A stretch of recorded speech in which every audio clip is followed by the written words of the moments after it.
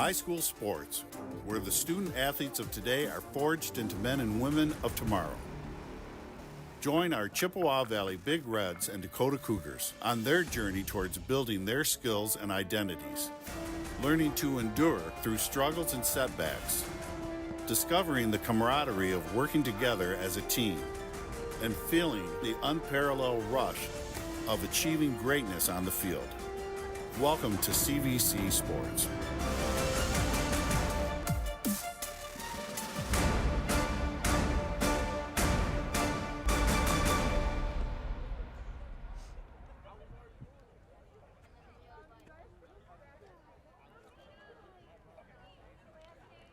Welcome to Dakota High School for the 2025 MAC Red Division Track Meet.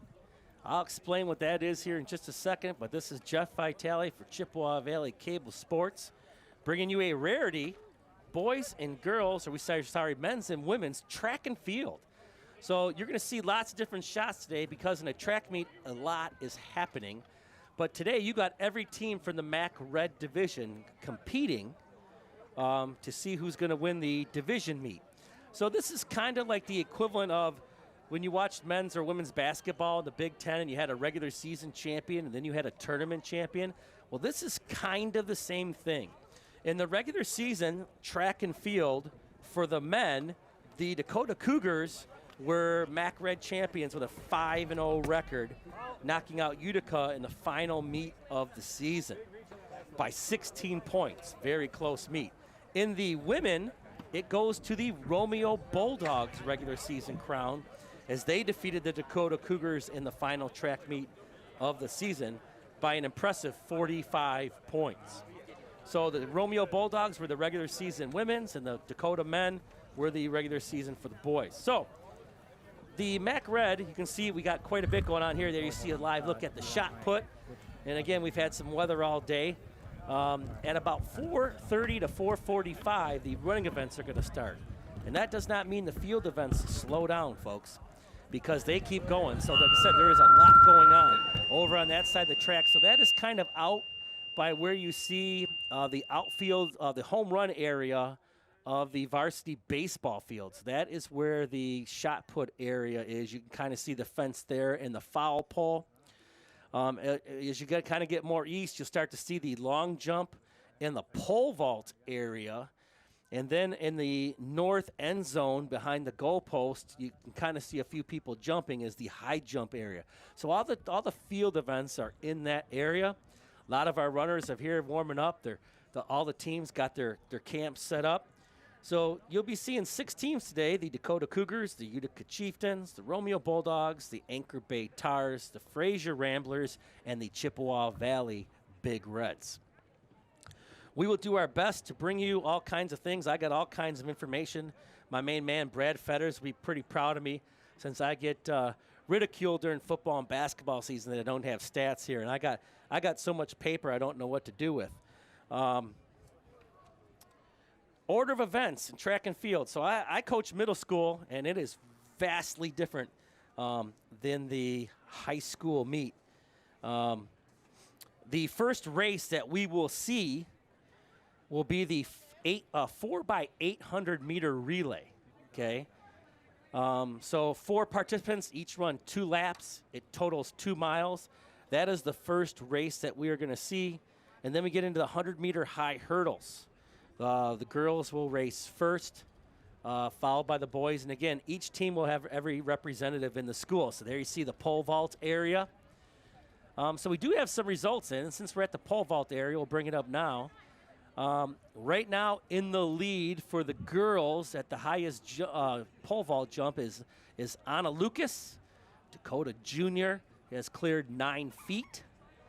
And for the boys, right now, the highest jump goes to Aaron Royster, senior from Macomb, Dakota, 10 feet 6 inches. He is tied with Jackson Sines, a senior from Fraser High School. So far as that is going on, those are the results there. Like I said, you just saw the shot put. Right now in the lead for the girls is Kendra Lowry from Romeo, junior from Romeo. 27 feet, 1.5 inches. And then for the boys right now, the furthest throw is right now owned by Brandon Richardson, senior from Fraser, at 40 feet, 2.5 inches.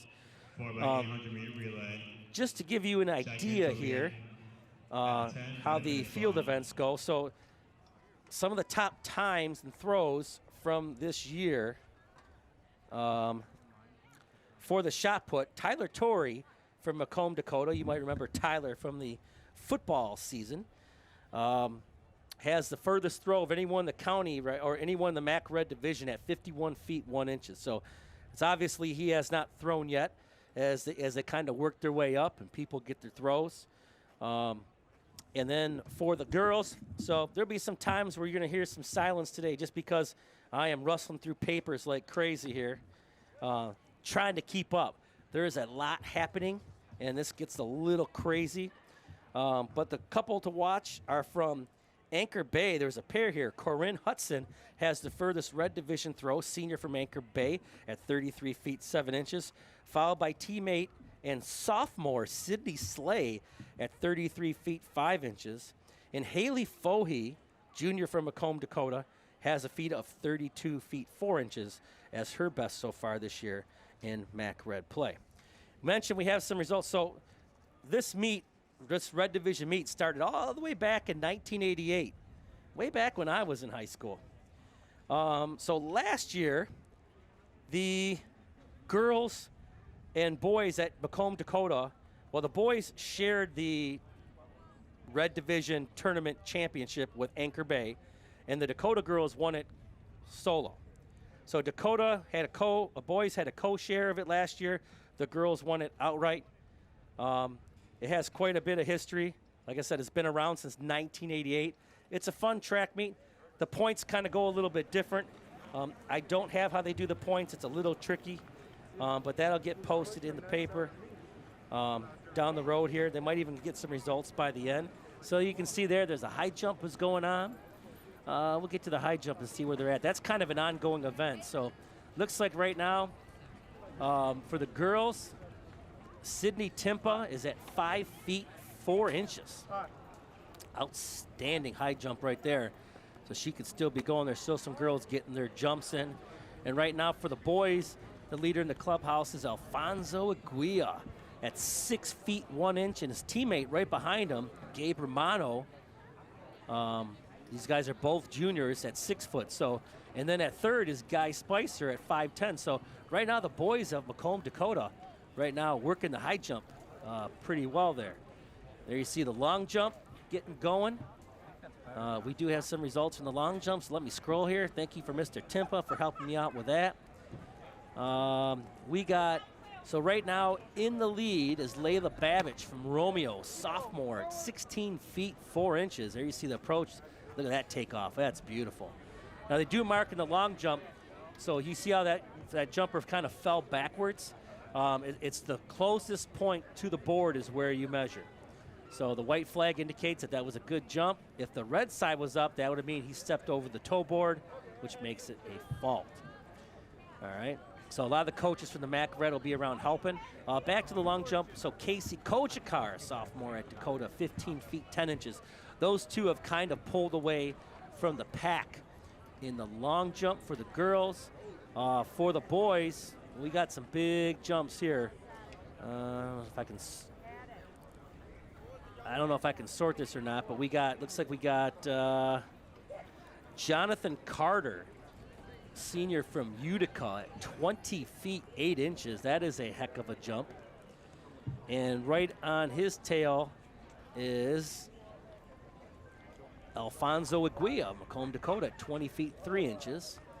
Let's see if I can identify some of the big. They don't have names on their jerseys. It's not like football. There's no numbers. There's no names. But some of the big red long jumpers, the top jumper for the big reds right now is David McGregor at 20 feet 1 inches. So those three guys we just talked about are kind of leading the pack, okay?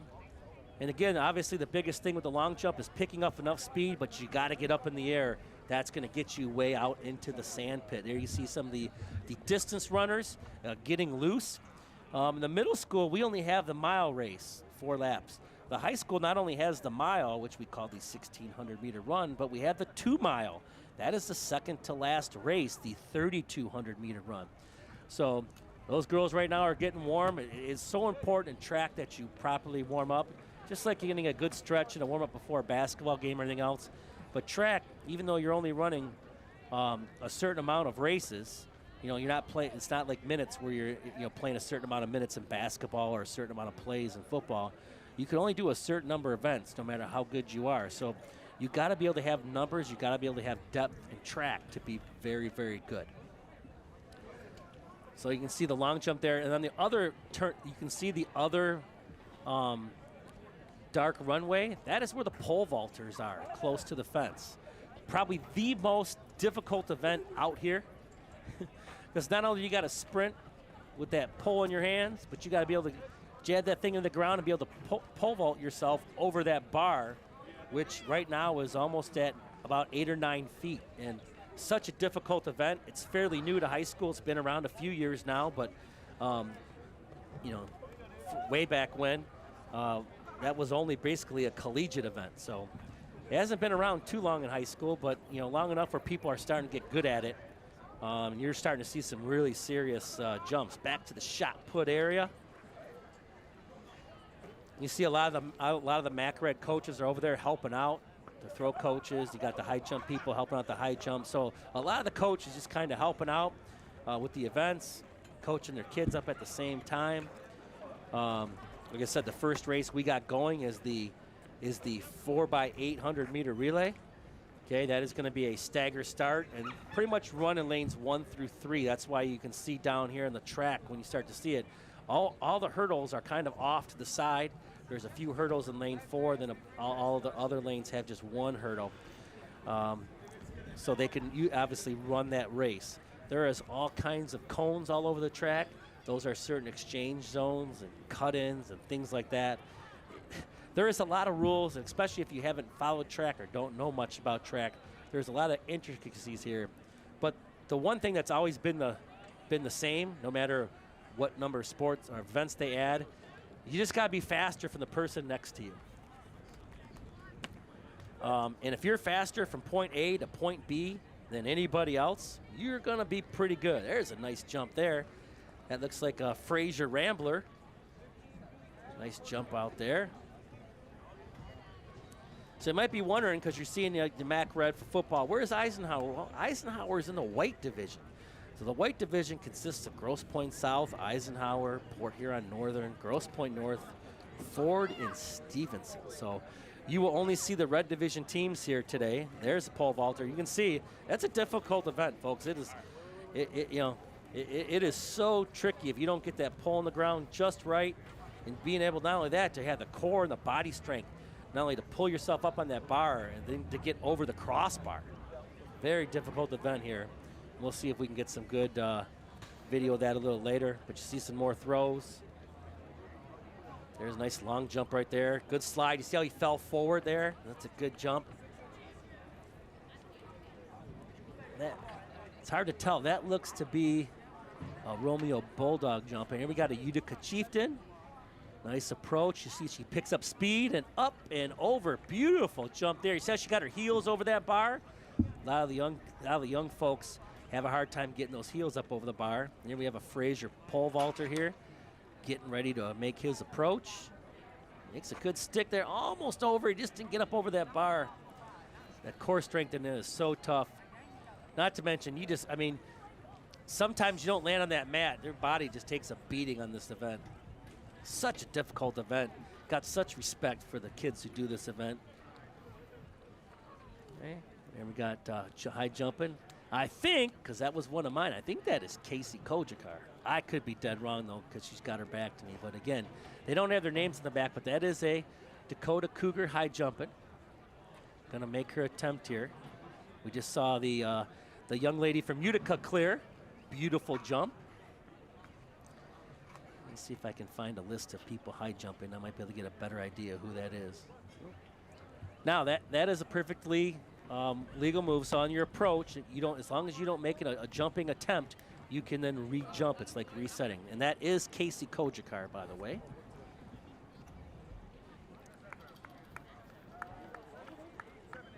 She is at 5 feet right now, trying to catch Sydney Timpa, who's in the lead, 2 years older than Casey, at 5'4". She's at 5 feet.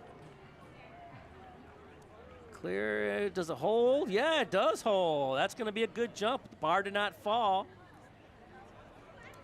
So my guess is the Utica girl we saw jumping was Angel Ross. And then there is a Sophia Thornton. Looks like she's still jumping. So it looks like they're all clearing 5 feet right now to maybe that could be 5'2". We'll see if the results get updated. There we see a Dakota long jumper. Nice jump there. Way to extend forward. He landed. Again, they'll measure the closest kind of divot mark to the board and record the jump. Yeah, a lot of the field events getting started early because a lot of these kids will also be in running races. You can see you got some helpers down there raking the long jump pit, making it nice and smooth so you can actually see where people are landing. That does make it a little bit difficult when you got a lot of jumpers. There you can see a shot of the finish line. We'll get some good looks there. You can see as the hurdles there on the left side, you see those 3 lanes are open for the 4x8 when that gets started.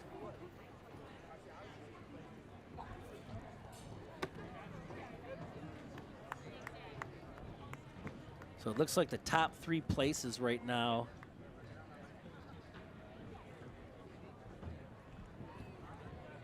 All right, let's see here. We're back at the high jump. Let's see if we can figure out who this is jumping.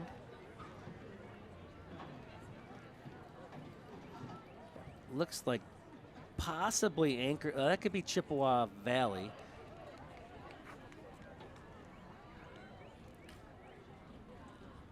Or Anchor Bay. Hard to see the front of the jersey. Just getting a little loose there, warming up. You definitely do not want to cool down right before you're going to jump. You want to be, your body should be warm and ready to move. You'll see a lot of kids moving around, running around. You don't see it at the middle school track. You see a lot of kids standing around. That's a big difference here. And she makes the approach. Oh, just clipped the bar there a little bit. Actually, watch that a little. Yeah, right there. Just didn't get enough vertical there. Kind of clipped it with her backside. Look at this long jump. Wow. Let's find out who that was. That was a gorgeous long jump there by a Dakota Cougar. Super clicked on the girls here. There is a lot in this app. Thank you again, Mr. Timpa. That possibly could be Jeremiah Thomas. He's got a jump of 19 feet 6 inches. So far is his best. We got a couple people in the 20s. I know that wasn't Alfonso. It could he? Yep. I'm gonna take a guess here and go with Jeremiah Thomas. But that was a gorgeous long jump there. You see, he got way out in that pit. And as these results come, I'll do my best to get them to you. It's gonna be just it's gonna be kind of chaotic, folks, because there's so much happening at one time, and you know, people that have kids that are only throwers, you know, they'll go home after they throw, but some kids who are here to the very end. We're going to be here at about 7:30, 7:45. There's a pole vault. Oh, he just couldn't get up high enough. Knocked the bar down. Such a difficult event. Exhausting event, too.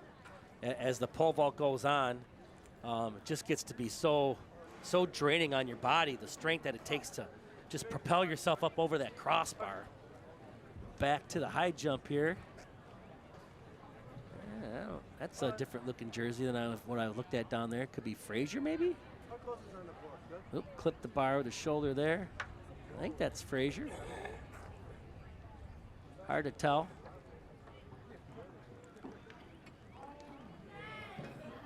As we get some updates later, there's also the discus being thrown. This will be a second call for the 4x800 meter relay. Second call, 4x800 meter relay. The discus area is kind of more this event, please check in by the 10, by the finish line.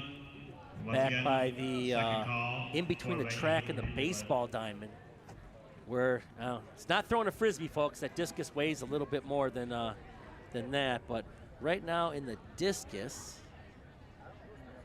leading the girls right now is Kara Chambers, the freshman from Utica, 86 feet 1 inch. Here comes another pole vaulter. Oh, just didn't get it down.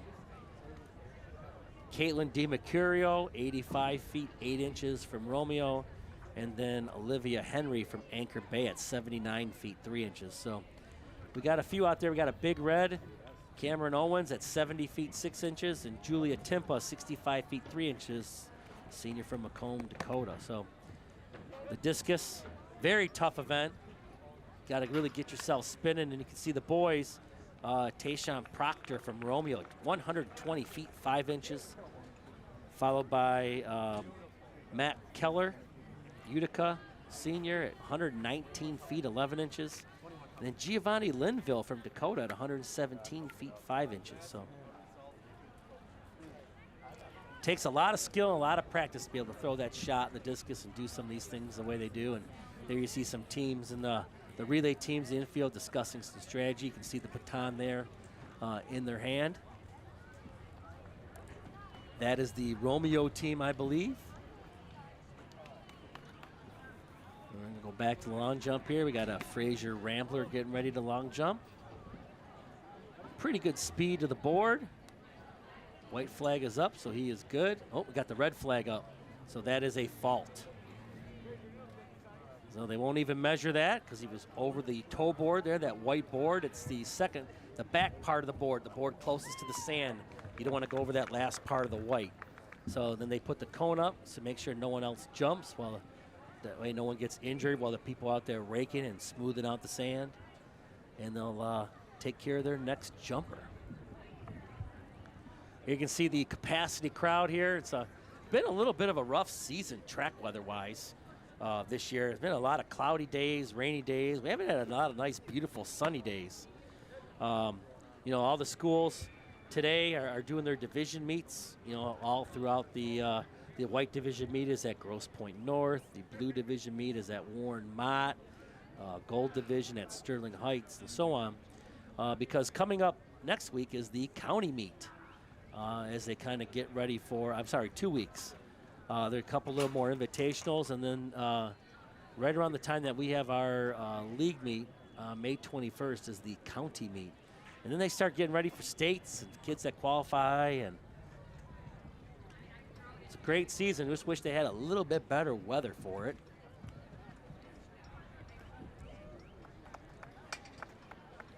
You can see the pole vaulters trying to find a way to get set. There's Brave Soul jumping with his hat backwards. Gotta like that. Little bravado. And some relay teams out in the far end of the track just working some exchanges. A lot of people warming up and staying loose on the infield.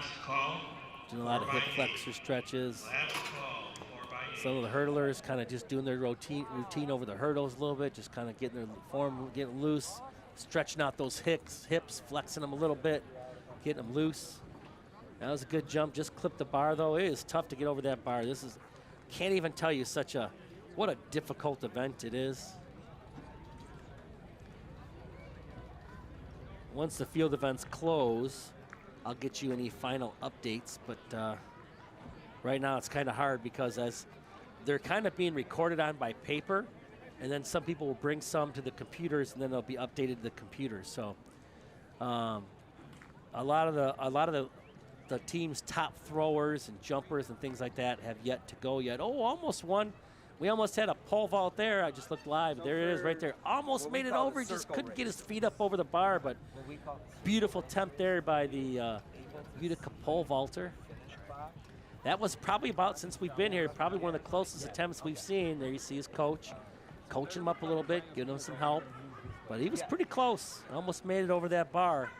Okay, so that just says, I kind of angled it a little bit. So that yeah, here we go. We got, looks like someone stepping into the pit here for the disc.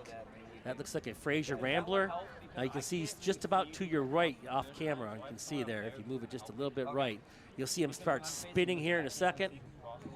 Okay. Looks like he chucked it quite a ways out there, too. Yeah, so there. Almost looks like he throws it toward the houses. Yeah, that is a Fraser Rambler. Here's another pole vaulter up it. Oh, he almost got it. He landed on the bar, the pole, and then he landed on the bar, which does not feel good, by the way. Not that I would know, because I wouldn't even be able to even get up in the air, let alone over a bar. So yeah, so to the left of the shot put area, so basically between where the shot put is and where the long jumpers and pole vaulters are, is the discus area. So we got several parents out there kind of out in the grass getting ready to measure when those discs land. Because it goes a long way. It goes a lot further than shot put. There are several starters here. So the track meet, especially this meet, will have referees at the exchange zones and things like that to make sure everyone hits their handoffs and all those things. So obviously the head starter who fires the starting pistol to start the races is right there. Again, there you can see like the shot put, and then you see where those green and white flags are. That's kind of the inside of the discus area there. It kind of goes out in a funnel. You want to keep it inside those, there's some chalk lines over there. If you go outside the chalk lines, it is a fault throw.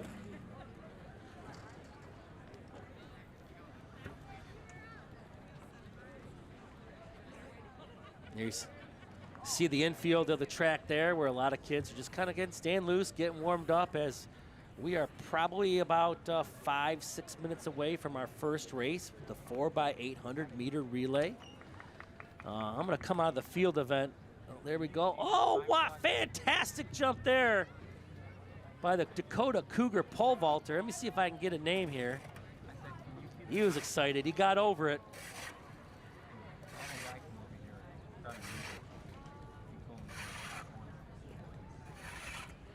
Yeah, I couldn't tell you who that is. Absolute beautiful pole vault there. Cleared the bar. The first we've seen here live, the first one that's cleared the bar. So excellent pole vault there. Here comes that Utica Chieftain on his second attempt. He almost cleared it on his last attempt. There it goes down, up and over. Oh, he just couldn't get up and over that bar. He ended up kicking it. And obviously, it's got to be difficult. The more attempts you do, I mean, you just got to be so fatigued physically, that upper body and core strength, as you're just trying to propel yourself over that crossbar and pull yourself up on the pole vault bar. Just got to really wear you out. Got another attempt here, another Dakota Cougar on the... Yeah, it's hard to tell who's got what name and what. That's why it's kind of hard. Yeah, there's a discus. There is someone there in the circle. You can see him just past that guy in the red tank top there. So he is getting set. It is hard to tell with the jersey who that is. Looks like Frazier. You can see him kind of getting the spin there. He's kind of getting his momentum. He starts to spin, and there it goes. Pretty good throw. He gets it out there quite a ways. And now they'll measure, and he'll go out and retrieve his disc before coming back. You can see there everyone's off to the side. You do not want to get hit by those. That will ruin your day. As the shot put, you know, the guys throw a pretty heavy shot put, 16 pounds, 12 for the girls. And like I said, you get hit by one of those, your day is ruined for sure. I found a little bit here. I'm starting to work this app a little bit here, Mr. Tempo. So right now in the lead for the shot put, Tyler Torrey, who has tied his personal best this season, has thrown 51 feet 1 inch. So he is the clubhouse leader, so to speak, over Anchor Bay's Cameron Gramzo at 49 feet 6 inches. Followed by Caleb Stanberry from Frazier at 49 feet 3 inches. They are kind of out in front. Brendan Meehan from Dakota is right there at 44 feet 10.5 inches.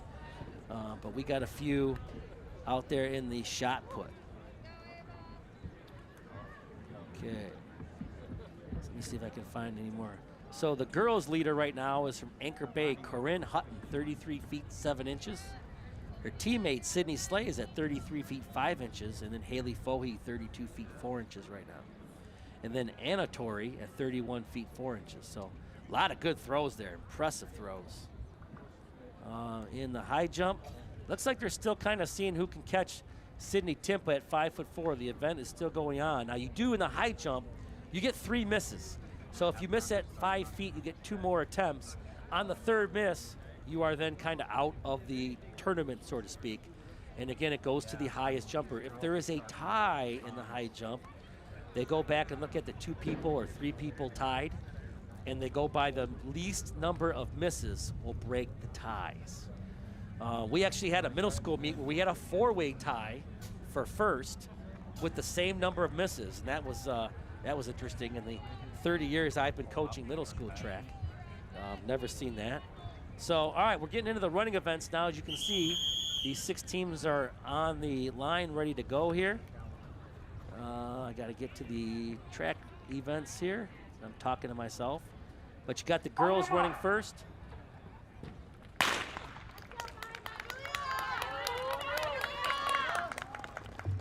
There is the gun. And what these girls will try to do is cut into the track as quick as possible without cutting the other one off. They will pass in lane 2 and cut in lane 1. Again, so this is a 8-lap race where every participant will run 2 laps. So let me see if I can find the names of the girls running these relays. Please bear with me here as I am trying to figure this app out. Mr. Timpa did show me, but all right, here we go. All right, so let me go back to the girls. All right, so the 4-person team for Romeo. Hold on here. We're gonna have long jump 2 heats. Oh, sorry, 1 heat of this. So the Romeo team in 10 minutes is Violet Bosky, Ella Goodsell, Emerson Clore, and Natalia Utica. For the Cougars, we got Julia Timpa, senior, Layla Gendernell, and Gabby Mercer, freshman. Kenny Richardson. And then Chippewa. Lydia Clancy, a junior. Jeremiah Thomas, Running Dakota. from Chippewa Valley, Ava Duncan, Wendy Queso, Kaylee Friedman, and Brooke Hall for the Big Reds. So out in front right now looks to be Romeo, followed by Frazier, and then looks to be Utica. They have kind of spaced themselves out a little bit. Romeo has a sizable lead on, looks like Dakota coming around the turn here. You do score points for first, second, third in these meets, so it is important. But you'll see Romeo's got the black and the red with a big R on the chest. She is coming down that straightaway to hand off to her teammate. And then immediately you want to get off the track so you do not cut off another runner. There's a little sign down there. You'll see that's a 6. That's how many laps they got to go. And Utica just passed Dakota to take second. And there goes Layla Gendernell. Looks like she may pass the Utica runner there to take back second for the Cougars. But Romeo, who were the state champions, by the way, in cross country. So they are going to be extremely good in the distance today, as they always are, even all the way down the middle school. They have a sizable, maybe over 100-meter lead here on the Cougars in this 4x800-meter relay. Layla running down that back straightaway there. She's getting toward the north end zone.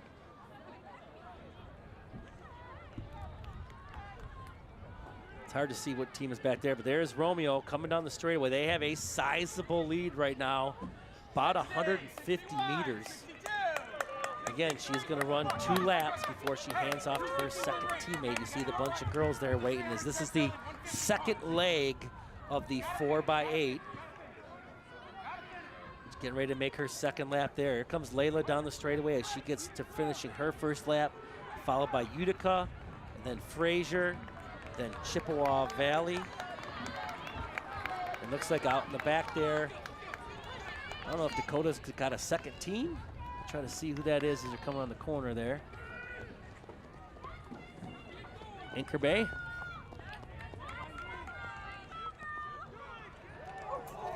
Yeah, Anchor Bay.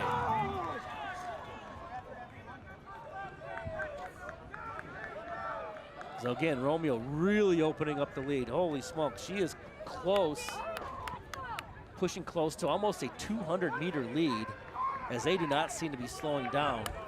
Again, when you're the state champions across country, some of these girls that just run, run, run, they're just machines.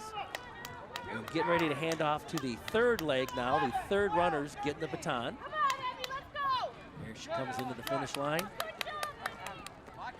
There we go. Fresh runner on the track for her 2 laps. As Layla's coming around from Dakota, still in second. Frazier's making a run at it, so is Utica. So that second, third, and fourth place is all kind of right there as that lead runner. She's kind of way out in front of everyone, so where the real race is second, third, and fourth, because as of right now, Romeo about to lap the field as they are catching up on Anchor Bay. There you see Chippewa Valley in 5th. But Romeo right now closing into Chippewa Valley as now Dakota hands off. That's to Gabby Mercer as the Fraser Ramblers handoff, and then there's the Utica handoff as now the third runners are on the track for the Cougars, the Ramblers, and the Chieftains. Here comes Chippewa Valley finishing up her second leg. They run a half mile. It's tough. And there's Anchor Bay, and there's Romeo on the straightaway looking to make a pass. They're going to lap a team as this Romeo Bulldogs team is going to be tough to deal with. A lot of their red division scores, they won by a sizable margin, did the Romeo Bulldogs. I mean, almost every meet over 90 points. I mean, they just were demolition specialists this year in the MAC Red for the ladies. Well, the Cougars and the Ramblers have kind of opened up a little bit of lead on the Chieftains as Gabby Mercer now in between her and the Utica runner for second and third right now. The Bulldogs are out. They're gonna. It's gonna be tough for anyone to catch Romeo. They're gonna win this race in the 4x800 meter relay. But the question will be who takes second and third, because those are gonna be crucial points as we go on. You can see the Utica team cheering on her girl, kind of get her going as they got 1 lap to go before the last handoff to the anchor runners of the race. Here comes Chippewa Valley. And right behind Chippewa Valley, there is the Romeo team as they look to hand off to their lead runner as they're working on lapping the field. They've passed 1 team, working on passing 2, and then in 6th place there you can see Anchor Bay. The Big Reds holding 5th right now in this relay as they hand off. Fresh girl on the track, she may pass. So here they go. I'm sorry, that was Romeo.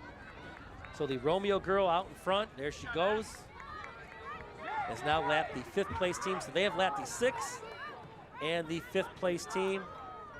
The 4th place team, which is Utica, got a little bit of a lead on her at 100 meters, but Romeo is cruising. So right now, what they are pretty much trying to do is run their record, their best time, which I'll see if I can get that for you. There you see the 2 runners for the Cougars coming down the straightaway as they get ready to hand to their anchors. There you see the Romeo machine they are done. There you see the handoffs there, and these 2 teams are going to fight for second and third, the Cougars and the Ramblers. So my guess is this team that's out in front is this Romeo. They ran a 9:25, 9-minute 25.54 second. That's 2 miles, folks. That's outstanding. So that's what obviously they're going for. We'll see when the results are uploaded. If I can get that information for you. The 3rd best time the county goes to Utica. Now, right now they're currently 4th. And sometimes you put together some teams just for this relay. The Dakota team that's on, their best time this season is 10:22.49, which currently sits 8th.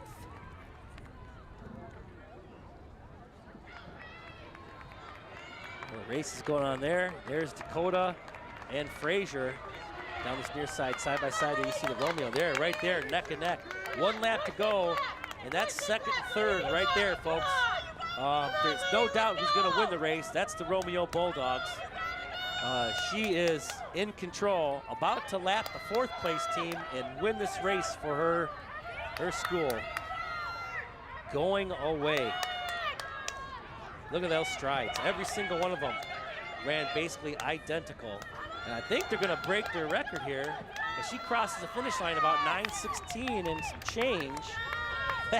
That would be a record. Her teammates running down there, so maybe it's a school record, we don't know, but they're excited.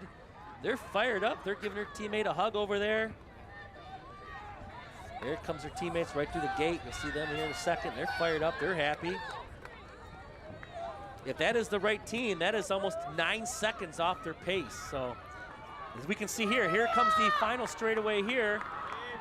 Frazier and Dakota, who's gonna cross here? As Frazier's got a little bit of a lead on the Cougars for second and third. You're gonna see him coming down here just a second into your screen. There they are. So Frazier will take second and Dakota takes third in the 4x800 meter relay. You can see the intricate timing system they have down there.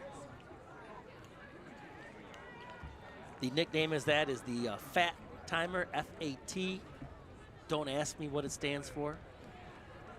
I don't know. Let's pull this and see if we get times up here in just a second. The race is still going on, so it's probably seeing that. The next up will be the boys 4x800. Yeah, we got Anchor Bay is kind of out there coming around the south end zone right now. They're on their last lap trying to finish. We got coming around the bend here is Chippewa Valley down by the north end zone, as they will finish fifth. Utica was fourth. The Big Reds will finish fifth, and then Anchor Bay will cross at sixth. There you can see the Big Reds coming right down straight away there to a fifth place finish. Tough race, a lot of endurance. That half mile is a tough race because you got to be able to run it with some pace, but you got to have the endurance too. It is a tough, tough race.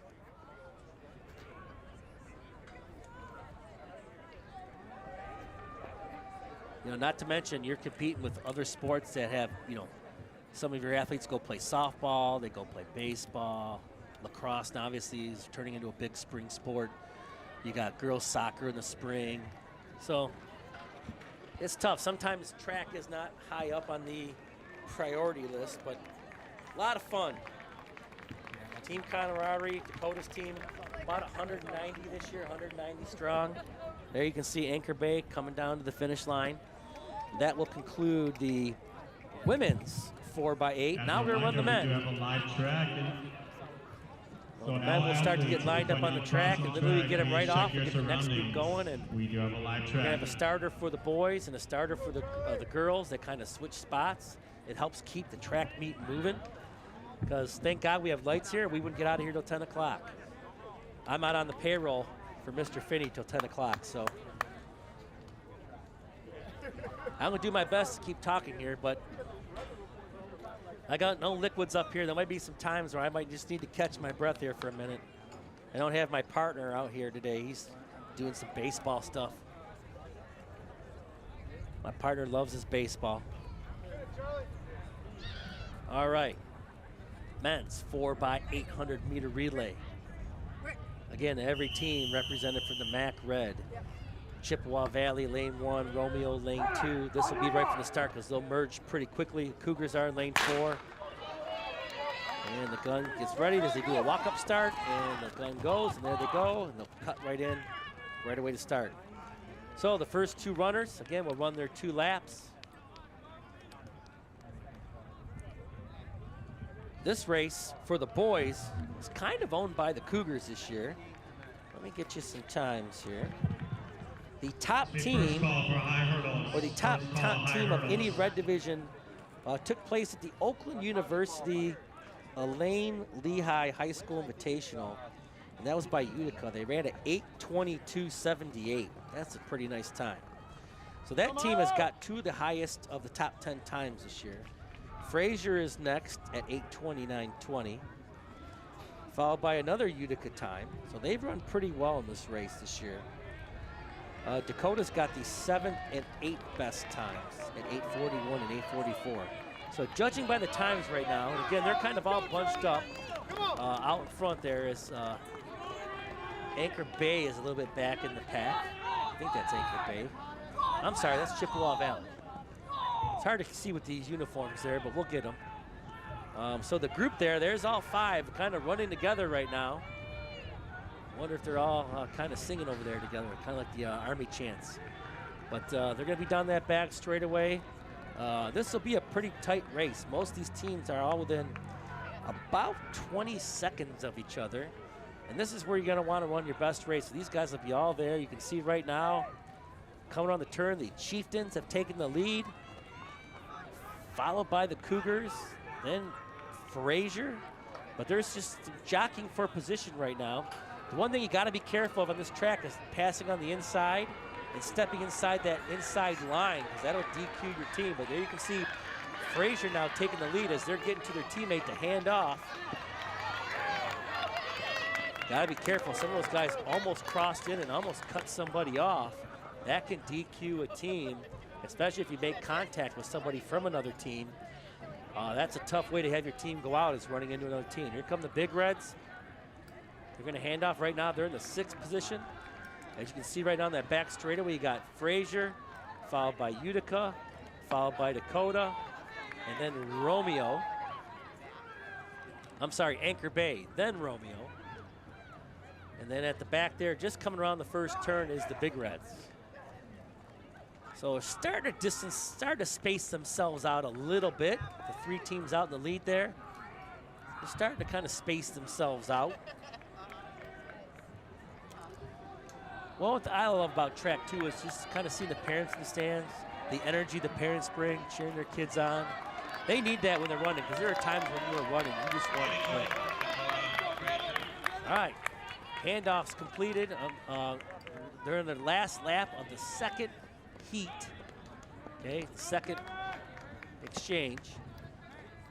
So we will have another handoff coming up here shortly, once Chippewa Valley here passes.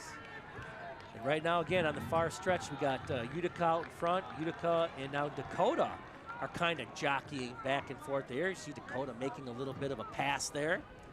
And Frazier in 3rd. Anchor Bay in 4th, Romeo in 5th, Chippewa Valley in 6th currently. Talked with Coach Wilson before the meet. You know, they're a very young team this year. Obviously last year, you know, they had the Bullet, Shamar Hurd, was at Tennessee. He's now in the transfer portal from talking to Coach Wilson. You know, they were outstanding last year. Here comes so we're getting ready for exchange number 3. Frazier and Utica get theirs, and now Dakota. So Utica now in 1st. Frazier is now in 2nd. And Dakota is in 3rd. And here come the Tars as they get their handoff done. In 4th place, Romeo coming into the track right now, handing off as they are in 5th. Chippewa Valley in the back straightaway. They're getting pretty close to where Utica and Frazier might be pretty close to lapping Chippewa Valley here. Here they come. Heck of a pace right now by the Chieftain 4x800 relay team. They are really cruising. This group will have one more lap to go before they make their final exchange to their anchor runners. Big Red's about to make their handoff right here to their 3rd exchange, the 3rd number 3 runners, the 2nd exchange. So that is the 6th place team, Chippewa Valley right there. Here comes Dakota crossing the finish line. They are in 3rd right now currently. There's Romeo on the backstretch. They are in 5th. Anchor Bay's in 4th. There you see Utica right now. Frazier holding that slight lead. They're right there. You know, obviously when you hand off to your anchor runners, those are your horses that run that half mile. So you definitely don't want to give the other team's best runner too big of a lead, because then it might be too much for your teammate to overcome and try to catch. So Frazier's 3rd runner here doing a nice job staying with Utica. He's just slightly off the screen. There he is. You can see he's right behind them. Both runners pretty tall kids, so they got a nice stride. And we're gonna come down the straightaway here. Watch Frazier here. He's starting to make a run at him. Look at this. Look at this little kick. He's gonna give himself the lead there and put their anchor runner in great position. And here we go. The last 2 runners for 2 laps are gonna be Frazier and Utica.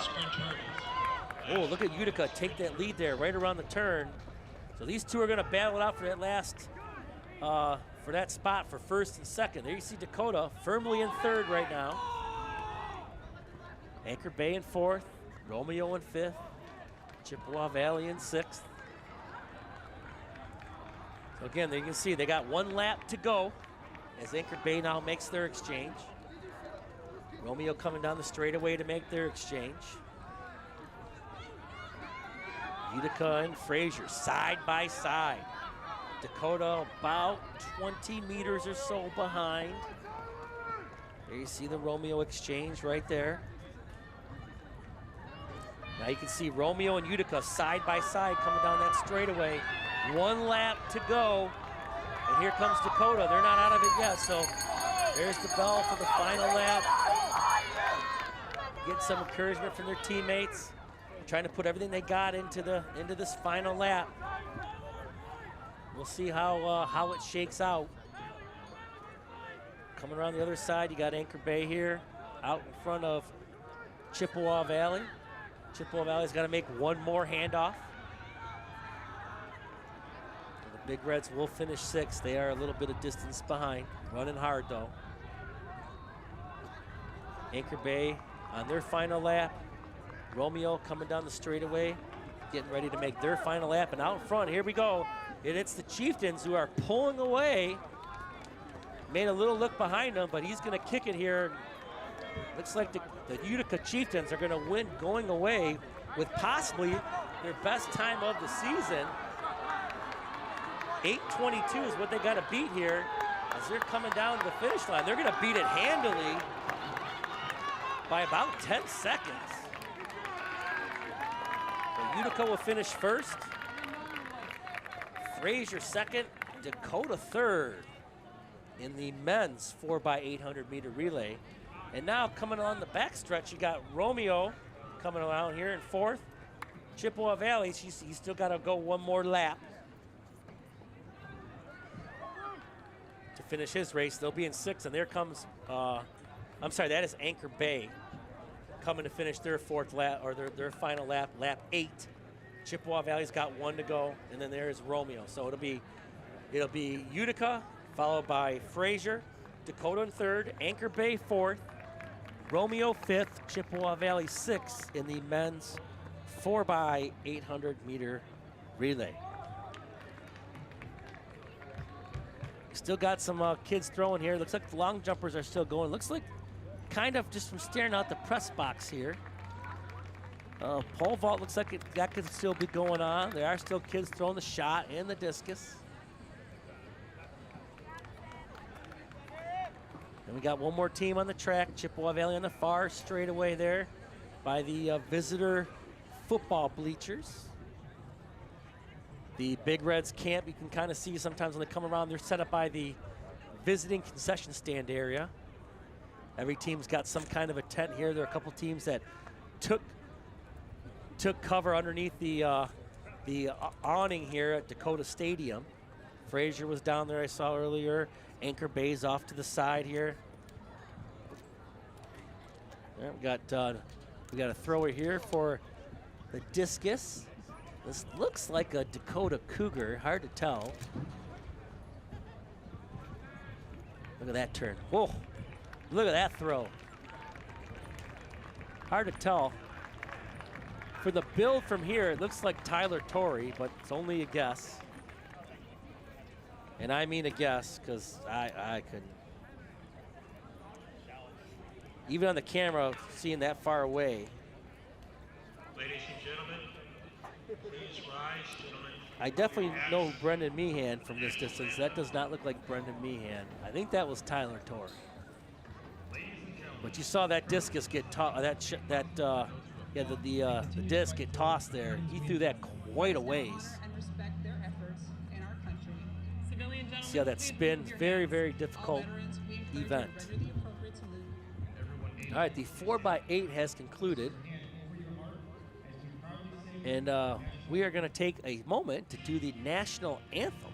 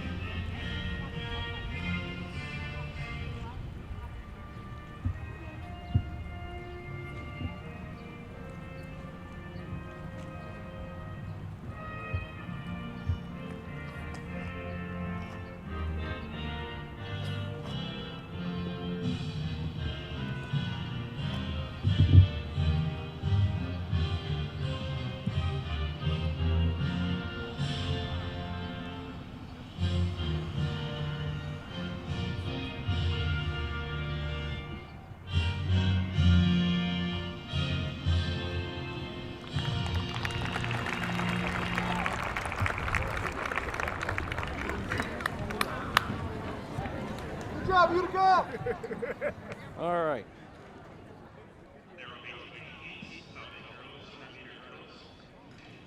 Oh, the app is now publishing, so I can get times here for you in just a second from the 4x800 meter relay.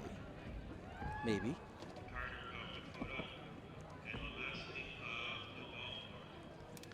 These are the finals.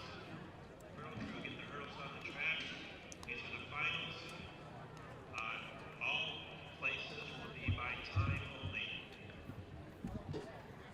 All right.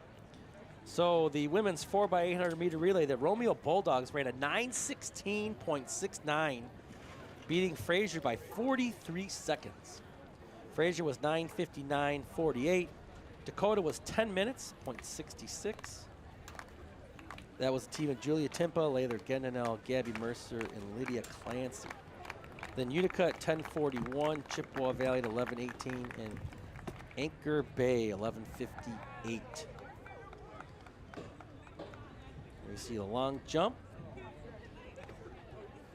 Second call, 100 meter dash. Second call, 100 meter dash. Let's see if the boys' results have been posted yet. So apparently my app here is going to jump me over when the times are loaded up, which it doesn't look like it is. So I'm kind of figuring this out as I go, folks, and I appreciate your patience. Uh-oh. I think I zigged when I should have zagged there. I hit a button, and I don't think I got to find a way to get back here.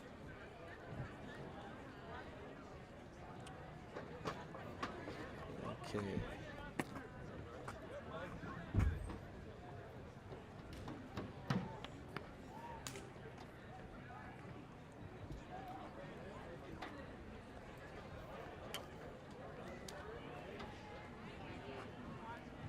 He's updating and cycling here as I'm trying to struggle to figure this thing out.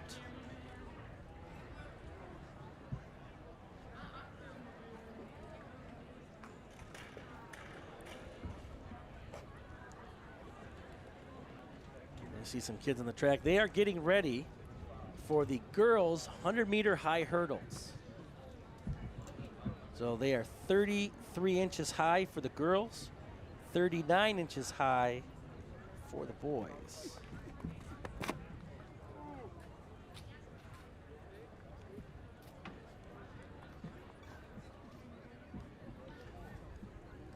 So we will have lanes for this. In lane 1 will be, I believe it's the, I know in middle school we usually run the boys first because then they just drop the hurdles, because it stays that, well, it's a 30-inch height for the 300-meter high, so I don't know. Boys, high jump can check in at this time.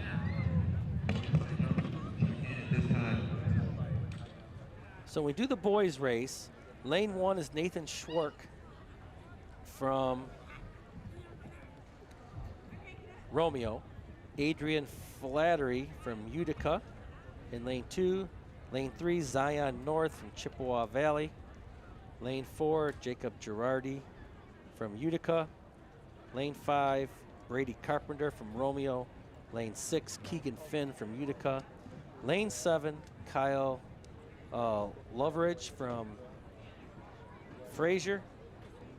And then we're going to have 2 heats of this. Actually, it looks like, from what it looks like, that's their seed. We'll try to figure out what's running what, because some of these races has 2 heats. So we will try to figure that out as we go. I will do the best that I can. There you see a discus toss. Heck of a throw out there by a Romeo Bulldog. I'm sorry, that is, I believe, a big red. You can see the guys get ready, because as they're doing the 110 high hurdles and then a 100-meter dash, the 4x200 meter, which is a little bit more of a speed race, are getting ready to go. So you'll see on the other ends of the track, they're kind of not being used. They will be kind of getting ready to kind of heat their bodies up to be able to run their race. Girls right now warming up on their hurdles, getting loose. As you can see in these hurdles, you know, middle school with a shortened version of this race we run is the 55-meter hurdles with only 5 flights. There are a lot more flights of hurdles, like there are 10. So they got to go over 10 sets of hurdles.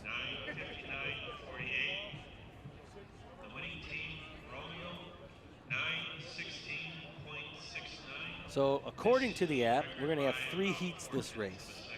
So heat 1 will have Ava Johns, who's a freshman at Fraser, Reese Carter, a junior at Dakota, and Addison Lamazny, a senior at Anchor Bay. Heat 2 will have Natalie Monday from Anchor Bay, Sabrina Warner from Fraser, Ashlyn Stemerick from Fraser, Sydney Wheeler from Utica, Kalia Chow from Dakota, Sky Brayshaw, a freshman from Romeo, and Brooke LaPlante, a sophomore from Anchor Bay. And then the third heat will have Allison Vavrushka, a freshman from Utica. We will have Sydney Timpa, senior from Dakota. Landon Owens, a junior from Chippewa Valley. Mia Barnett, a senior from Chippewa Valley. Avery Glugla, a sophomore from Romeo. Kenzie Powers, a freshman from Chippewa Valley. Tyler Duffield, a freshman from Utica, and Alexa Finley, a junior from Romeo. So those are the 3 heats. Again, right now they're just practicing. You see girls in pants and stuff like that to stay warm. They'll be in their full track uniform when they're ready to run.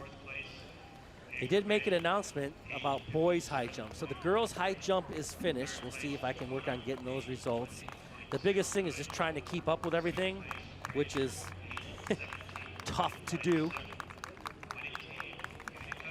Here you can see the long jump still going on. Field events be going quite all day long. So it looks like I got a little bit of time here before they kind of get the girls going. So let's see if I can go back to the field events here. So it looks like the girls high jump is concluded. Let's see if I can get you those results.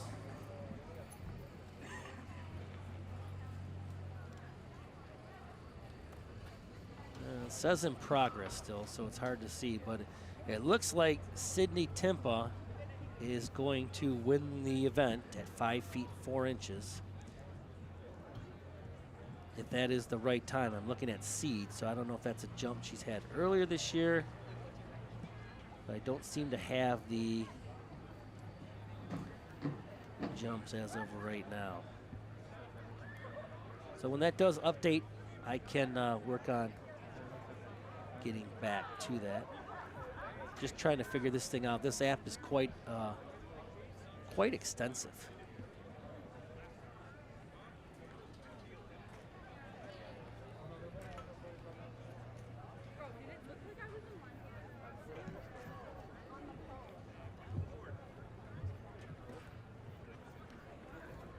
Let's see if our times have been put in here for the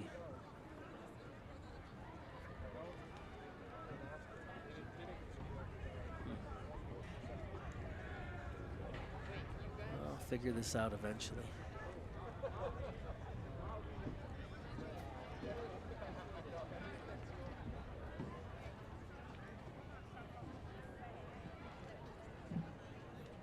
Eventually. You see discus area. More throwers getting ready to do their thing.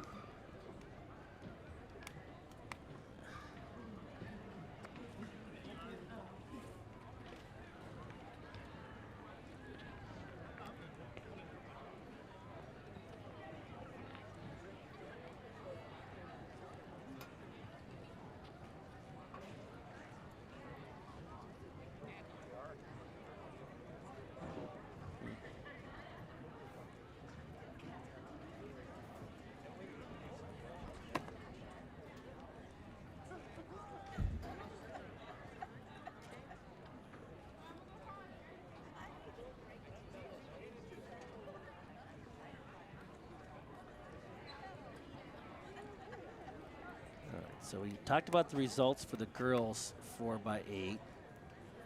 Let me see if I can give you the men's 4x8. So like I said, the Utica Chieftains won the race at 8:12.81 seconds. 8 minutes, 12.81 seconds. That was 13 seconds better than their best time this year. Outstanding. Frazier was second at 8 minutes, 17.97 seconds. Macomb, Dakota, that was Nicholas Miloslavsky. Oliver Davis, Chase Mallory, and Noah Redmond ran 8:20.09 seconds. New Baltimore Anchor Bay was 8:57. Romeo 9:17. Chippewa Valley 10:19.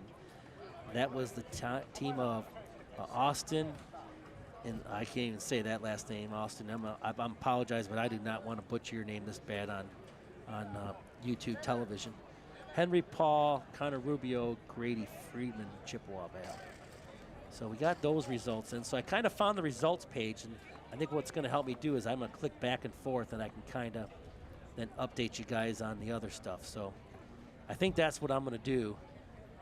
Kind of stay in my lane, no pun intended, so to speak here.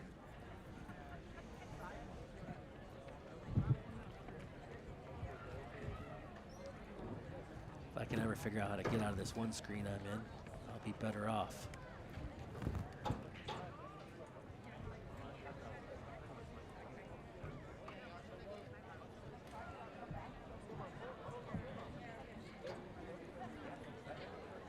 All right. Again, girls down there working the hurdles as the sprinters are trying to get warmed up. People are kind of working their way closer to the fence. You can see some people moving some stuff in and out, getting everything set for the hurdles.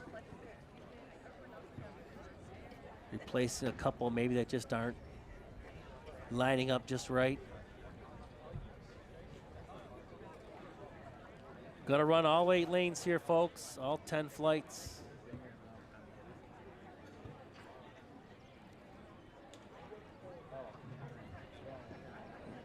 See some kids starting to run around the infield. There are some people on the far ends of the track practicing some exchanges, staying warm. The boys' high jump is underway. Again, they're still throwing the discus at the shot. They're still long jumping. It looks from here that the pole vault has finished. I do not know if any results have been posted yet on the pole vault.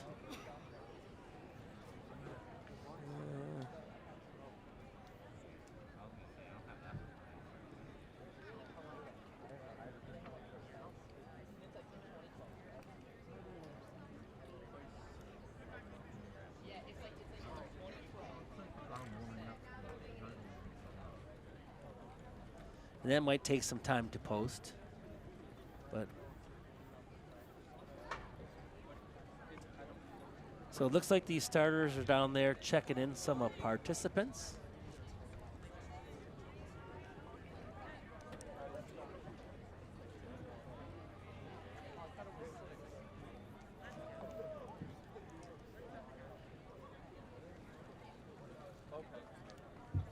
They have these starting blocks down there continuing to get warm.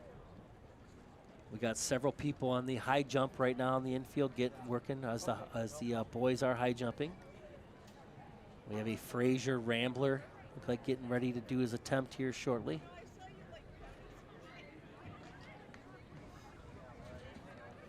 Still quite a few people at the discus and shot put area. You can see there, we're starting to zoom in as a Frazier Rambler is getting ready to jump. Now they are kind of still warming up. If you look closely when the bar gets there, you can see just kind of past it, kind of working their steps, is you'll see what looks like to be like a band. It's a rubber band. That is used in practice, so when you don't land on the bar, you know, when you land on that high jump bar, it hurts a little bit. The rubber band is a little softer. It just gives you some practice. So they have the band up, so the boys are basically into their warm-ups right now, just kind of working their routine before the actual competition of the high jump starts. I'm sure there are some kids who high jump who are in other running races right now, so they're not checked in yet. There is a check-in time at the high school level where the athletes have to check in to register for the race. A lot of these athletes in this program that is used by all the schools are pre-registered for some of these running races, like relay teams and things like that.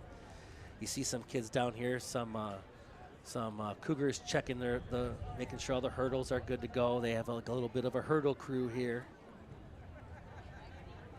So from all purposes, it looks like there is a pole vaulter going.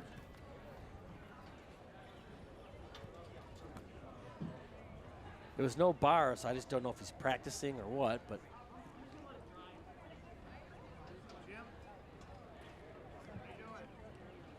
And looks like there are just a few people down by the long jumps. They might have people in and out, checking in and out of that event. So, you know, these meets go a long time, folks. Even at the middle school level with less events, they take a little bit of time. You know, you're talking a lot of these teams that have well over 100 kids to put them in various events. It's a heck of an undertaking. You can see out in the distance there, the shot put kind of in the upper right-hand corner of your screen is still going on. Give him the opportunity to go. So as we get all those results in throughout the day, we will do our best to post it. Looks like we're getting closer to the start of this 110-meter high hurdles.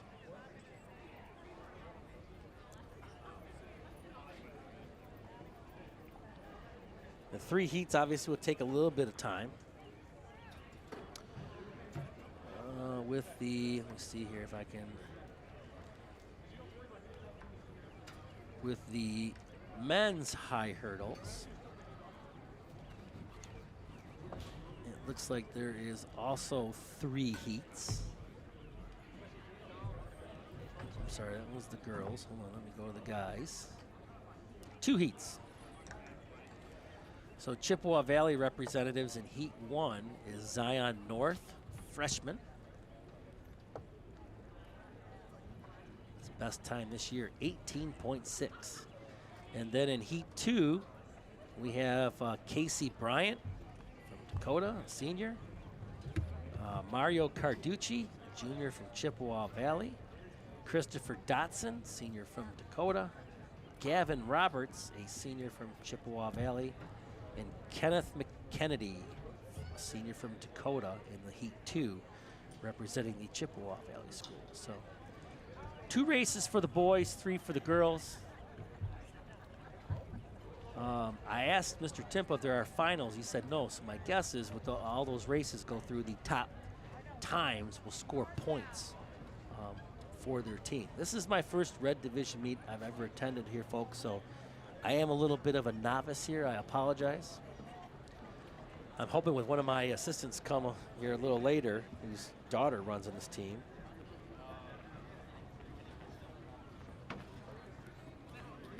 Hopefully he can give me a little bit of insight. So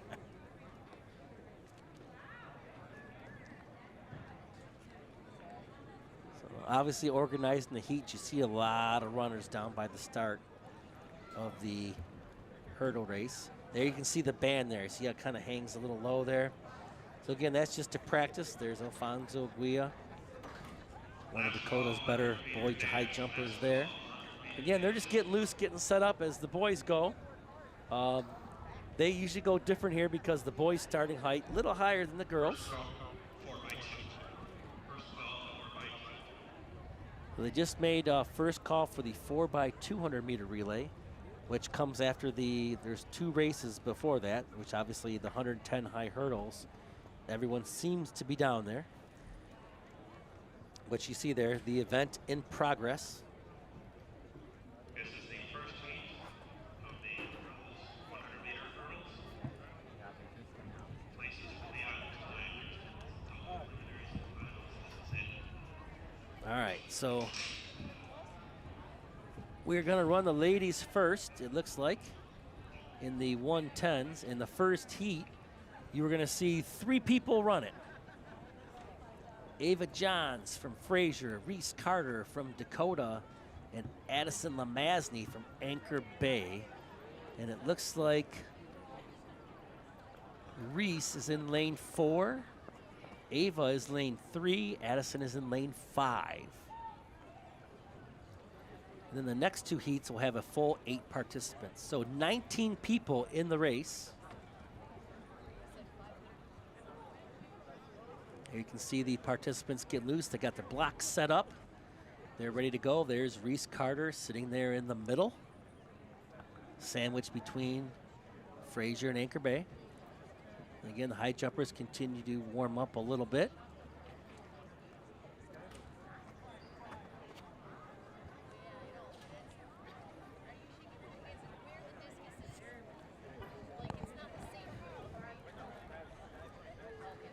Like I said, we will continue to do my best to get you updates and things like that. We do have a varsity long jump is in, so let's check that out.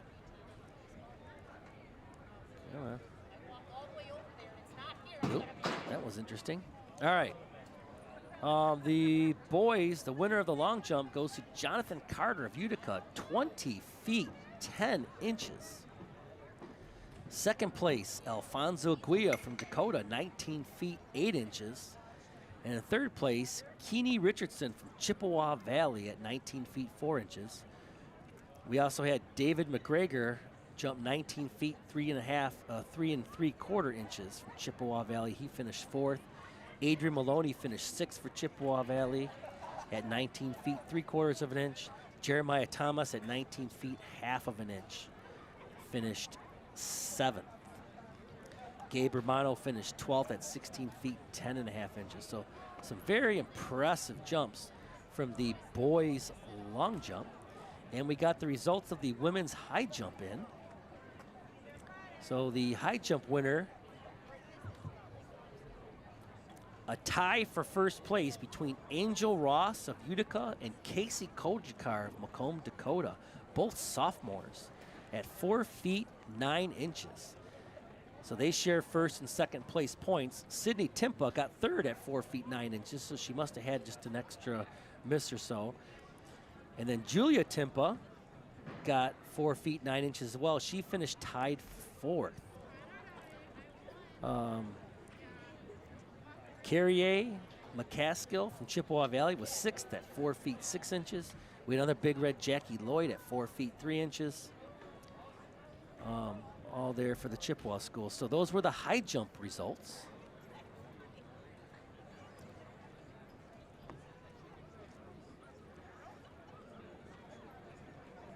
Thank you to our truck.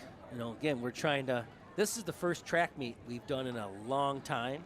So obviously we're a little rusty on how things work.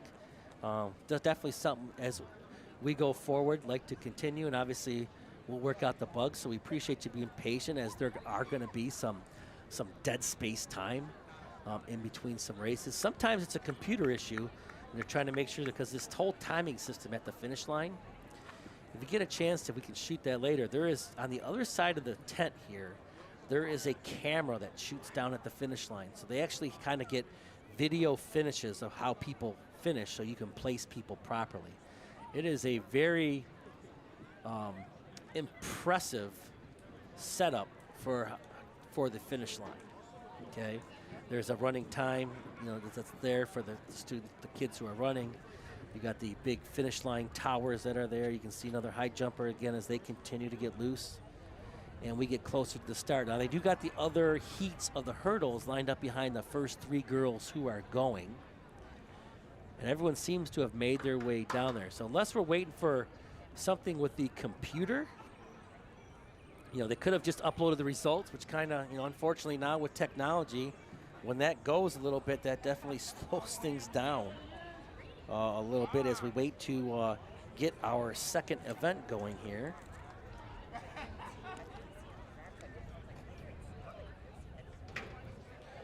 I don't know if Mr. Zoli is listening to the broadcast, so hopefully he can make his way up here. You can see the shot put is still going on. The discus is still going on. Nope. Looks like he's watching us from home, so I won't be seeing him up here anytime soon. We'll see. We might get some surprise visits later at the booth. We'll see if that tends to happen or not.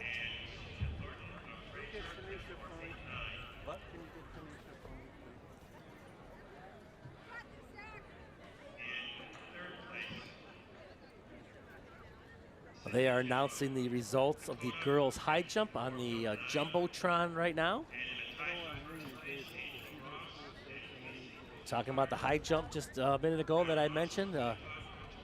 Angel Ross and Casey Kojakar tied for first. And the high jumps, they got that up on the big board. As a reminder to all athletes and spectators, we do have T-shirts on sale right next to the concession stand. I thought they might be making the start of the hurdles there. Instead, they're talking about the Mac Red T-shirts they're selling at the concession stand. Bet you those hot dogs smell good. All right. You can see some of the records from the MAC divisions over the years. That's on the left-hand side of the scoreboard that have the Division I. You can see some of those records, 1991. All right, there's our first whistle, so we're getting ready. We got the starter here down by the starting line for the high hurdles. He is standing on a stand with those yellow sleeves. Our first group is getting ready. So we'll see here in a second, maybe.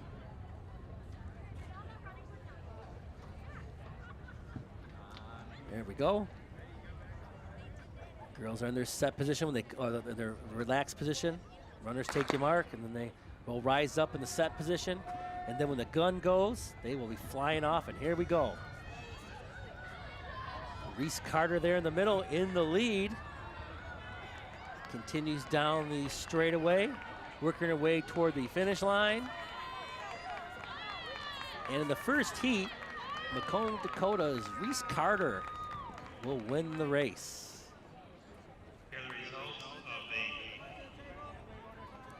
Nicely done. Always good when you don't see any wipeouts. Hurdle wipeouts are pretty nasty. They scrape you up pretty good, cut you up. It is tough. I did mention the next two heats have 7 or all full lanes. It does. This next heat, Heat 2, will have 7 lanes, not all 8. So you will see in lane 5, Kalia Chow, senior from Dakota, will be in lane 5. That is the only Chippewa Valley Schools representative in this race. Anchor Bay in lane 1, Natalie Monday, Sabrina Warner in lane 2, Frazier, freshman. Ashlyn Stameric, sophomore from Frazier. Sydney Wheeler, a sophomore from Utica in lane 4. Sky Bradshaw, Romeo, freshman in lane 6. And Brooke LaPlante, a sophomore from Anchor Bay, as the runners will get into their blocks. One runner here not even using the blocks. 2 runners not using the blocks. So runners will take their mark, and they see them rise up to the set. Just puts the standing runners at a little bit of a disadvantage. And they're off and running. Kind of all together right now. Chow and the runner from Richards in lane 3. That's Stameric side by side.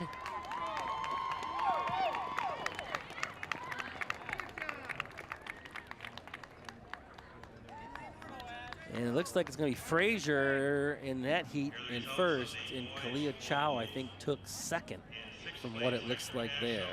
Chippewa Valley, 8 feet 6 inches.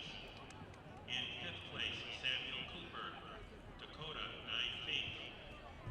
In a tie for 3rd, Aaron Reister, Dakota. All right, we should get some times here fairly soon here, some results.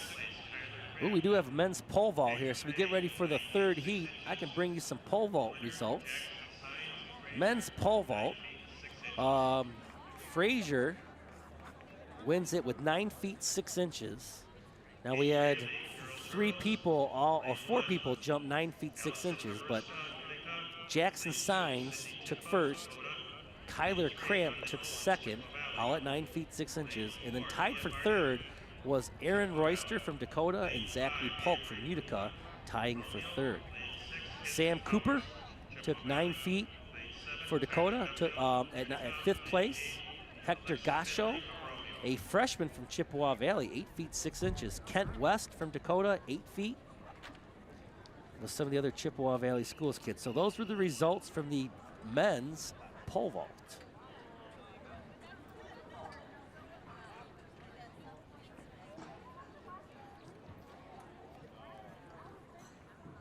All right, getting ready for the third heat here. This has 8. Sydney Timpa in lane 2 for Dakota, although lane 2 looks open right now, might not be there. London Owens from Chippewa Valley in lane 3. Mia Barnett in lane 4, both from Chippewa Valley. And Kenzie Powers from lane 6 from Chippewa Valley as well. There they are, the 3 Chippewa Valley runners in lanes 3, 4, and 6. And boy, oh boy, look at this, like she was just fired out of a cannon. Holy Moses. That is Mia Barnett from Chippewa Valley flying down the track. Lane 4, unless they put someone else there in lane 4. Maybe if, did not look like Timpa was in that race, that made it.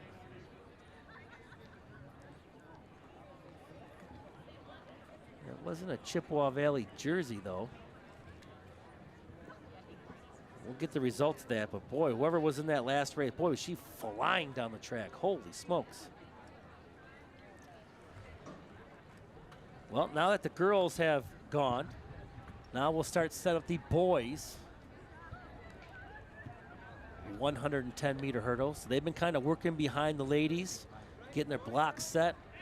They will now bring those forward to the same start line. Now that race absolutely flew. Holy Hurdle smokes. crews, get the hurdles on the green line, move it up 2 notches. So now we're gonna move the hurdles to a different spot. Oh, I'm sorry, yeah, because the boys is the 110 high hurdles. So it's 10 meters further for the boys, which means they will start a little bit further back. We'll wait when they get the results here, the high hurdles, let you know who won with all the heats. So let's see if I can bring up the boys. So there are 2 heats. In heat 1, you will see Zion North in lane 3 from Chippewa Valley. He is the only Chippewa schools representative. Romeo will be in lane 1, Utica in lane 2, 4, and 6. We have another Romeo in lane 5, a Fraser runner in lane 7, and Anchor Bay in lane 8 in this first heat of the boys 110 high hurdles.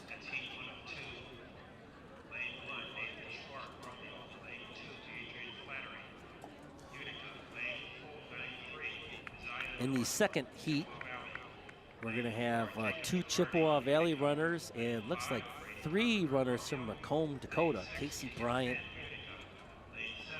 Christopher Dotson, and Kenneth McKennedy. The Chippewa Valley runners are Gavin Roberts and Mario Carducci. Well, the boys are set in their lanes.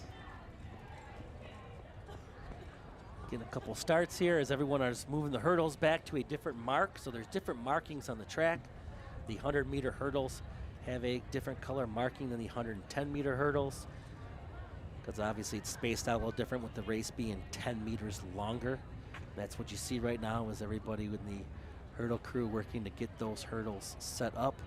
And then, of course, you got to raise the hurdles up because you go from 33 inches to 39 inches. So it's 10 meters further and the hurdles are 6 inches higher.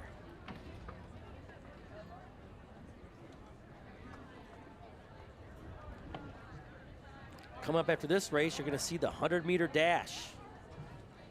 One of the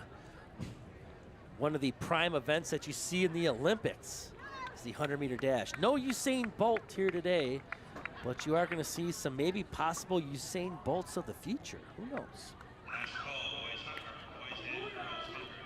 And then we'll get into another relay before we get into the mile. So maybe once we get into the mile, which is a 4-lap race, we can bring you up to speed on some of these results from this track meet. at about 5:43 our time. Gonna be here probably another 2 hours, so settle in. Pop some popcorn, make some dinner. It won't matter, I can't smell it.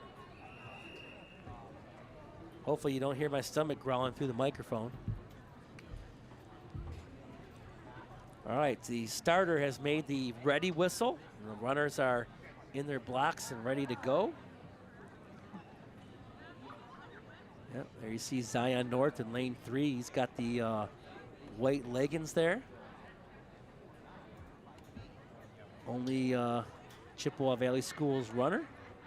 Keep an eye on him as the runners to your mark command as they back into the hurdles. When they pop up, that is the set command. And then when you hear the gun, they are off and running. Here we go. It'll take a little bit of time for them to separate a little bit as they're 5 runners neck and neck. Utica starting to make a little bit of a pull in lane 6.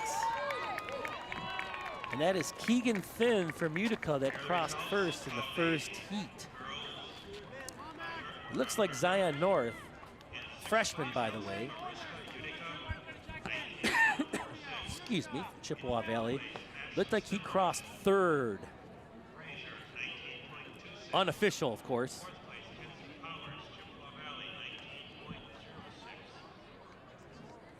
Let me check here and see if we got any results from the girls' race.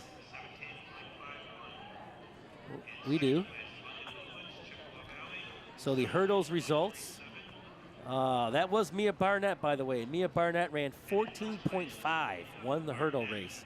And second, London Owens from Chippewa Valley, 17.37. So Chippewa Valley takes 1 and 2 in the hurdles.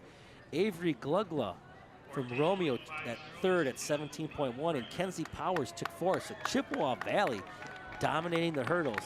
Kalia Chow took 7th for the Cougars.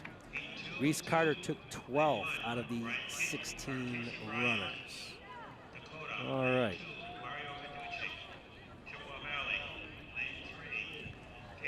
All right, so in this race here for the boys, we're gonna have Casey Bryant from Dakota in lane 1, Mario Carducci from Chippewa Valley, he's a junior in lane 2. Casey Bryant is a senior. In lane 5 is Christopher Dotson, a senior from Dakota. Gavin Roberts, a senior from Chippewa Valley, and Kenneth McKennedy, a senior from Dakota in lane 8. Gavin Roberts is lane 6, Dotson in lane 5. There'll be 2 runners from Anchor Bay in lanes 3 and 4, and a Fraser runner in lane 7 for the Ramblers.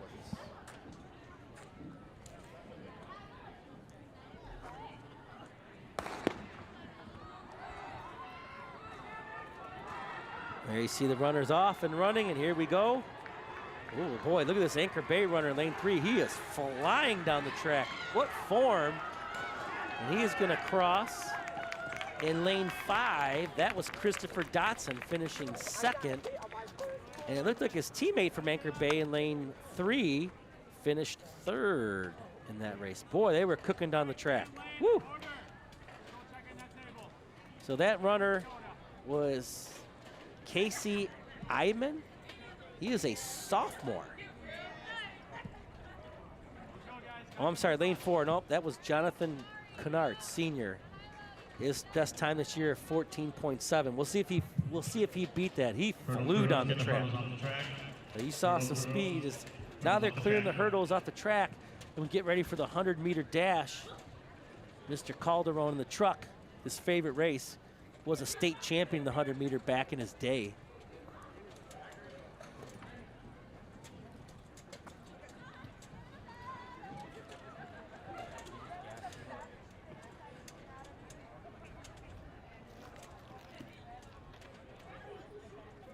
And we'll see how the boys place here, because again, they take the times of the 2 heats and then sort them. So you may have won your heat, but may not even place top 3 in your event. That could happen. Now, hurdles coming off the track right now as the girls' 100-meter dash is getting set to go here, and I'm gonna refresh my screen here and see if we have the results of the boys' hurdles. We do not yet at least. Keep refreshing here. Oh, it looks like the bar is up, so they've actually started the high jump process here. So let me get out of the hurdles and let's go to the 100-meter dash. So we are going to have 3 heats of the 100-meter dash. In this first heat, we are going to have 3 runners. We got Xenia Nowlin, a senior from Anchor Bay. Brooke Bendick from Romeo, a sophomore, and another Anchor Bay sophomore, Lainey Muirhead. So 3 runners here. Lanes 3, well, supposedly 4 or 5, but they look like they spaced them out a little further than that. So according to what's signed up on here, it's a little off. But you can see the 3 runners there. Well, looks like someone didn't show because we look like we got 2 Anchor Bay runners there. No Romeo runner. So little teammate competition here.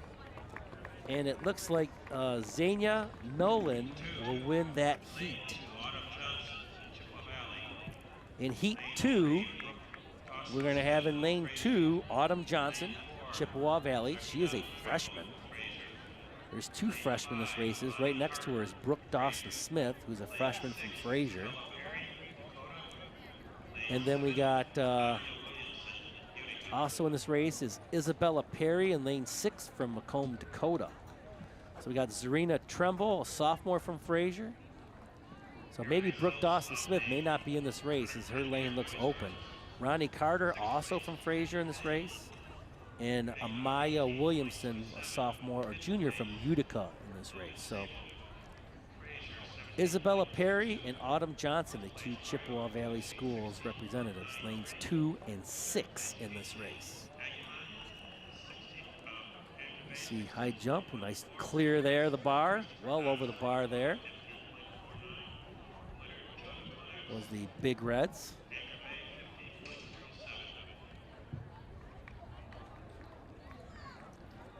You see the girls on getting their marks in the marks. And again, once they rise up, obviously that's a set position and the gun goes off and that'll begin the first heat of the second heat of the 100-meter dash. Set position they go, and here they go.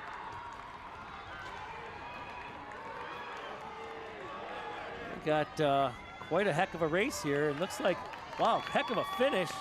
I think Fraser might have gotten 1. Second place is going to be really, really close as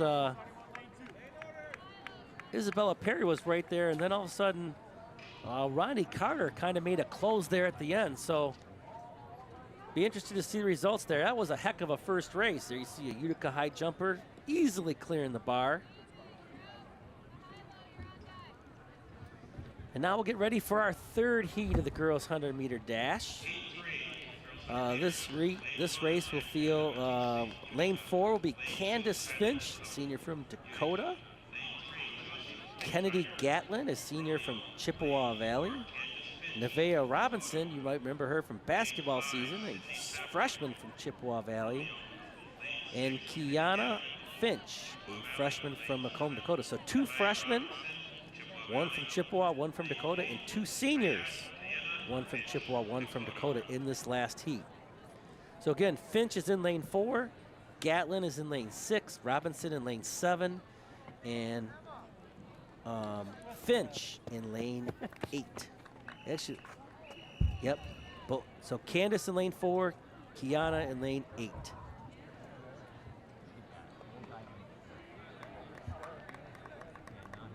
Got 2 Utica Chieftains in lanes 1 and 2. We got Romeo in lane 3 and 5. Runners taking their mark. They back into the blocks, get themselves ready to fire out of their blocks. You'll see them come up to the set position, and then here we go.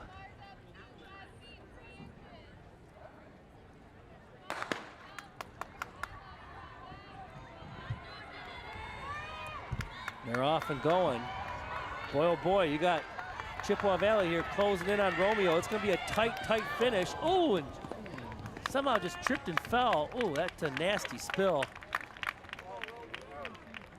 It was hard to tell there if Romeo crossed that finish line first from that angle, but Candace Finch might have come first to that really, really close finish there. But Kennedy Gatlin in lane 6 took a nasty spill. I don't know what she might have hit, but she went down, and they're going to probably need to get something to clean that up there. When falling on that track is not the best feeling in the world at all. All right, we got the boys 100-meter dash. We're going to have 2 heats of this. So in the first heat, lane 5, Jalen Thomas, senior from Chippewa Valley. In lane 6, right next to him, and from junior from Dakota, is Nikos Davis. And we got Anchor Bay in lane 7 and 8. Frazier in lane 1, Romeo's in 2 and 4, and Utica's in lane 3. So 1 Chippewa Valley runner, 1 Dakota runner here in lanes 5 and 6.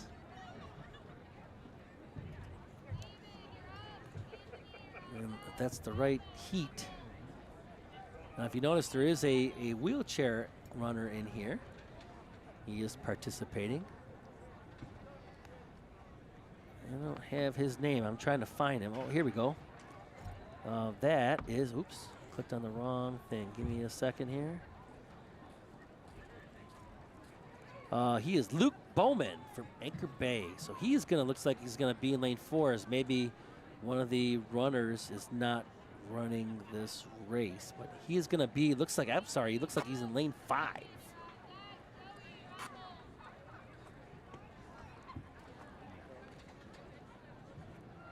So the lane assignments that I got in here are a little off. I do not see.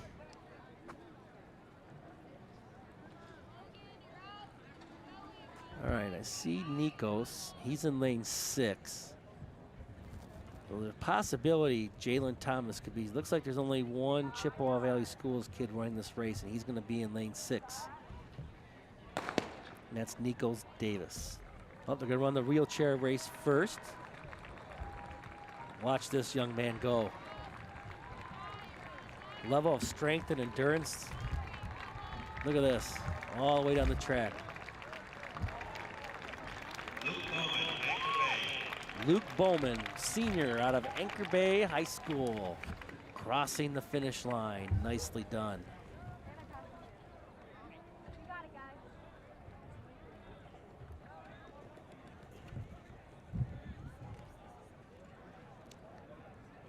Good work, Luke. Nicely done, buddy.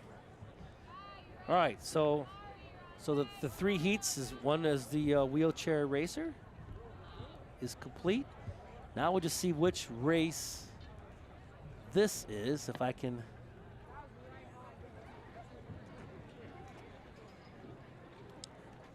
All right, so it looks like Jalen, this is the first heat. Jalen Thomas, senior from Chippewas, in lane 5. Okay, Nikos Davis from Dakota, the junior, in lane 6. They are pretty close time-wise. Jalen's best time is 11.30, Nikos 11.55. Romeo has, right now of the season, the fastest time in this race is Lucas Brouillard. So we'll see here. He's right next to Jalen Thomas in lane 4.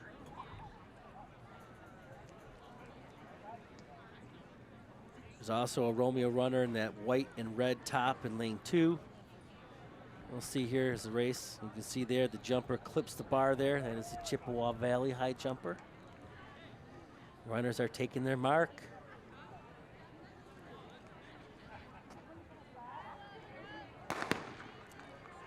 Come up to the set position here and then fire off. Might have had a little bit of a false start here. Coming down the track, Romeo right now just a slight lead. And then Utica trying to close the distance here, but I think winning that heat was Lucas Brouillard of Romeo. What a race there. A lot of speed on the track.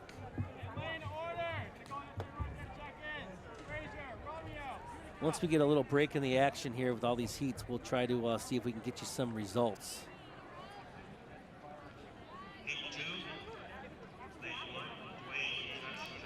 We'll see. It looks like we got the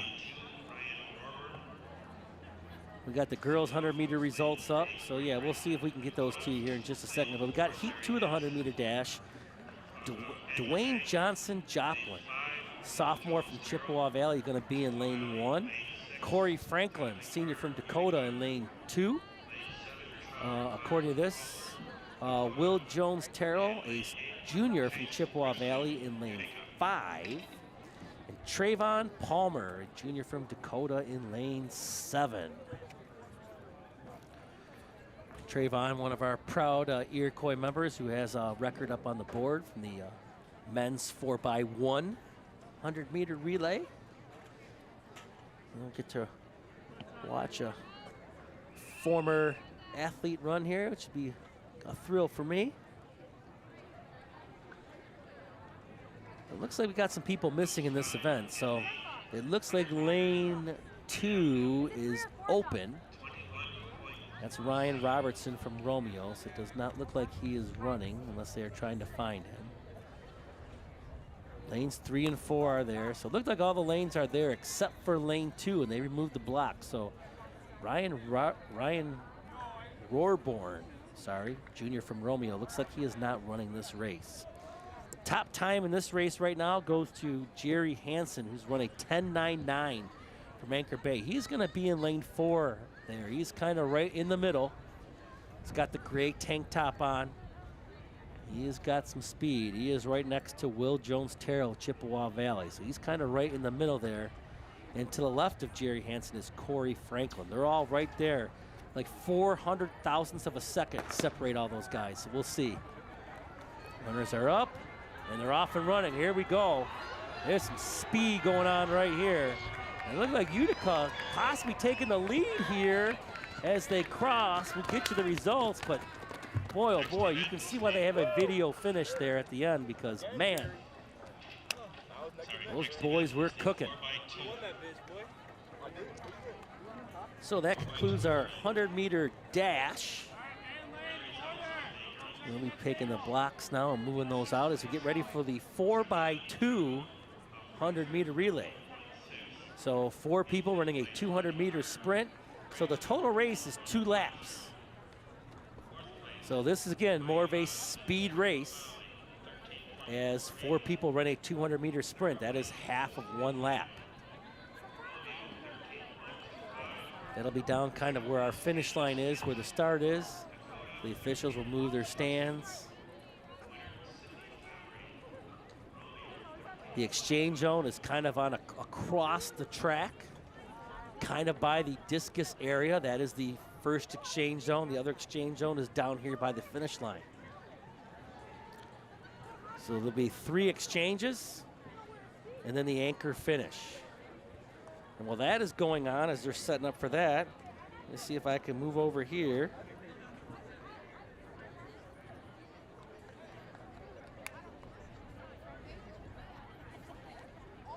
And get you the 100-meter girls finals here. Starting line, please.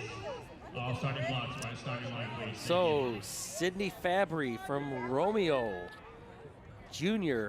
wins the girls 100-meter dash at 13.14 seconds. Candace Finch from Dakota, senior, was 13.22 seconds. And Josie Finkbeiner from Romeo took 3rd at 13.25 seconds. And how about Nevaeh Robinson, freshman from Chippewa Valley, taking 4th at 13.48 seconds. Isabella Perry was 7th at 13.65. Kiana Finch was 10th at 14.22. Autumn Johnson, another freshman at 14.23, took 11th. And Kennedy Gatlin was 15.86. She was the one that had that little spill in lane 6, but still got up and finished the race strong, which is nice to see. Not giving up on any race. All right. We'll see if we can get the guys' results up, but right now,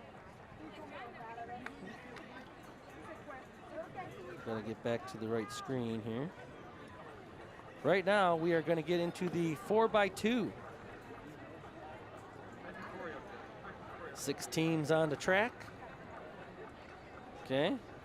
New Baltimore, Anchor Bay in lane 2. Chippewa Valley will be in lane 3. Romeo in lane 4. Macomb, Dakota in lane 5. And Fraser, lane 6. Utica, lane 7. Dakota's team is Candace Finch, Michaela Reed, Anaya Mercurian, and Jaya Marie Dwyer. Chippewa Valley's relay team, Mia Barnett, Nevaeh Robinson, Kennedy Gatlin, and Brianna Wooten. And the problem is with some of these kids, they just got running 100, which might be a little bit of a warm-up, but they've just run, and now they're called into action in the 4x200-meter relay. There'll be a little bit of a slowdown in the action coming up next, as the next race is the mile, the 1,600-meter run.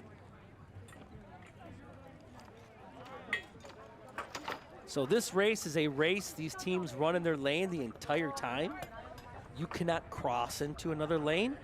You will be disqualified.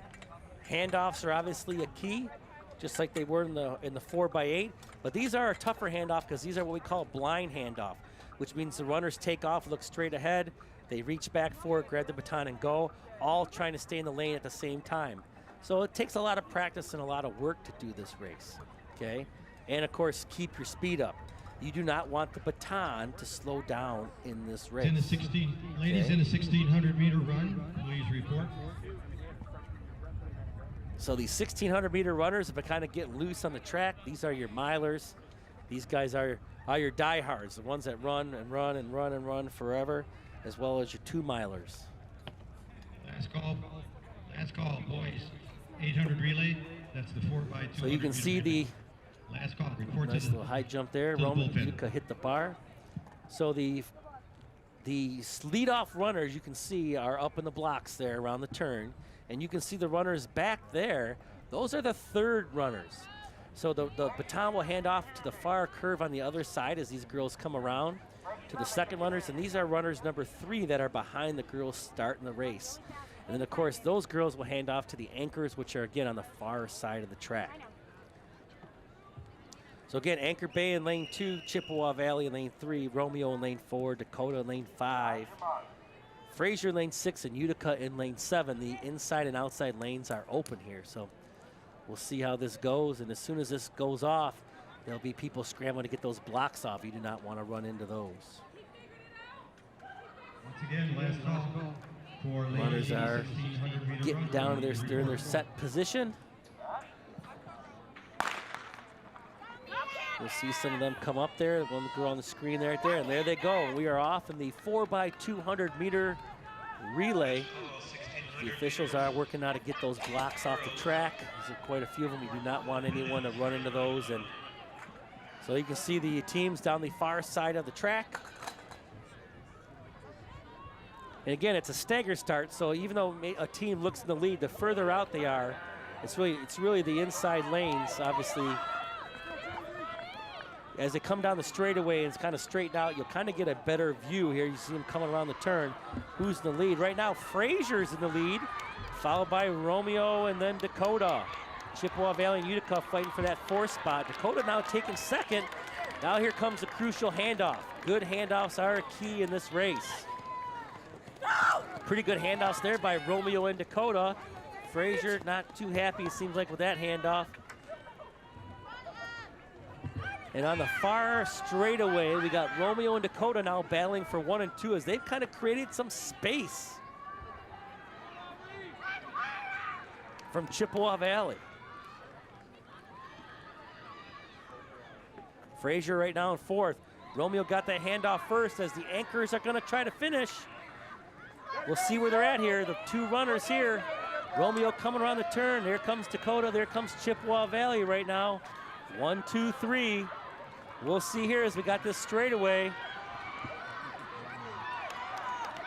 Romeo comfortably in a 1st place lead. It looks like it could be Romeo 1, Dakota 2, Chippewa Valley 3. And then we got Fraser, Anchor Bay, and Utica coming. Looks like Fraser's going to take that 4th spot, although Anchor Bay making a close here.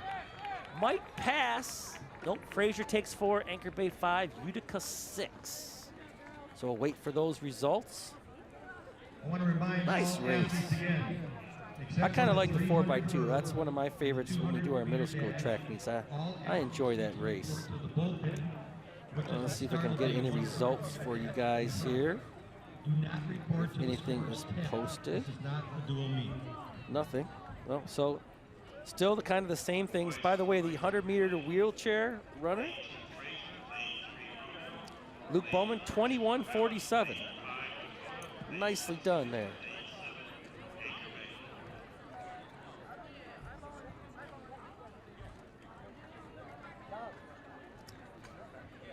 The boys 110-meter hurdles. I don't know, did I mention that one? If I did not, I'm going to mention. So Anchor Bay, Jonah Konars, 15.07, won it. Christopher Dotson was second from Dakota. And then another Anchor Bay, Casey Eggman, 16.14.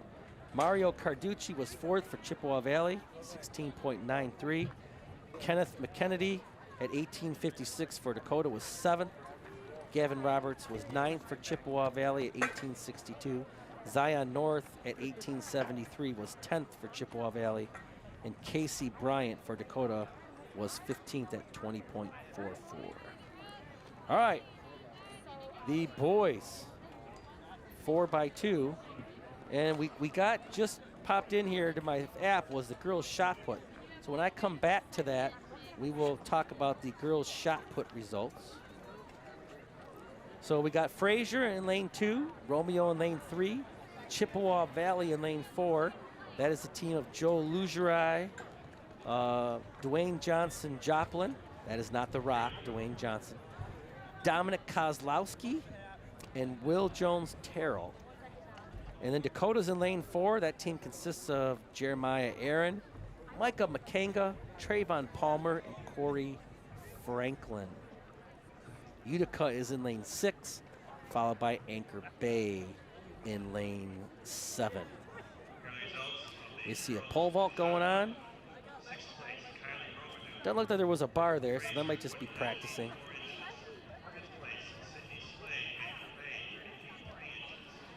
All right, boys 4x2. That will conclude that race after this one, and then we get into the mile, the 1,600-meter run.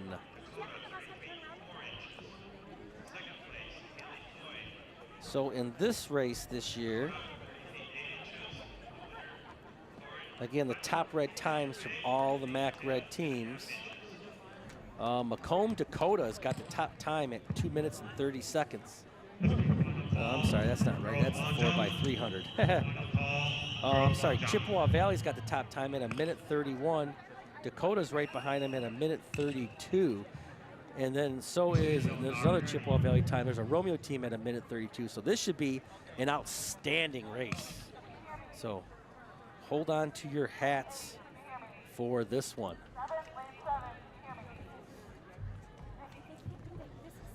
These kids can move. I can't even drive that fast, let alone the rate these kids move. On your mark.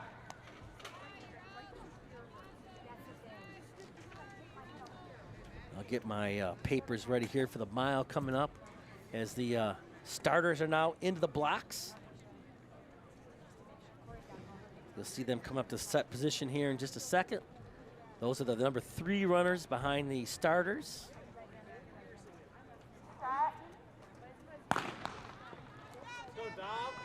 And they're up to the set position, and we're off and running in the boys 4x200-meter relay. Some fast teams in this race. You're going to see some really good running here.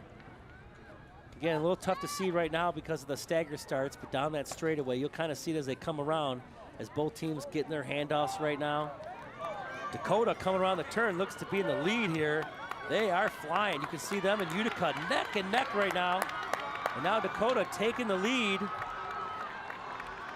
Chippewa Valley in 3rd right now. Fraser Anchor Bay, and then Romeo coming to that number 3 runner, the second handoff. Pretty good handoff there by the Cougars. Utica having a little bit of a trouble. Big Reds with a good handoff. And now they've kind of, those 3 teams have separated themselves. And look at Chippewa Valley here as they're coming around the turn. Chippewa Valley has taken the lead as they're coming down the straightaway just by a hair.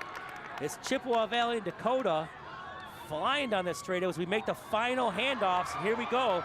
Dakota got the baton first, then Chippewa, then Utica. We're gonna see these 3 teams come down the stretch. Here comes Frazier. He's cooking too. Chippewa Valley right now in the lead as we're in the straightaway as these 2 teams are getting to the finals. And it is gonna be the Big Reds finishing first, followed by the Cougars, and then the Utica Chieftains, and then Frazier. Romeo is 5th, Anchor Bay is 6th. Woo, that was fast. Chippewa Valley really pulled it off in those later legs of that race and just took it home, winning the boys 4-2. What a race. All right, as promised, girls, let me see if it refreshes here.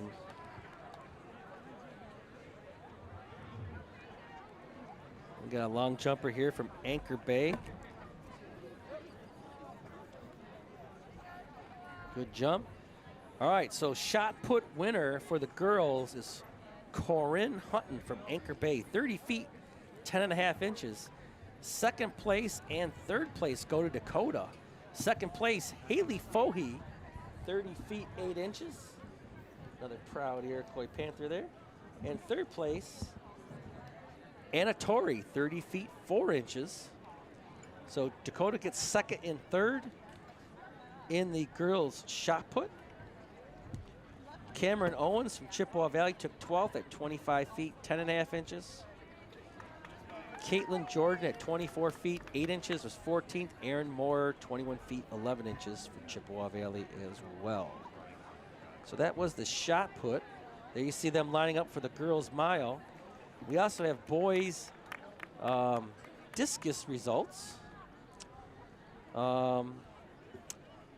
Cameron Gramzow from Anchor Bay, 159 feet, 2 inches. Brendan Meehan took second from Macomb, Dakota, 149 feet, 9 inches. And from Romeo, Trevor Simeon, 142 feet, 7 inches.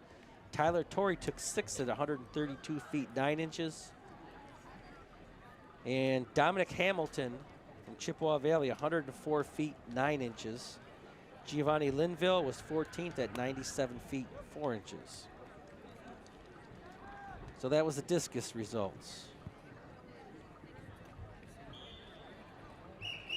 We got 100-meter dash, so we got a little staggered start, waterfall. They're gonna come up to their spots there. Everyone's gonna cut into the track as soon as they can.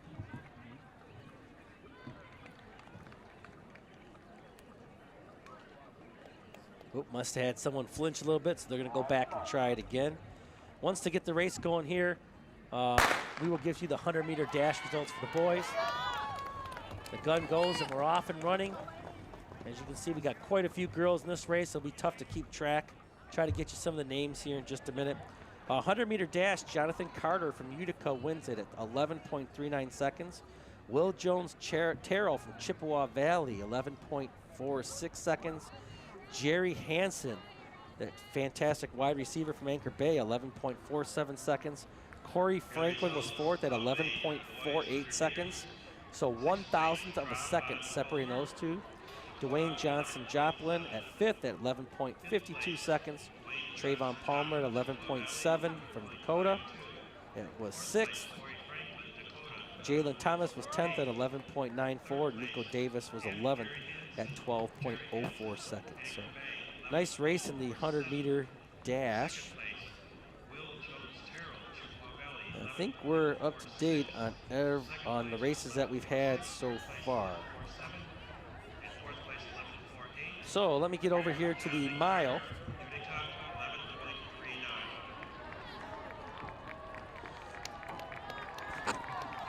Now, we told you earlier on that Romeo was going to be stacked in this. Well, Ella Goodsell from Romeo, who's a junior, has the time to beat this year. Her best at 4:53.47.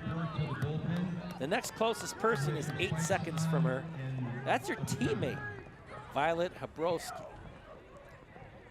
Okay, then we got a Frazier. So we got a few Romeo runners, a Frazier runner. Dakota's participant here is Caitlin Rizzo. She is a sophomore. Her best time was 5:45. Then there's Mylene Pham, who's from Dakota. She's a senior at 6:02. Corey Kojakar, another Proud Panther, sophomore at 6:12. We got Peyton French from Chippewa Valley at 6:12, almost 6:13. Elena Friedman from Chippewa Valley at 6:26. So we got 17 runners in this race. And like we said, Romeo being the state champions in cross country are going to be very tough to beat. Although as of right now, you got 2 Chieftains and 2 Bulldogs out in front of the pack. With a Chieftain in 5th, there is, looks like Dakota there in 7th. There's a Frazier runner, 2 Dakota runners back there. So again, this is a 4-lap race. All the runner participants right now competing the halfway point of the race. So 2 laps to go. Pace is about 2 minutes and 58 seconds right now. Still in that backstretch, so where the race gets interesting is that last lap. You know, who can get that last pace and that last kick to win it. So right now, those runners over in that backstretch, is the 2 Bulldogs, and the 2 Utica girls starting to separate a little bit. You can see why Romeo were the cross-country state champions this year. They are just an absolute machine over there, and it starts at the middle school level. And every year they just get better and better and better and better.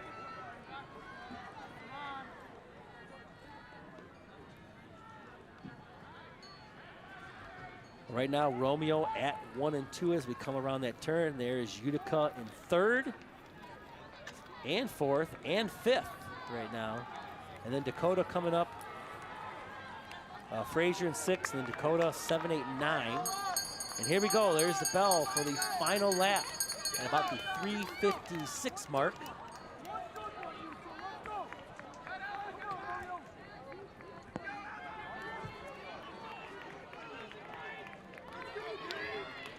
We'll see if Ella Goodsell here can beat her personal record. She is out in front. My guess is that is her. Teammate Violet Habrowski right behind her. And looks like Utica runner could be Sienne Murashevsky. Those 3 are 1, 2, 3 right now as the pack is kind of separated here a little bit, as it usually does in this race. It's a tough race. It is a grueling race.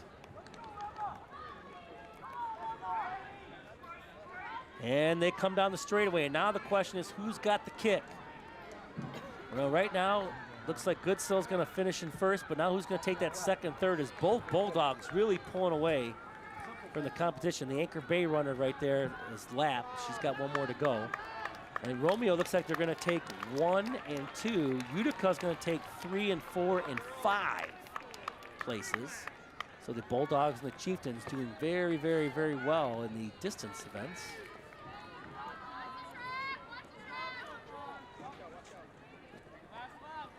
Anchor Bay, you can see you got 1 lap to go. Here comes that 5th place Utica runner right there. Here comes Frazier for 6th. And then Dakota's got 3 runners all in a row here. Boom, boom, boom. We're going to take 7, 8, and 9 with the rest of the pack. So we'll get these results to you as soon as we can.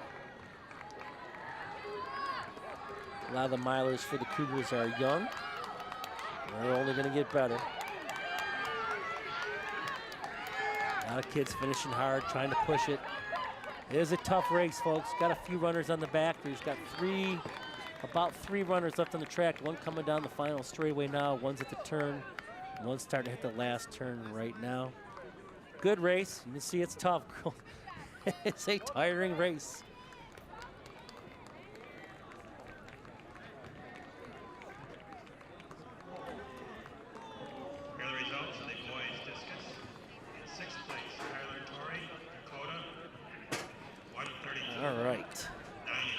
get a little chair here. I've been standing this whole time. I'm gonna sit upright in this chair and see if I can get you guys some more results here as we got the mile just finishing up and see if anything's been posted. They just announced the discus people for the guys.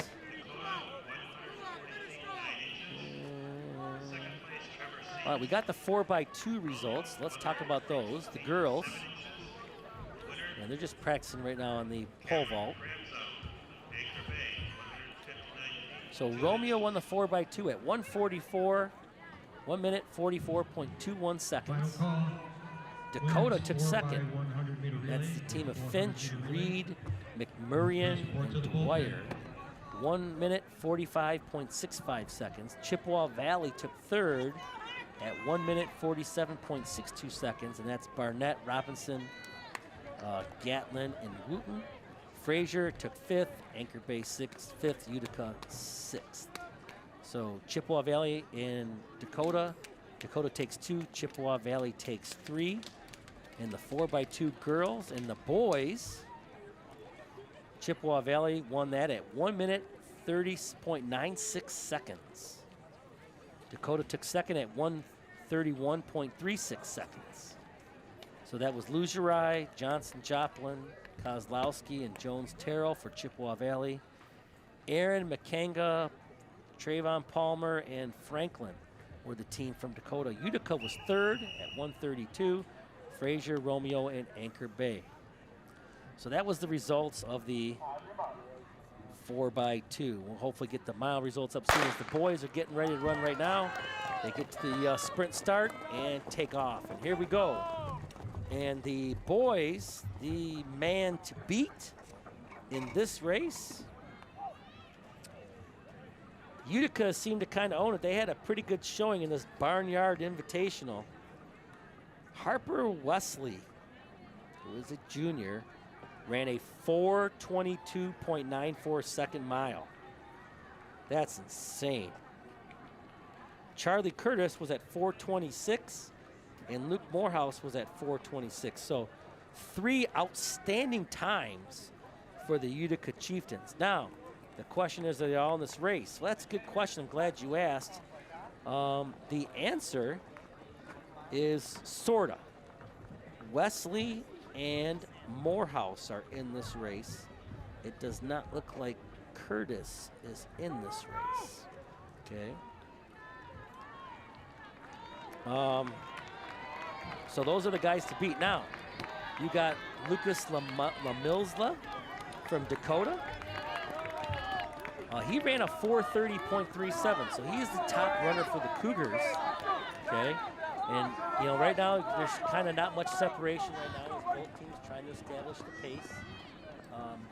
That was the completion of most of their second lap. So we are halfway through the mile.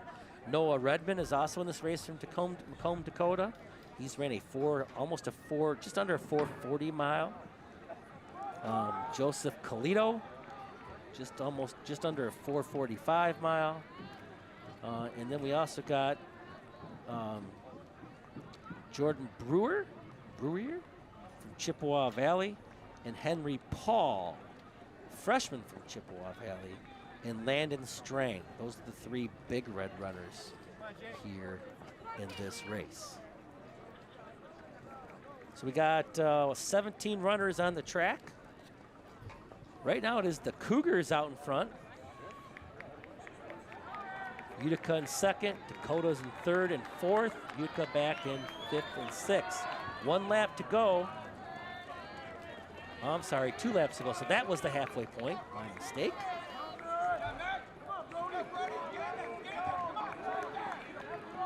And this is just such a tough race. Look at that pace out in front though by those 5. 3 Dakota runners and 2 Utica runners out in front of the pack.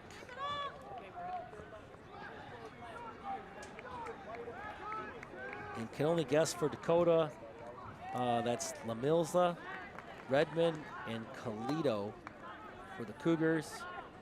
Wesley and Morehouse for the Chieftains are kind of those 5 out in front. It got a substantial, probably 20, 25 meter lead on the remaining part of the pack. As you can see, the front guys, as they're coming on the turn now, they're starting to separate a little bit. There's some Utica, Romeo, Anchor Bay runners as well, but they are down the straightaway. And the two front runners that have kind of set the pace for this mile are going into their final lap, and here we go. Now, how is it going to finish? 4:22 is a heck of a time, so I'm sure Wesley has got a heck of a kick. We'll find out, as right now, Lucas Lamilza, Lucas, I hope I'm saying your name right, because you are running one heck of a race. The question will be, can he hold them off? PR difference of almost 7 seconds, and Lucas has run a great mile against Harper Wesley. Utica now has taken the 3rd spot from the Cougars. That's got to be Luke Morehouse. And then the Cougars are in 4 and 5 position right now. So we'll see here as they're coming around the last turn. There's Lucas out in front, and now it's going to be that straightaway kick, and someone's going to be on the, oh boy, they walk across the track.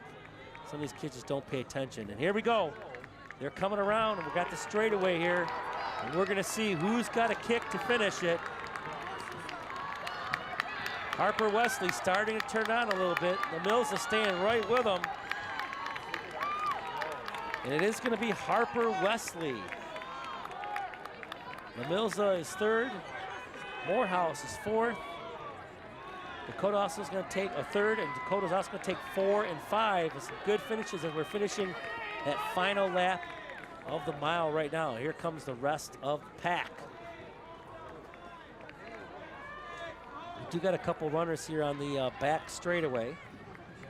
Final call for all boys teams in the 4x100. See if we can catch the results of this here in just a minute. Please report. I don't know if we have the girls' mile results yet. Let's find out. Well, we do. So while the boys are finishing up, the girls' mile goes to Romeo, Ella Goodsell. She ran a 5:08.36 mile. So not quite her PR. Violet Vibrowski was 5:10, so she took 2nd. And then Utica took 3rd at 5:16.04, and they also took 4th and 5th. Just lost that screen right for a second. So Romeo took 1st and 2nd. Utica took places 4th through 5. Caitlin Rizzo was 7th. She was a top Chippewa Valley Schools finisher, 5:45.6. Mylene Pham at 5:53.3 was in 8th. 9th was Corey Kojakar, 5:55.8. Peyton French, 6:05.4 was 13th for Chippewa Valley. Elena Friedman, 6:26.8, also for Chippewa, was 14th. So that was the mile results for the girls for Chippewa Valley. We'll get the boys' mile results here in just a minute, as was a heck of a race. Some of the field events starting to trickle in now. There you see the Romeo long jumper. Nice plant there and falling forward. So next up, this is what you see in the Olympics, folks. The 4x100 meter dash. This is kind of the prize race of the Olympics. So 1 lap, 3 exchanges within the 1 lap. So in exchange zone 1 is runners number 2. On the other end of the track where we kind of saw the first exchange for the 4x2 is runners number 3. And then the anchors are over on the other side. So you got Utica running in lane 2. In lane 3 is the Chippewa Valley team of Autumn Johnson, Nevaeh Robinson, McKaylin Jones, and Kennedy Gatlin. So freshman, sophomore, senior. Pretty young group right there. Romeo in lane 4. Dakota is in lane 5. The team of Sydney Timpa, Anaya McMurrian, Isabella Perry, and Candace Finch. So 3 seniors and a sophomore for the Cougars. Anchor Bay is in lane 5. Frazier is in lane 7. 4x1, folks. This is going to be a fast race. And some of the teams that have had a heck of a year, let's see some of my times here from the 4x1. The Romeo squad is the only squad to have broken 50 seconds this year at 49.86. That is their best. We'll see how they do in this race here. The Dakota team has gotten close to breaking 50 at 50.6. So we'll see how the races. These are some pretty fast times here. We'll see how this race goes. On your mark. Obviously, some of the times mean nothing. You got to have good handoffs in this race. That's kind of where it is at. And wait till you see the boys race. This is going to be something with some of these times. Hey, then there's position coming up to a set. Final call. And we are off Ladies, and running in the 400 4x1. relay. The 4x100 meter relay. You should report to First the passes bullpen. are made, and here we Start go. for the 100 meter Down dash. the far straightaway. And it looks like Dakota and Romeo are out there flying down in lanes 5 and 4. Good handoffs right there by the Cougars. Gives them a little bit of a lead. Romeo making up a little bit of the ground as we come around the turn here, as you see to the final leg, as Dakota and Romeo have kind of distanced themselves. Oh, and a fantastic handoff by the Bulldogs. Wow, what a handoff. But look at this. Cougars are making some ground here. Are they going to pass them? Oh, it's too close to tell. It might have looked like the Cougars have pulled that off. What a finish. And it looks like the Big Reds take third, Utica fourth. We'll get you the final results here in a second, but how about that finish? Romeo, the much better handoff, got them a little bit of a lead, and then the anchor runner for the Cougars just turning on the jets. That, I believe, is Finch. Boy, what a finish, and just edged him out. We'll get the results here in a second, but boy, what a finish in the 4x1.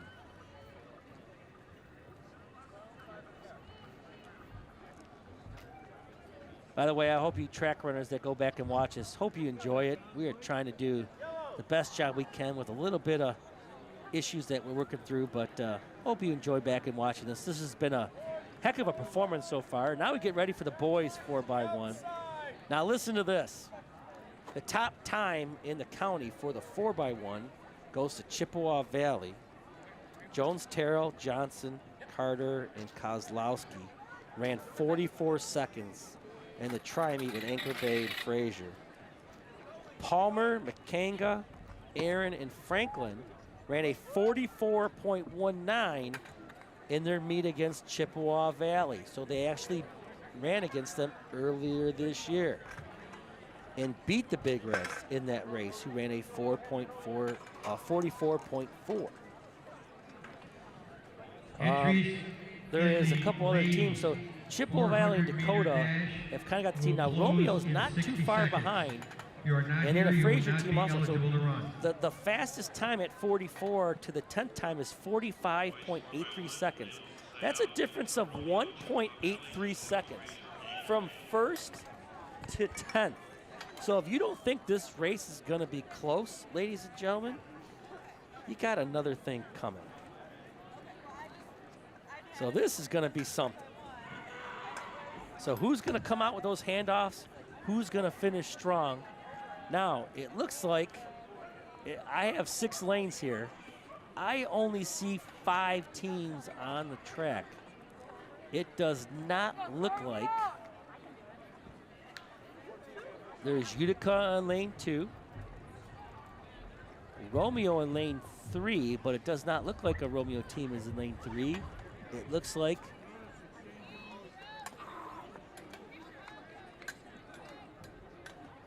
Fraser's in lane 3.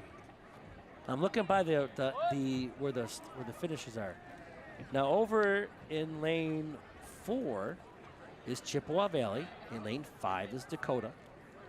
6 is Fraser. 7 is New Baltimore, Anchor Bay.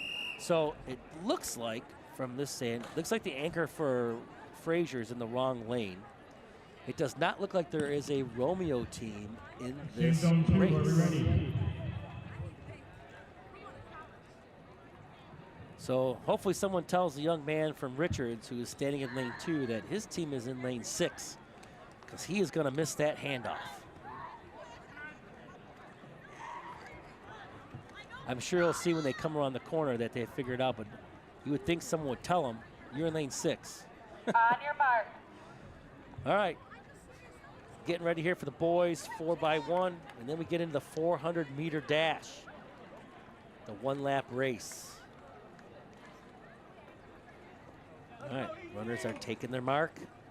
Oh yeah, Will. Getting in their blocks. Come up to that set position and off they go. And there they go. Coming around the corner for the first exchange.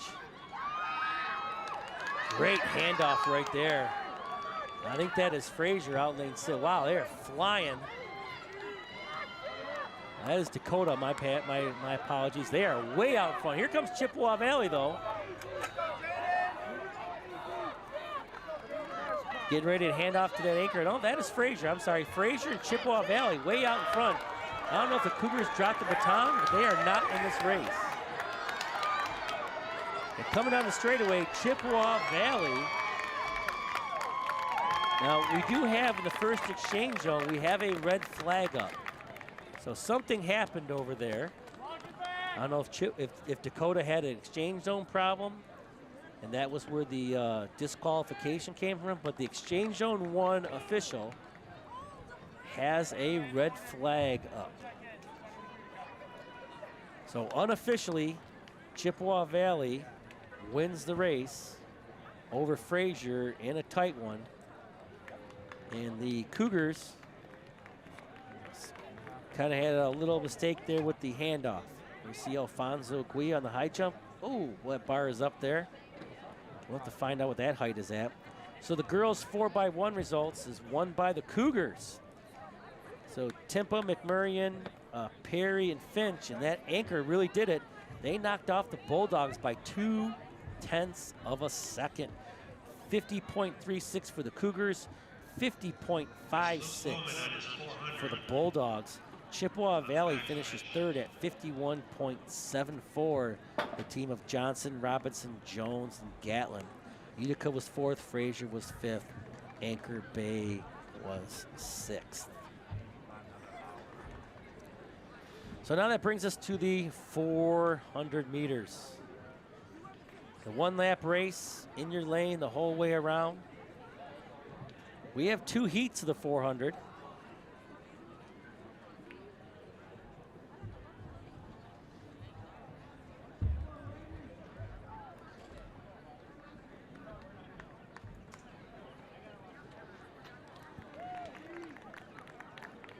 We also have now a wheelchair 400, and that's what you're seeing right now is Luke Bowman.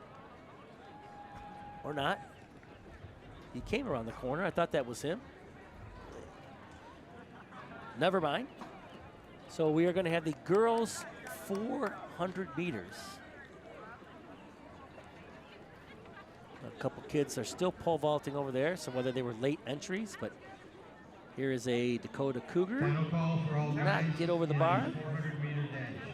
So we got 2 heats of the 400-meter dash. In the first heat, we got Michaela Reed from Chippewa Valley is going to be in lane 2. Alexandria Rugarella, remember her from basketball, in lane 4.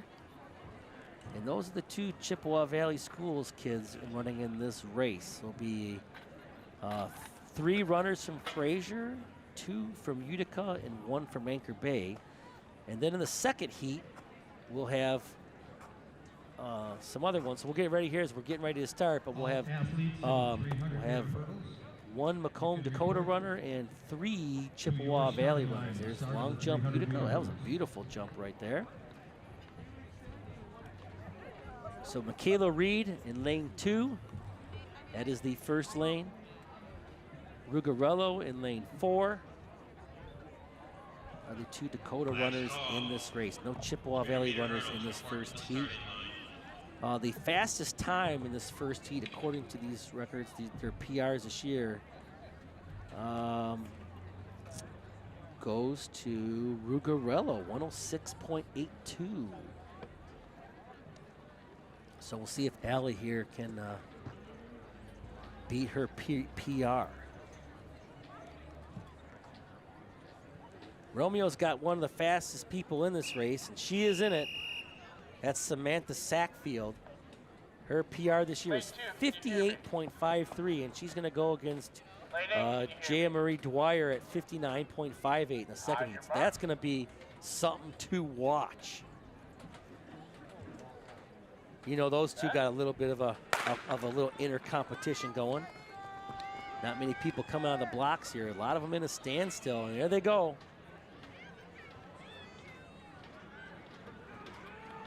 The 400-meter run is a one-lap race all the way around the track.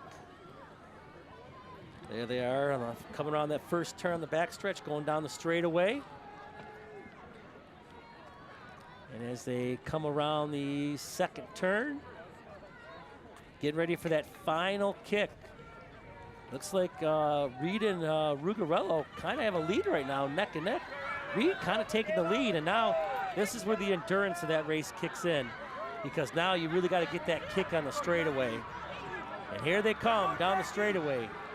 Reed right now in the lead, and then we got an Anchor Bay, a Frazier, and Rugarello coming down here. So who's going to hit that finish line? Michaela Reed, from obviously remember her from basketball season, rebounding machine, going to win this heat of the 400 by about a time of 103. Rugarello looks like she might have come third as Frazier nosed her out by a smidge there for second.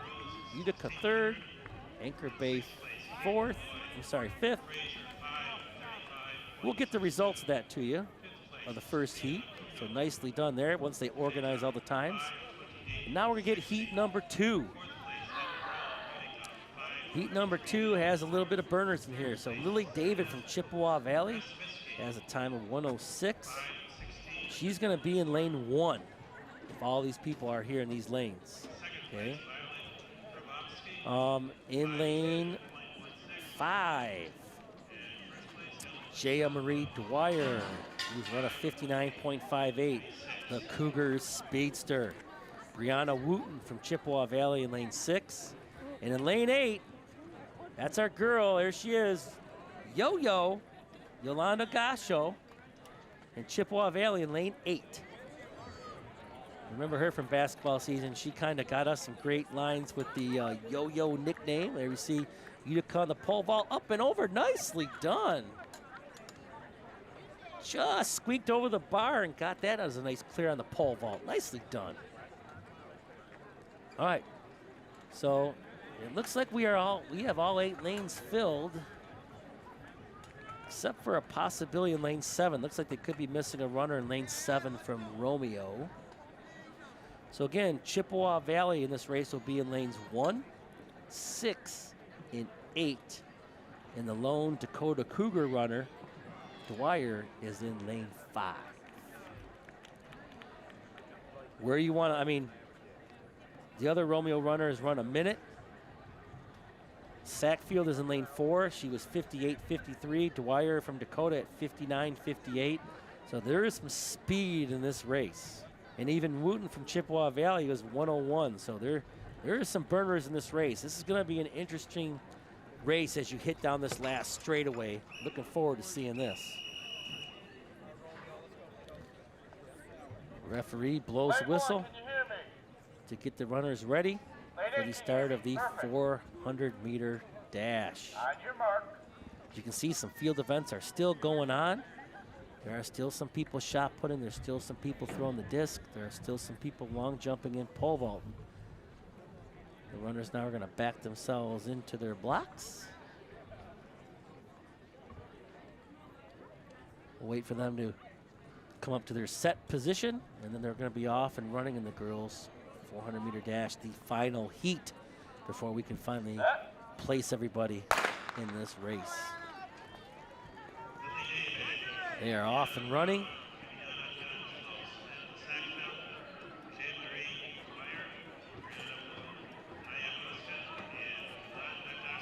There you can see Actually looks like Wooten right now out in front a little bit, having a good start to the race. Sackfield in lane 4, kind of back in the middle a little bit. Hasn't had a kick yet, but if she can run 58-53, I'm sure she's got a heck of a kick at the end. Girls coming to the turn here, as now they're starting to bunch together, and here you go. This is where you separate them, folks. Coming around that turn, Brianna Wooten still running a heck of a race right now for Chippewa Valley, and here they come. Here comes Sackfield. That's why she's where she's at. And look at Dwyer. Holy smokes, look at these two. Sackfield gonna win it, followed by Dwyer, and then possibly your teammate D'Angelo Romeo in lane 3. Wooten from Chippewa Valley is in lane, takes 4th. In that heat, we'll see how they all line up once we're able to place, but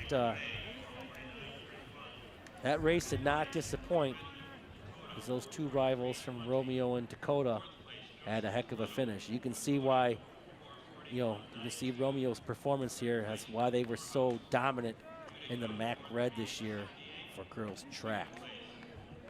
There's another pole vaulter, up and over she goes. Nice landing.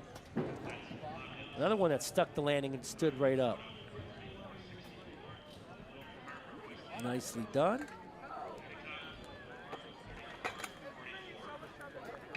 All right, we are gonna get before the boys, we're gonna have our wheelchair 400 meter, which, where are we at?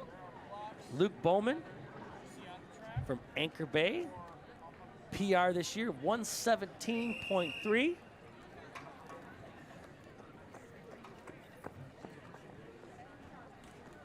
Talk about endurance. Having to move those arms like that for an entire lap, 400 meters. Mental toughness, there's so much that's gonna go into this, so let's sit back and watch this as Luke Bowman is gonna run his 400 meter here.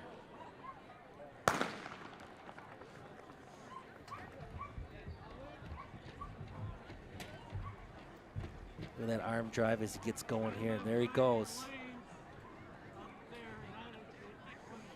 Flying around that first turn.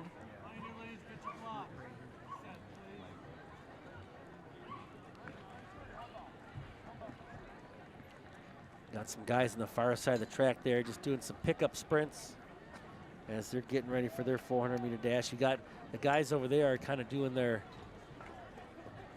going to get ready for the hurdles after this too, which is the longer hurdles. Now it looks like they might, with Luke here, they might have run to save them heats. They've got two kids running from Fraser in this race, and there comes Luke Bowman around the track, finishing his race as well. As those two Ramblers race to the finish line. And then here comes Luke Bowman.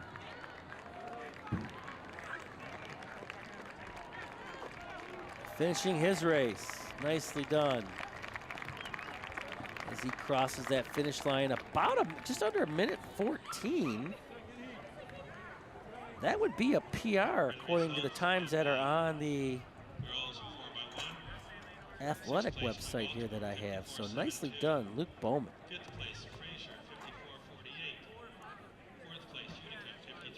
Yeah, so it looks like they had a couple kids from Fraser, two heats. So they ran that heat with the wheelchair heat at the same time, because then they got two full heats. Well, a heat of 7 runners and a heat of 8 runners. So in this next heat here, we got 7 runners here. TJ Hatchett from Dakota is in lane 1. Terry Tankersley from Chippewa Valley is in lane 2. Both freshmen. They both have some pretty impressive times, 55.9 and 54.65 respectively. Lane 3 is James Nash from Dakota, senior, who's running 54.35. Then we got Romeo in lane 5, Utica in lane 6, Anchor Bay in lane, 5, Anchor Bay in lane 6, and then John Shelton from Dakota in lane 7. So lane 8 is open here. Several runners choosing to take the stand-up start versus the block start. the runners, some of them are getting into their mark to get set. Once you see them pop up, Set. we are off and running.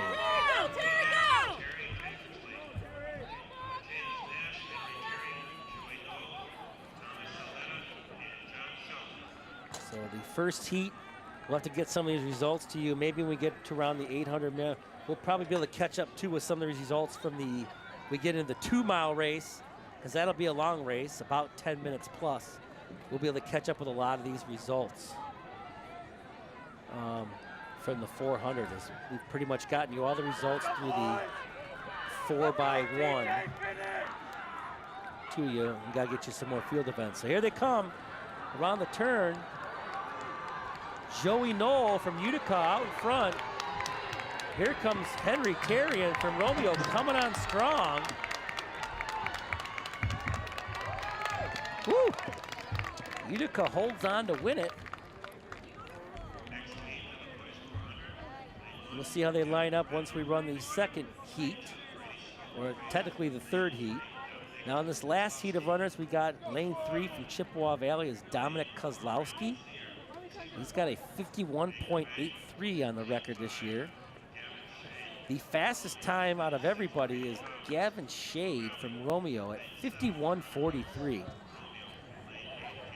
In lane 6 is Brady Collins, Chippewa Valley at 52.69 this year. Romeo's in lane 7, Utica is in lane 8. So our last heat of the 400-meter run, or dash, all 8 lanes being used here, although, yep, there are all 8 lanes. All right. So after the conclusion of this race, you'll see these guys around the turn. You'll see a bunch of runners there about to the in front of the scoreboard there on the straightaway. That is the start of the girls and the boys when they get into the 300-meter low hurdles. Okay. The girls' hurdle height is 30 inches. The boys is 36. That is a tough race. 3/4 of a lap jumping over hurdles. The closest thing we have to at middle school is the 200-meter hurdles, which is a tough race. The 300-meter hurdles, very tough to do. Thank you. High jump, looks like the high jump might have concluded now. They got the band back out. They're just doing some practicing. Looks like the shot put area has concluded. As a few people still at the discus area. Still some long jumpers going on as we get ready for the final heat of the 400-meter dash.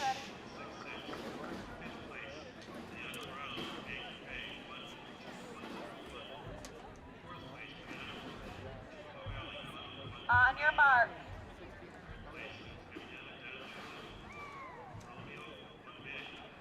Trying to get some of my times here for you guys set up so we get to the next race, the 300-meter hurdles. Boy, oh boy, there is some speed in this race. This is going to be fun. Never seen a 300-meter hurdle race in person, so this will be a first for me. Runners are up into their set position and off and running. Here we go with the final heat of the 400-meter dash. Right now, it looks like on that far side, Gavin Shade is out in front there. You can see why he's run a 51.43. We also got Anchor Bay's Brady Zeimer at a 51.19 this year. So here they come around the stretch, and that's Chippewa Valley out in the lead. Dominic Kozlowski was run a 51.83. Look at this come. Now the finish. Now who can finish? Utica's right there. Anchor Bay, Romeo, Utica. They're all right there. And it looks like Dominic Kozlowski, who broke 51 seconds, is going to win this heat. We'll see if he's the top time. If so, he is going to be the top time in this 400-meter dash for Chippewa Valley. Nice run by Dominic Kozlowski.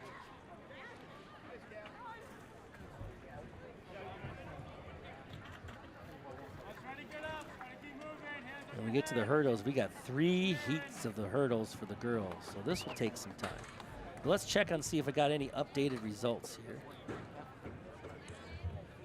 while we're sorting all that out. Hurdle crews, get the hurdles on the track, please. Hurdle crew, hurdles on the track. On the white line.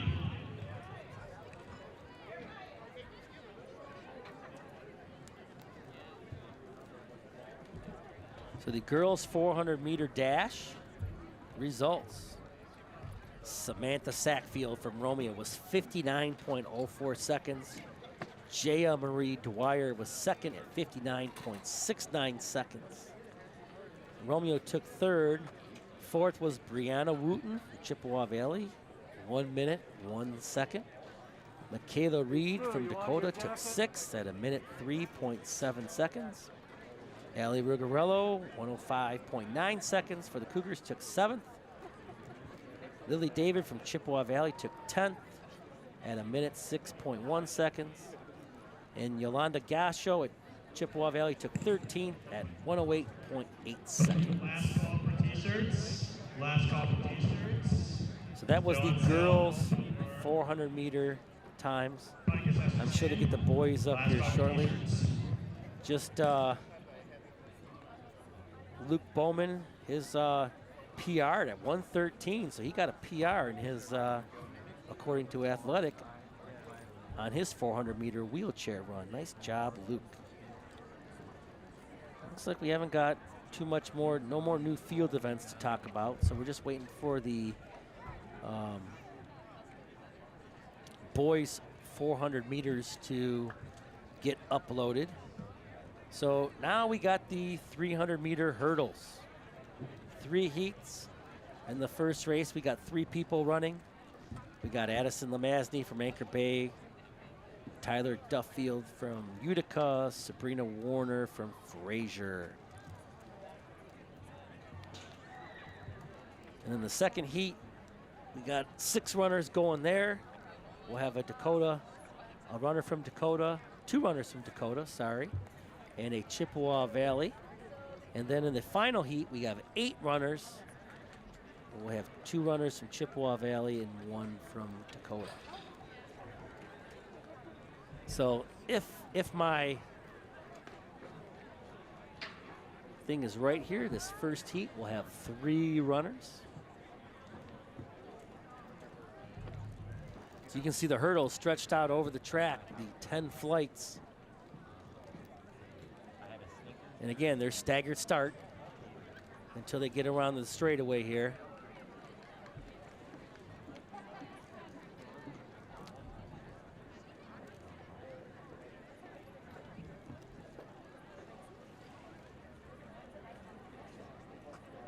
Eight flights of hurdles on this 300-meter hurdle race. So we are a little bit more than halfway done with this track meet. At 7:02 p.m. It's going to be pretty close past my bedtime here in a little bit, folks. So we got the 300-meter hurdles coming up, followed by the 800-meter run, 200-meter dash, and then we get into the 2-mile and the 4x4 to close the race out. So after the hurdles, we have 4 races left, a little bit of the longer ones, with one of the sprints, the 200-meter spread in there. Well, we got 3 girls on the blocks. They're up and going, and there are 3 runners, Anchor Bay, Utica, and Fraser. Again, quite an endurance race, being able to, obviously the first several sets of hurdles, when you get to those last couple, you're pretty tired from running 300 meters. It's just guts getting over those hurdles. You got to trust your form. You got to make sure you're up in the air, and you got to go. Obviously, the more you slow down, it's going to hinder your ability to get up in the air. Utica out in front right now. That would be Tyler Duffield. She's way out in front. About 10-meter lead. One more flight to go as Duffield is going to win her heat. followed by Sabrina Warner. Both are freshmen. And then Addison Lemazny from Anchor Bay, senior. Up and over, there we go, and she's gonna finish. And according to Athletic, could have been her, all three made some PRs, so we'll see how those girls finish in the results. So Heat 2 coming up. So Romeo will be in lane 2, Utica in lane 3.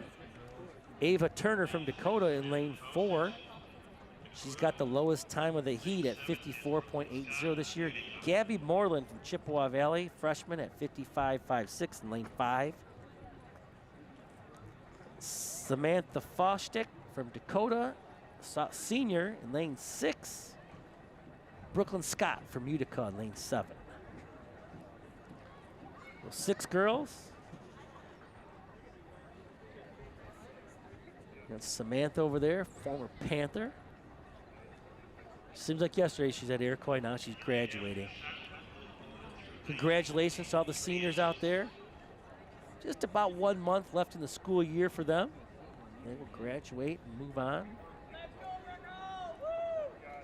Runners are about to take their mark.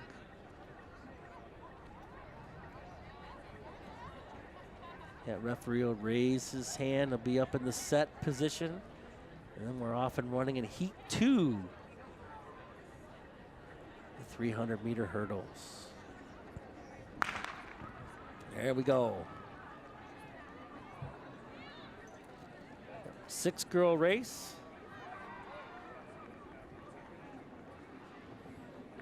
Kind of hard to see where they're at right now. Looks like Moreland out, kind of in the lead out there for Chippewa Valley as of right now, coming around. She's the first one to go over that next flight of hurdles. She's got a nice pace moving. Brashaw now from Romeo has picked it up a little bit in lane 2 and has kind of really worked her way out in front.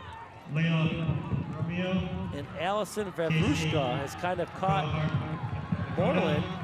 Now we got the finish. Here we go. This is where it gets tough. You're tired.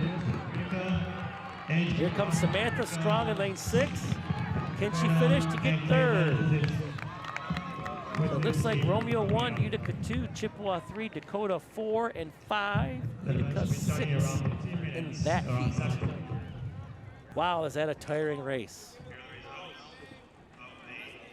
We'll see where all that sorts out. Now in the third heat, seems like it has some of the serious speed in it. Romeo has 2 girls in this heat in lanes 4 and 5 that have sub 50. And I mean insane sub 50. Avery Glugla, 49.51 on the season. And Evelyn Goge, 46.44. Those are the fastest 2 in this one. Now in lane 1, you got Sydney Lane from Dakota, sophomore.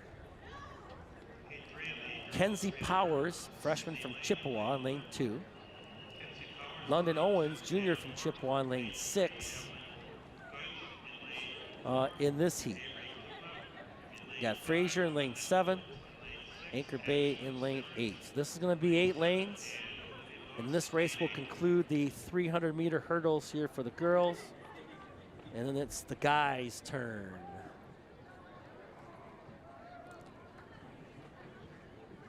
Again, runners in their set mark position, ready to come up into their set position. And we are off and running in the 300-meter hurdles. Final heat. And there you can see Evelyn Goge. She is cooking.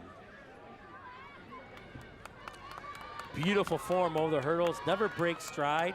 Little stutter step there. But she's coming around. She is really distancing herself. And teammate Avery Gugla right behind her. London Owens right behind them for Chippewa Valley in third. But boy, look at that. Evelyn Goge finishing strong. It's going to be close to her PR. We'll see if she gets it. Teammate finishing second. London Owens finishing third in the heat, and then a host of others. Sydney Lane got there for Dakota. We'll see where the results line up as they get ready for the boys start. Same distance, they just got to raise them up a little bit, which is what they're doing now. And at this point in time, I'll check to see if we got some results. 100-meter hurdle. So the boys 400 meters shakes out like this. Dominic Kozlowski, 50.74 seconds for Chippewa Valley. That's a freshman, folks. He's going to be a good one. Anchor Bay gets second. Brandon Zeimer. Gavin Shea gets third for Romeo. A difference of 11 hundredths of a second. Utica gets fourth. Brady Collins for Chippewa Valley gets seventh. John Shelton for Dakota gets 13th. James Nash 14th. TJ Hackett 15th for Dakota. The boys 4x1, I don't think I got that. So the Dakota team had the fault in that first exchange zone. Chippewa Valley won the 4x1, 44.39 seconds. The team of Carter, Lugerai, Johnson, Joplin, and Jones Terrell. Frazier was second, Utica third, Anchor Bay fourth.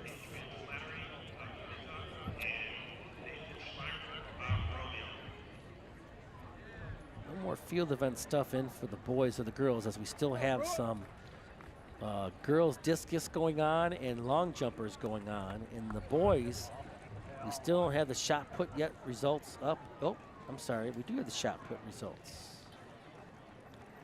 Might have mentioned the shot put already. No, we didn't. So first place for the boys, Tyler Torrey, 51 feet, 8 inches. Caleb Stanberry from Frazier, 48 feet, 11 and a half inches. Brendan Meehan from Dakota, 47 feet, 4 inches. Giovanni Linville took 7th at 42 feet, 9 inches. And then Dominic Hamilton, Chippewa Valley, took 12th at 37 feet, 6 and a half inches. So that was the boys' shot put. So we still have the girls discus to get in and girls long jump as well. I don't think we got long jump results. Oh yes, we did. We did the long jump results. All right, so I think we're caught up on the results so far. So the guys, we got 3 heats here. And you are seeing the first heat right now. In lane 3 is Kyle Loveridge from Frazier, Adrian Flattery from Utica, and Nathan Schwark from Romeo, all freshmen. So their first year running high school track, running in the red division meet. Loveridge is in lane 3, Flattery in lane 4, Schwark in lane 5. And right now it is Flattery getting a big lead now, as he is really moving well over the hurdles. Going to finish strong and win his heat going away. Schwark finishes second, Loveridge third. All right, the second heat. Lane 2 will have sophomore Tony Saputo from Chippewa Valley. He has logged a best time this year, 47.71. Zion North in lane 4 from Chippewa Valley. Freshman, 45.28. Utica is in lane 3 and 7. Romeo is in lane 6. Frazier in lane 5. The fastest qualifier in this heat is Zion North, freshman Chippewa Valley, at 45.28.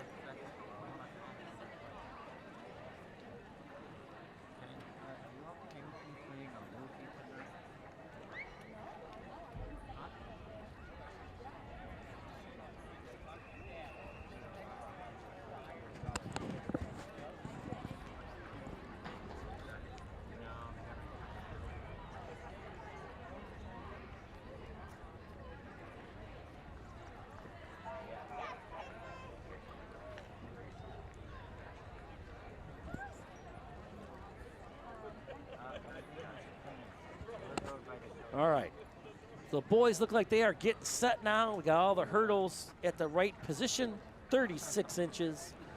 Heat 2 of the boys 300-meter hurdles. We got one more heat after this of 8 runners.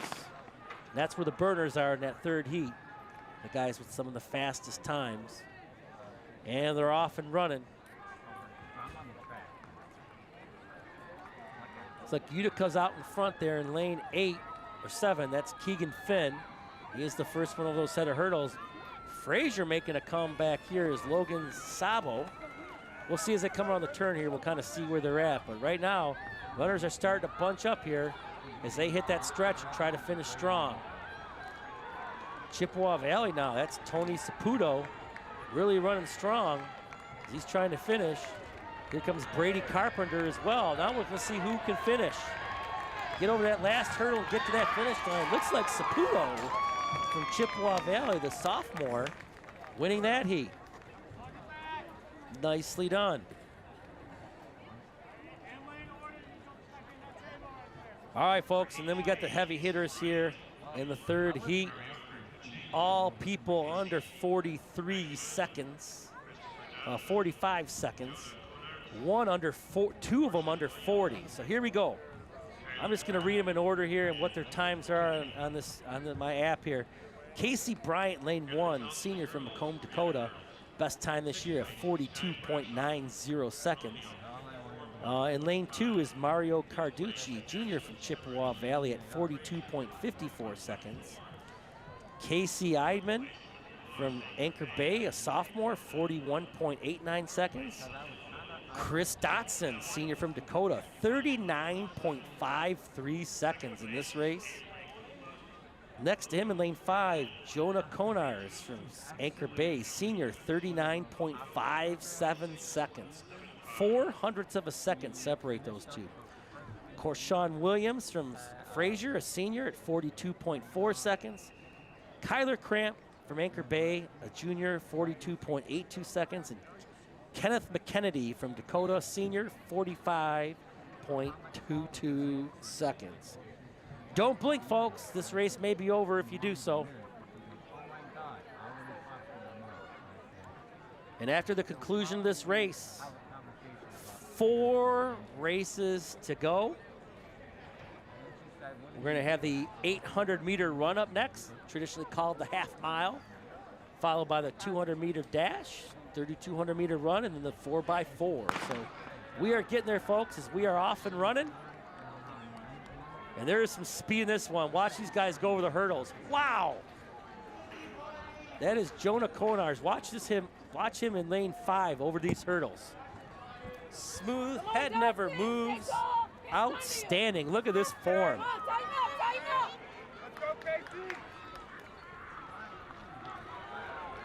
Chris Dotson right with him, though, in lane 4. But boy, Konar is really smooth over the hurdles. Kind of got his stride mixed up a little bit. And now Dotson making his move. Can he catch him at the finish line? And it looks like Dotson will finish second. Konar is first. And in third, Eidman from Anchor Bay. Nice race. Wow. Told you, don't blink. This race could end quick. Now all the hurdles will come off the track. And for the runners inside the infield, the unenviable task, easy for me to say, cleaning up all these hurdles. I'm glad I'm up here. All right. So hopefully get you these hurdle results in a second. Is now we got the half-mile run. How many people in this race, you ask? 17 in the girls' half-mile race. So Macomb, Dakota will have Lydia Clancy, Julia Timpa, Layla Gendernell,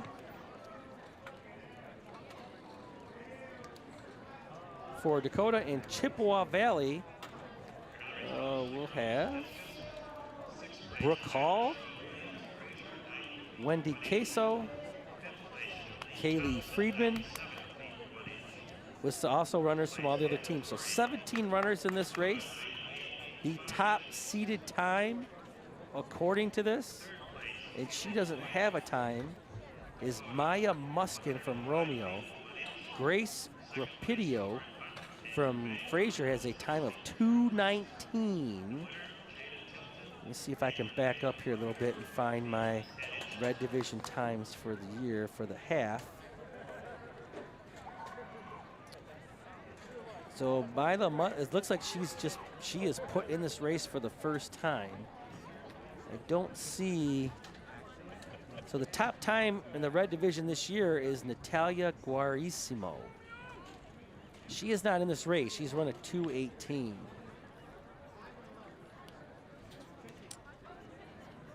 So we'll see what happens here in the girls' half mile. 2-lap race. It's kind of a stagger waterfall start. They will immediately on the turn work their way into lane 1 without cutting anybody off. If the referee deems you have cut someone off, that is a disqualification. That's a no-no. Get 300-meter results for you here in just a second once this race gets started. So we had several heats of that. And then hopefully the boys are set. So 2-lap race. 17 runners in this race. All varying from freshmen all the way to seniors. They sprint to the start, and off they go. So the girls' 300-meter hurdles. Evelyn Goge, 46.75 seconds took first. Avery Glugla, 49.32 took second. London Owens, Chippewa Valley, 51.17 seconds took fourth for the Big Reds.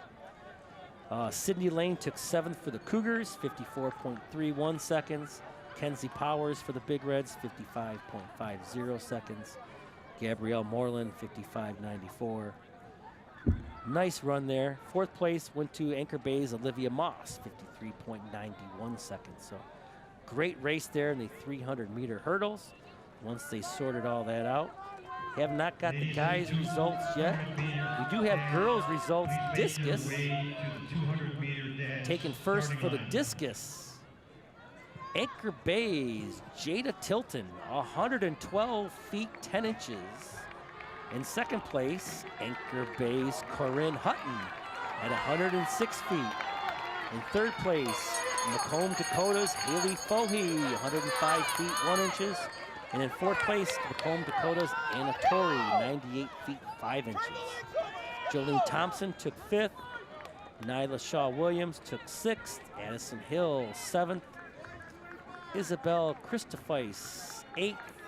Kayla Chambers, ninth. Mackenzie Leo took 10th. So that was the discus. Discus results are in. All right, so we have finished lap 1. We are into lap 2. This is where that final kick in the girls' 800-meter run is so important. It's coming around the turn right now. Frazier is out in front. You can see them coming around the turn right there. Beautiful stride. You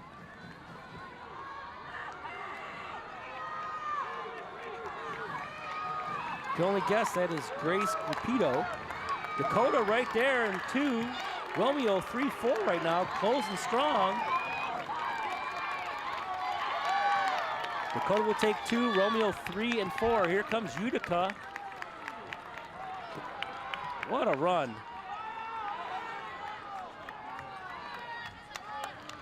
Got a few girls coming on that back curve right now, but nicely done. Ladies in the 200-meter dance, you need to report right now.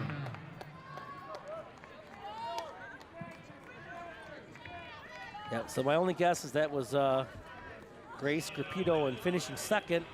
Unofficially looked like Lydia Clancy from Dakota. Well, they were right there, and then the Romeo runners, we'll get those names here in a second once they get me the results published. So our boys, we have 17 runners as well. Top seeded runner in this field is Utica's Charlie Curtis, 1:58. Next runner, Cameron Frazier, who's run a 2:01. Runners for Dakota in this race, Nicholas Miloslavsky. Boy, I hope I said that right. Chase Mallory, Oliver Davis. And Chippewa Valley runners, Connor Tesh. And Austin, I wish I could say your last name, but I can't. I do remember you last year from Algonquin, but I cannot even begin to say that last name. So my apologies to you. Okay. So 17 runners in this race. Again, this is gonna move pretty quick. Again, don't blink. You might miss something. They're gonna stagger start waterfall. Again, they'll sprint, looks like a little sprint up to the start. Take off running, 2-lap race. This is the last race of the 800-meter run. And then it gets the 200-meter dash. That's gonna be by the discus area. So hopefully those results are in soon, because it looks like the shot and the discus are done. It looks like the pole vault is done. There's a few more people long jumping. And our half mile is underway. In the 200-meter dash, please report to the start of your race. Again, they're going to kind of stay in their area until they can cut in. You don't want to cut anyone off, but you want to get in as soon as possible, because the further you run out in those wider lanes, you are running a further distance than everybody else. That is no good.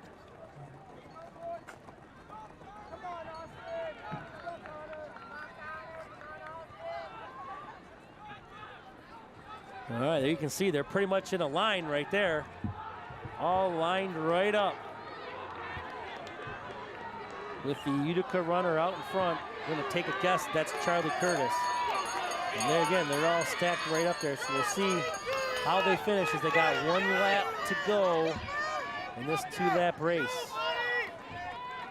Not a lot of separation from this field.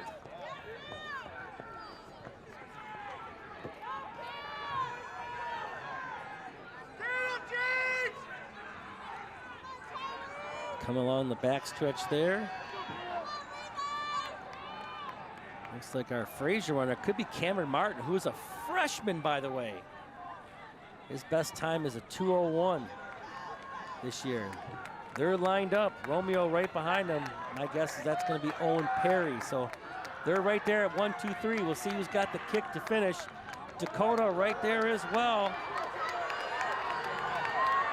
And look at this finish. Oh, boy. Listen to the crowd. They're into it. And can he hold him off, the freshman? And it looks like he might.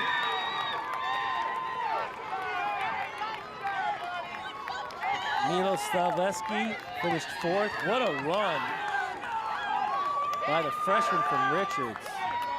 Cameron Martin. What a race.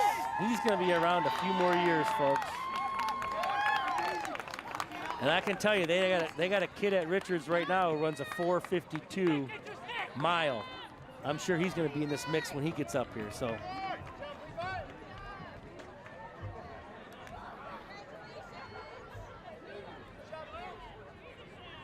We'll wait till we get our official results from the boys half mile. Let's check on the girls and see if those results have been posted yet. Does not look like it's been posted yet. Let's try to give it a little refresh here, give it a little help. Do not have the 800-meter results yet for the 800-meter run. But now we're off to the 200-meter dash. The last sprint of the day before we get into the 2-mile run, the 3,200-meter run, and then the 4x400-meter relay.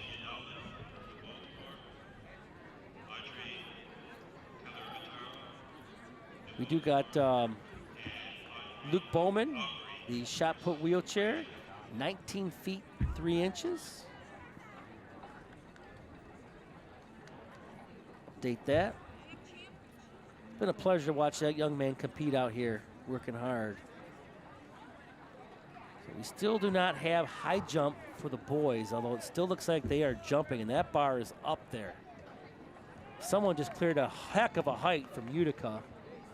Holy smokes. And the one, looks like Mr. Timpo, who's working that event, is at his neck. Mr. Timpo is a very tall guy.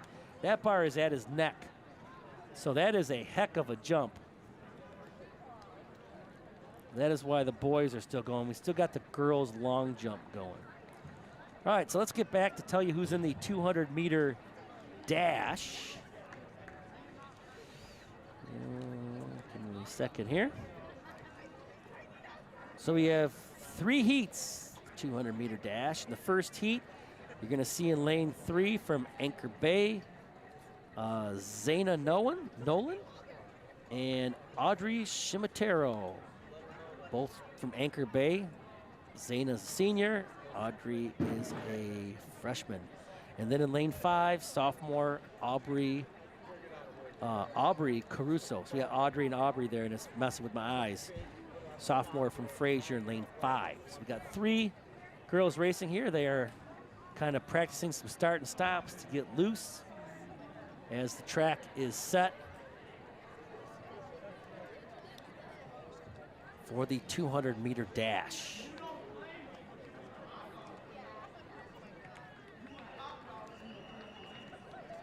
We will do a quick wrap-up when we conclude with the last race.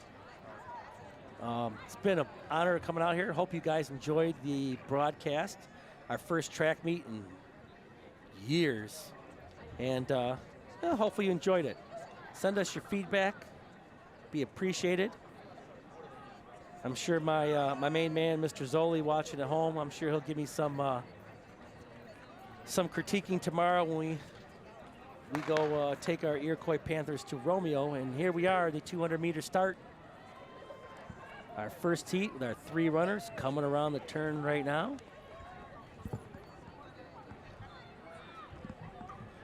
Fraser out in front, followed by our 2 Anchor Bay as they come down the straightaway.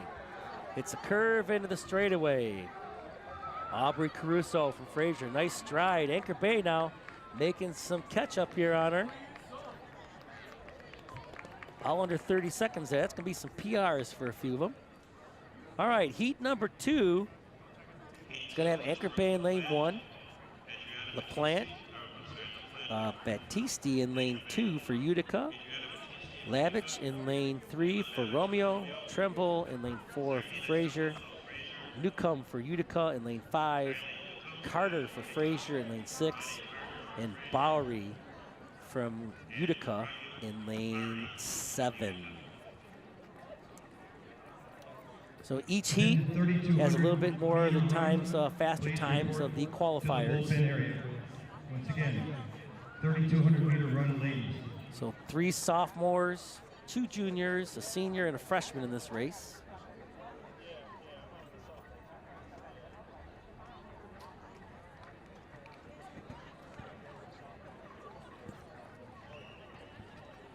And then the last heat's going to have the burner from Chippewa Valley, Barnett, Gatlin.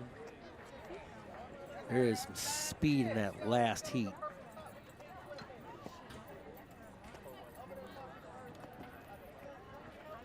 All right, second heat, getting into the blocks now.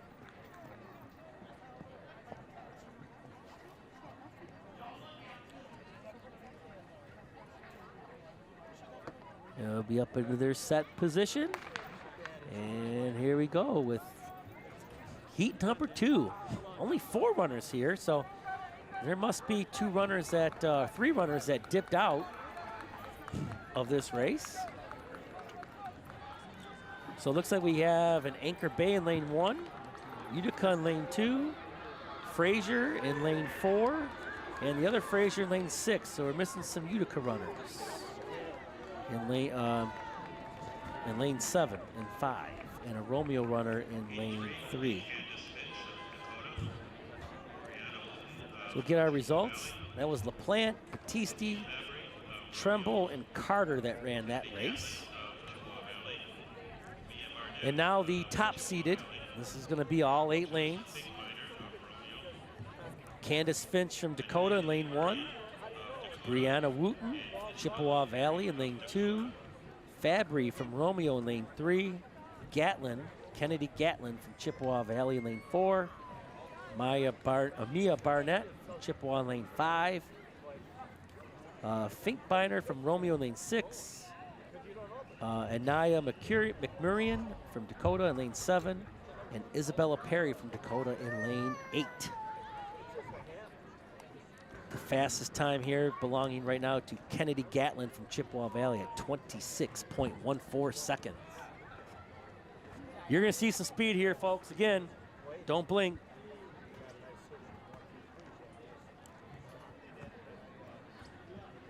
Runners into their mark, waiting to come up on their set position.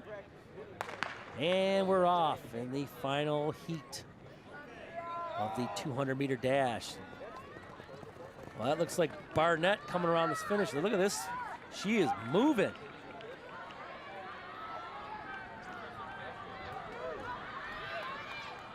Romeo in lane 3, Fabry, can she catch her? But Barnett is cooking. I don't know if they're going to catch her. She got a heck of a start and cruised to a possible PR there for Mia Barnett. I don't know why I keep saying Maya. Sorry, Mia.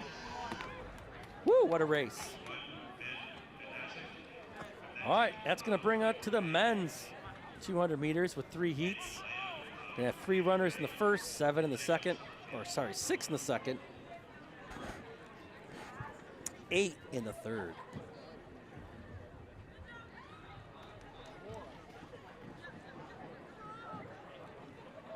Let's go over and check and see if we have any of the results for the boys' 800-meter run,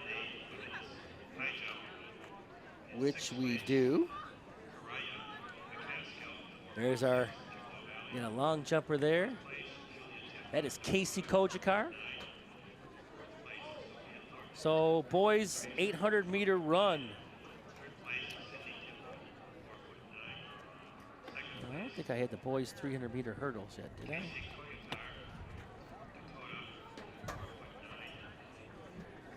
Oh, we did the 300-meter, okay. All right, so the 800-meter run for the boys.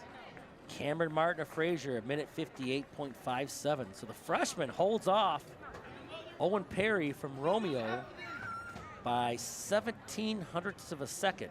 Charlie Curtis ends up taking third, 1/100th of a second behind Perry. Nicholas Miloslavsky finished 4th for the Cougars at 2:01.47. So that was the boys' 800-meter results. Here's our wheelchair heat of the 200-meter dash. We got Romeo and Anchor Bay, and then of course in lane 2, also from Anchor Bay, in his wheelchair is Luke Bowman.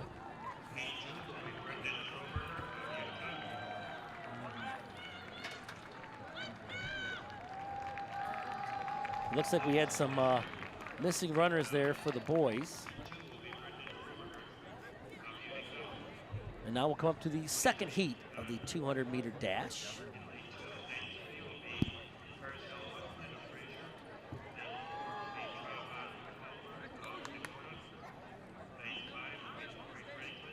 We are working our way through today's meet. It's been fun.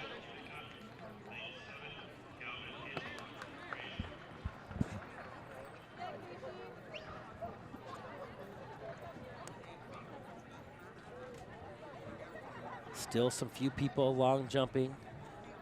Looks like the high jump area has been taken down, so those results will be in shortly.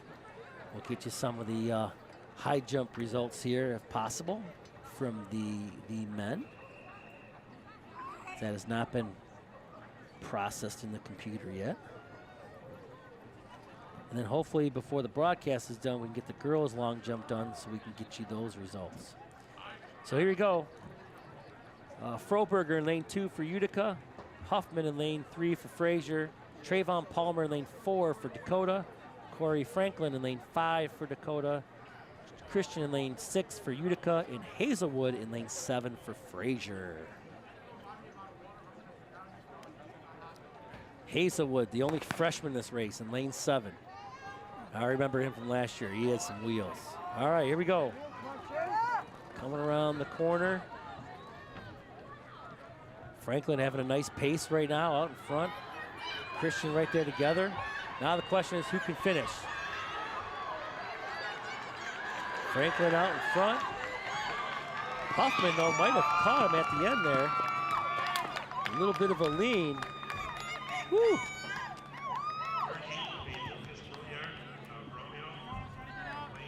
What a finish. All right, heat number 3. Brouillard. I'm sorry if I did not say that right. This is where the speed's at, 23.34 seconds in lane 1 for Romeo. Dwayne Johnson Joplin, Chippewa Valley in lane 2, 23.03 seconds. In lane 3, Micah McKanga from Dakota, 22.69 seconds. In lane 4, Ryan Roburn from Romeo, 22.52 seconds. For lane 5, Will Jones Terrell from Chippewa Valley, 22.61 seconds. In lane 6, Dominic Kozlowski from Chippewa Valley, 22.99 seconds. Jonathan Carter from Utica in lane 7. Jeremiah Williams from Frazier in lane 8. Kozlowski in this heat, the only freshman. Unbelievably fast time. This will be fun to watch. We'll see how the freshman handles racing against two sophomores, 3 juniors, and 2 seniors here. The freshman is in lane 6 from Chippewa Valley. Fastest time in this heat is right now owned by Warburn from Romeo at 22.52 seconds. So let's watch and enjoy the final race of the 200-meter dash.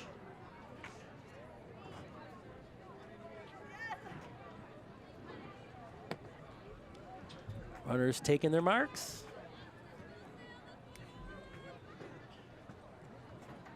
Up into the set position, and here we go.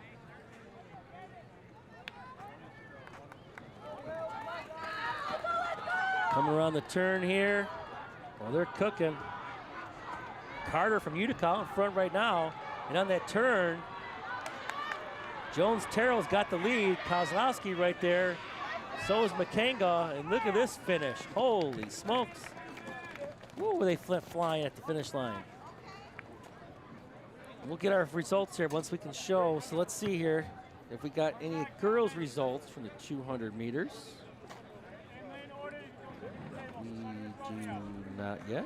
Let's try to refresh this.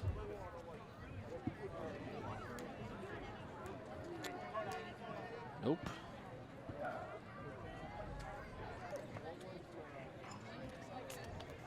No results yet. We're working on it.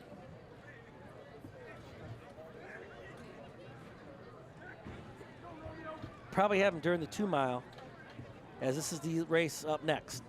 Second to last race of the night.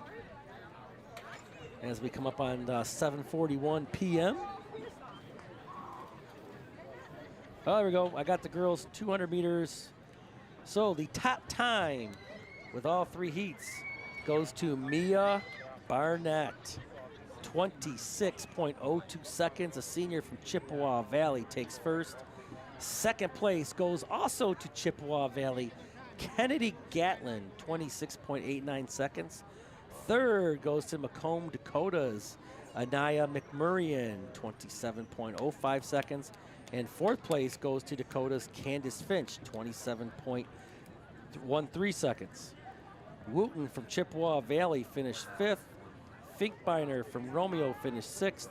Perry from Dakota finished 7th. Tremble from Frazier 8th. Carter from Frazier 9th. And Battisti from Utica finished 10th in the girls 200-meter dash. What a race. All right, we're coming up here on the mile.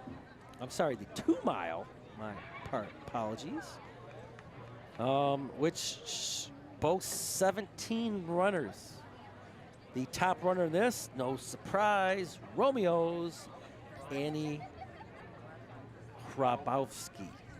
10 minutes and 44 seconds, which is about 45 seconds faster than the next closest girl. Again, you can see why Romeo were the cross-country champions. Running in this race for Chippewa Valley, Caitlin Rizzo from Dakota is in this race. Ava Duncan from Chippewa Valley. Vanessa Skorsky from Chippewa Valley, Alyssa Fudge from Dakota, Elena Friedman from Chippewa Valley, Jenna Billings from Dakota. 17 runners. We'll try to get them as they cross. They're all bunched together. They're going to move a little bit and then slowly work their way in. This is an 8-lap race. It's a marathon, not a sprint, folks. And hopefully we'll get those high jump results to you soon as the boys' high jump has finished.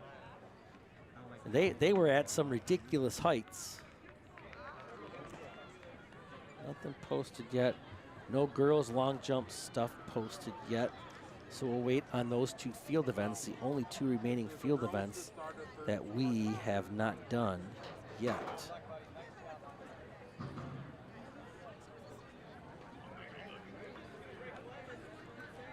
There they are. Kind of separating a little bit. Lap 1 of 8. So again, it's all about keeping the pace because you got to have that stamina for that second mile. And again, these are mostly your girls who also run the mile, which was earlier in the meet, the 6th race in. And we are now down to the second to last race of the day. As the, even though it's light outside, the stadium lights have come on here at Dakota as we have one more race to go, the 4x400 meter relay. So it looks like we got 2 Bulldogs out in front, followed by a Utica. And from here, it looks like Dakota. It's hard to tell from here. Oh, that's Frazier. That's Frazier. My apologies.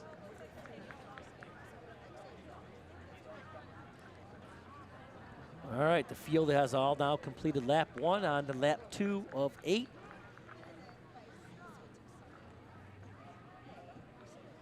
I'm trying to check the results here. The boys 200, if they get that up.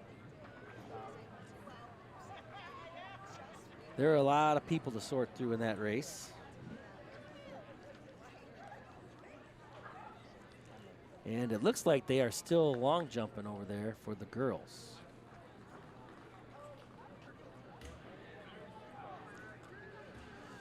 The long jumpers might have to lock up today. Luke Bowman was a 37:90.91 second in his wheelchair 200. Nice job, Luke. It's been a pleasure to watch you compete today.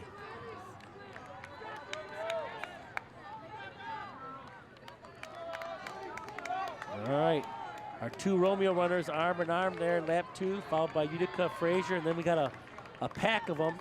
Chippewa Valley, Dakota, Frazier, 2 Utica, and another Chippewa Valley runner. So they're all kind of right there. 17 runners on the track.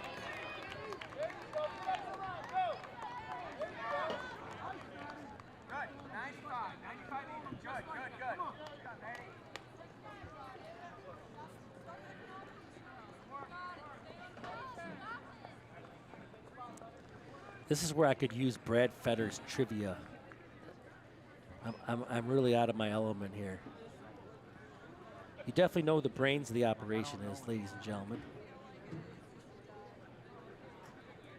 And the 2 lead runners here for Romeo starting to creep up on the field a little bit.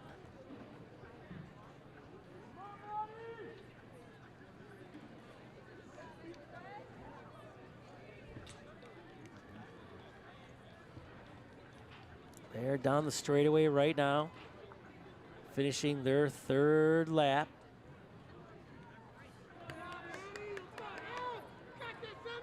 Five to go in this 2-mile race. Grueling race.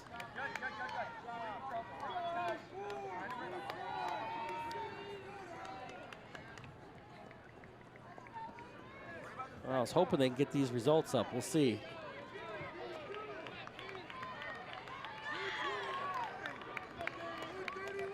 As again, in this long race, the field kind of spreads itself out over the course of the race, as you have a wide range of times from runners 1 to 17. And again, our 2 lady runners here from Romeo have really started to distance themselves as they start to lap the field.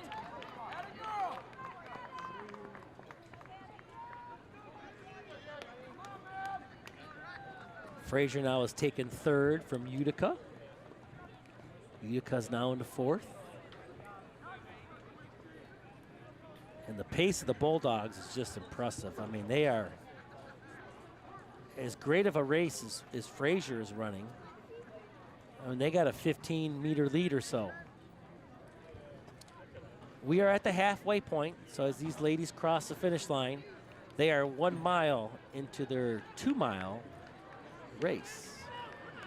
All right, boys 200-meter varsity results. The fastest time goes to Will Jones Terrell of Chippewa Valley, 22.51 seconds.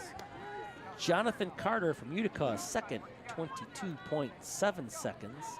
And how about this? In third place, freshman Dominic Kozlowski from Chippewa Valley, 22.87 seconds. Micah McKanga from Dakota at fourth at 23.02 seconds. They were all bunched up right there, folks. Huffman from Frazier, fifth. Franklin from Dakota, sixth. Froberger from Utica, seventh. Palmer from Dakota, eighth. Christian from Utica, ninth. And Johnson Joplin from Chippewa Valley, 10th.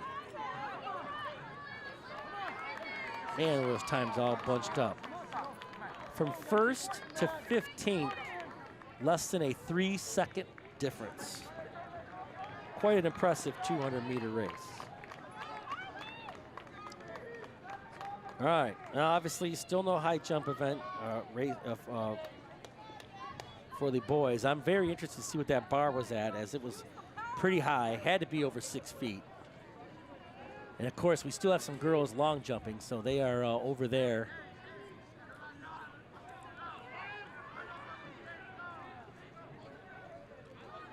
Again, the Romeo Bulldogs comfortably in the lead.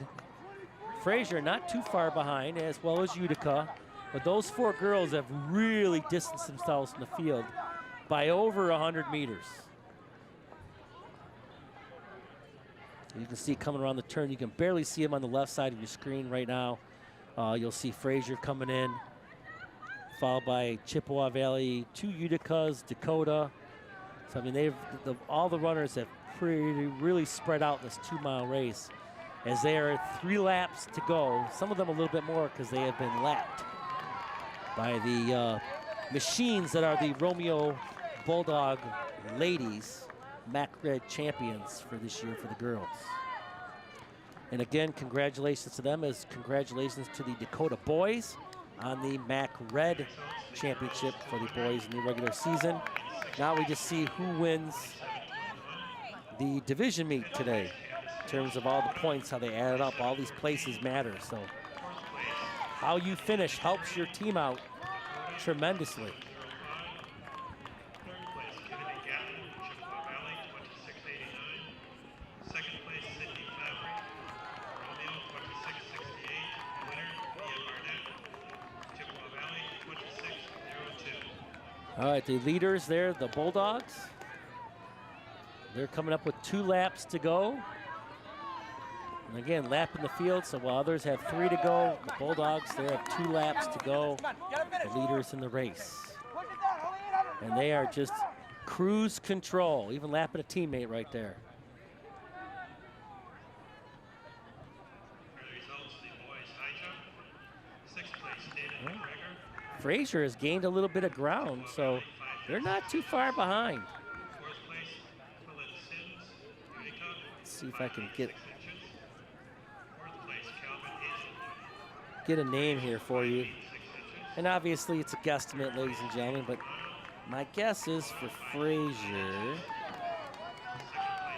Let's see if I can go back here since we haven't got, well, I'll tell you what, hold that thought. We got high jump varsity results. Let's read that for the boys, and then we'll try to find out where they're at as they start to bunch up a little bit on the far side of the track. High jump for boys. Frazier's Logan Sabo was first at 5'9". Alfonso Aguilla second for Dakota at 5'9". And then at third was Gabe Romano at 5'9" for Dakota. So just misses must have separated those. Hazelwood for Frazier was fourth. Sims for Utica was also tied for fourth. McGregor for Chippewa was sixth. Pelushai and Knoll for Chippewa Valley and Utica were tied for seventh. Guy Spicer was ninth for Dakota, and 10th was Mathis for Chippewa Valley. All right, back to this distance race here. Oops, let's go back this down here. Lost my spot. So my guess is Alice Foley for Frazier is right behind, past one of the Frazier girls. So she is now in second. And my guess is that's Rabowski. I'm sorry, young lady, I'm butchering your name. Because she has run a heck of a race. But these two coming around the turn here into their final lap, this should be something. And then that third runner from Romeo right behind. So this could be an interesting finish. As Rabowski is just looks like she's not even close to slowing down yet. As she has just been in cruise control the whole way. Yeah, I don't think she's going to be caught, as she is just in go mode. And now we'll just see who's going to cross for second between Frazier and Romeo. Romeo making a move here, trying to speed it up to take a 2 here. And I think she's going to do it. Yes, Romeo going 1-2 in the 3,200 meter. Frazier third. Looks like Utica here is going to take fourth. My guess that could be Emma Brown. One more lap for Dakota. And there's Utica taking fourth.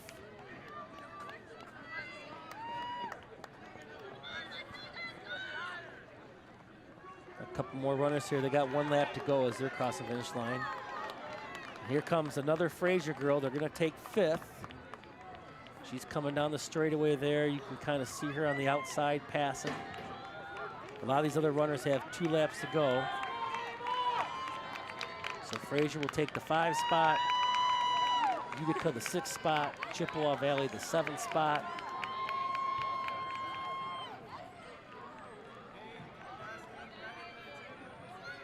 As we got a few more girls.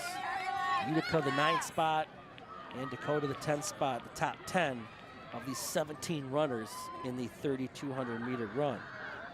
Well, as these girls are finishing up, let's bring it to the boys.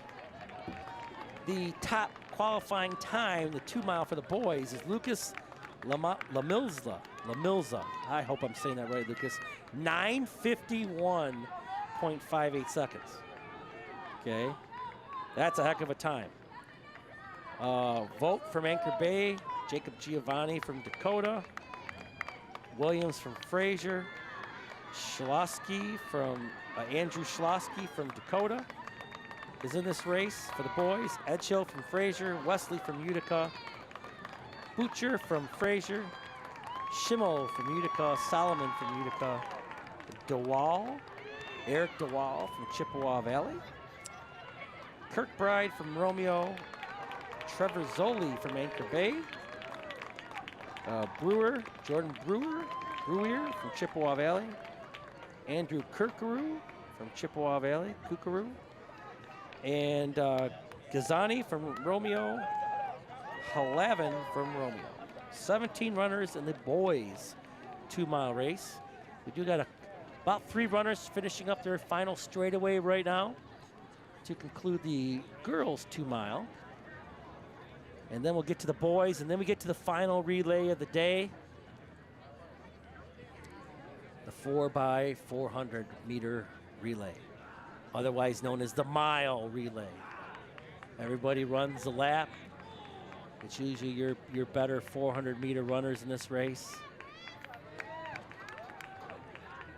But is it a guts? It's a guts race.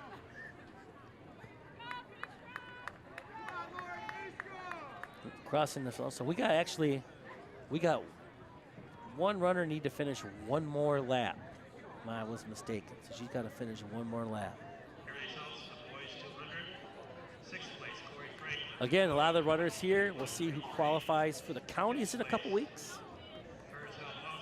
And then they obviously wrap up with the state meet. Usually out in the west side of the state. I know East Kent was hosted before. Rockford has hosted it. Just beautiful facilities out there.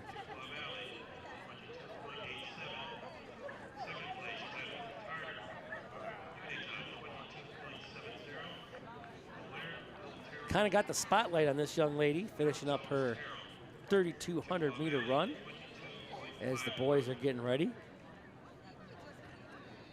We're at almost just about 8 o'clock here on Tuesday night, and I'm sure the temperature has dropped a little bit out there. I couldn't tell you, I'm in the press box. Pays to be the announcer sometimes. Not so much during the beginning of football season when it's like 90 degrees outside still in the beginning of the year, but as it nears the end and it starts to get chilly, it does pay to be in here. In our little, I don't know, maybe 8 foot by 8 foot box. 9 foot by 9 foot. It's a cozy little room.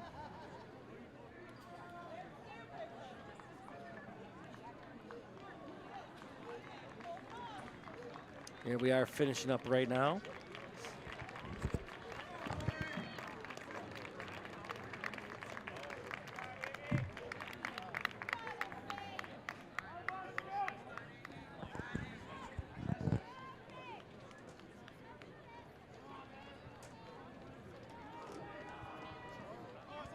All right, the girls' 3,200 meter run has concluded.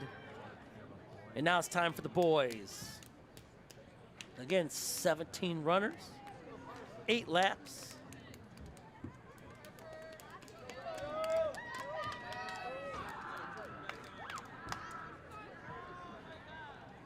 As a lot of these teams are looking to get ready to finish with the 4x400 meter relay. Last race of the day. As soon as we get the 2 mile times for the girls, we'll give you the top 10.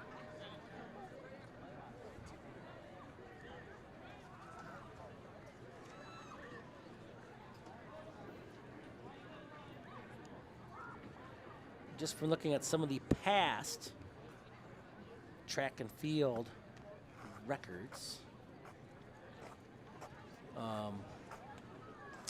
doesn't look like any were broken today. Now, according to the scoring events go places 1 through 6. You get 10 for first, 8 for second, 6 for third, 4 for fourth, 2 for fifth, and 1 for sixth. In the relays, you get it's a 10, 8, 6, 4, 2, 1, 2, 3, 4, 5. And there is the 2 mile out into the thing. There is going to be a awards and medals ceremony. I don't think we will be catching that as the end, but they'll be awarding that after that is said and done. That says to be 10 minutes after the last race of the 4x400 is complete. So I do not know if we're going to keep that. When you see the credits, that means you know that we are out of here. All right, as I said before, in this 3,200 meter, that Lucas Lamilza has quite an impressive time, 10 seconds faster than anyone else. And as you can see early on in this race, Lucas is out to a flying start. And you'll watch these boys, it is a tremendous pace that these guys keep up for 8, count them, 8 laps. 1,600 meters.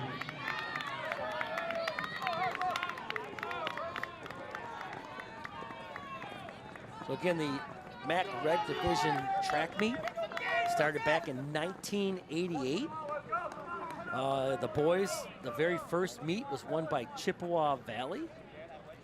And Sterling Heights won the first girls one. Chippewa Valley won actually the first 2 boys meets in that inaugural. And they had some runners back then. We had a half-miler who ran in the Olympics. That was at Chippewa Valley. I remember him. Rick Gledhill. Just some athletes. And again, over the years, doesn't really have a total here, but over the last several years, I mean, Dakota went through a span of 2017, 18, 19, and 21, because they did not run in 2020. So 4 years in a row where the boys and the girls both won the red division meet. 4-peat by both the boys and the girls. That's impressive. And up until 2022, the girls had won 8 in a row. In 2023, Romeo won, and the Dakota's girls have won last year. So the last 10 red division meets for the girls, Dakota has won 9 of them. Extremely impressive numbers.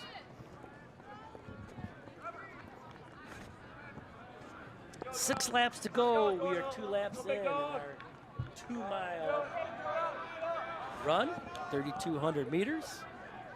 And kind of our 2 front runners out there.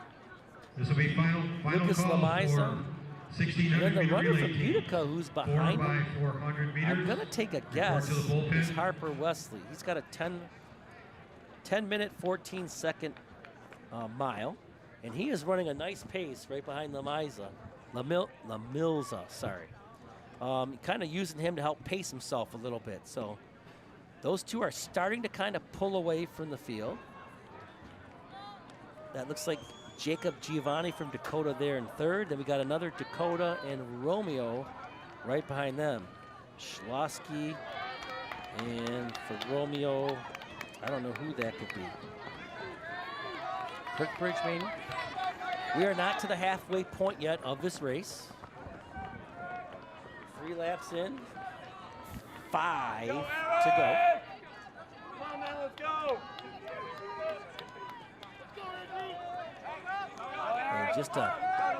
And just a tough race, long race.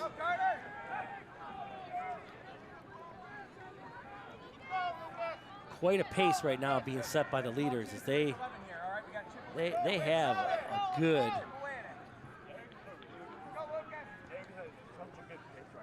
25-meter lead on everybody. Trying to push it out to about 30 meters. They got a nice lead on everybody. As Dakota and Utica have kind of separated themselves from the field. And in those places where you can place in those running events 1 through 6, you know, getting those points for your team is huge when you talk about winning the meet, because again, you know, the more places that you can get for your team, even if it's a 3rd or a 4th, and there's a lot of people walking off the track here, they gotta pay attention to these guys coming. And thank God, we thought we weren't gonna have an accident there around the turn there. We didn't. Again, the leader pack there, the first 2 out in front, and then kind of the next 5 places 3 through 7 are all kind of bunched up there halfway through the turn, as they are now 4 laps to go, halfway through the 3,200 meter run. Lots going on. Let's see if we got any girls results from the 3,200 meter run. We do. And they are as follows. We also have long jump results. Maybe I can do a couple things here. So, Annie Habrowski, I hope I'm saying your name right, Annie. 11 minutes, 28.73 seconds, took first. And Emerson Clore from Romeo took second, 11 minutes, 35.72 seconds. Alice Foley from Fraser took third, 11 minutes, 38.6.12 seconds. Emma Brown from Utica took fourth, 11 minutes, 50 seconds, 0.52. Katie Carney from Fraser took fifth, 12 minutes, 18.35 seconds. Kylie Brown from Utica took sixth, 12 minutes, 22.97 seconds. Ava Duncan from Chippewa Valley took seventh, 12 minutes, 23.84 seconds.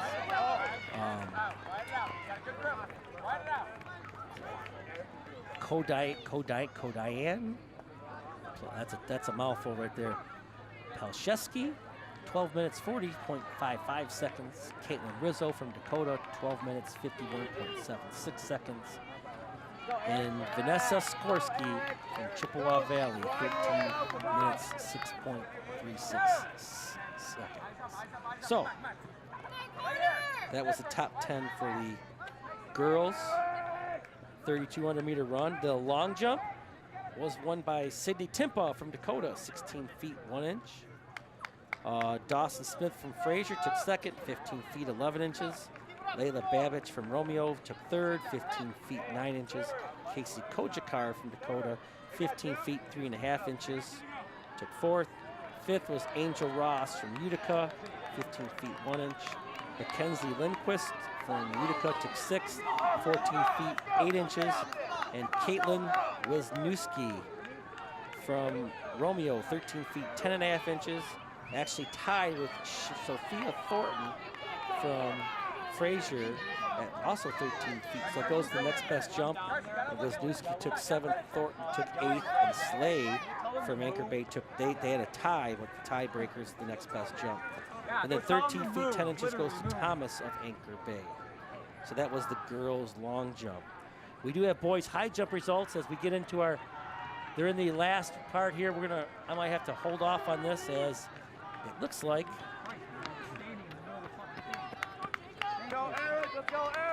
Lucas Lamilza, he has kind of separated himself there from Utica, but looks like they're going to be 1-2. The Utica runner doing a nice job of staying with Lucas, but he is going to, looks like, win handily. 9:51 is his time in here, but that clock is reading 8:27.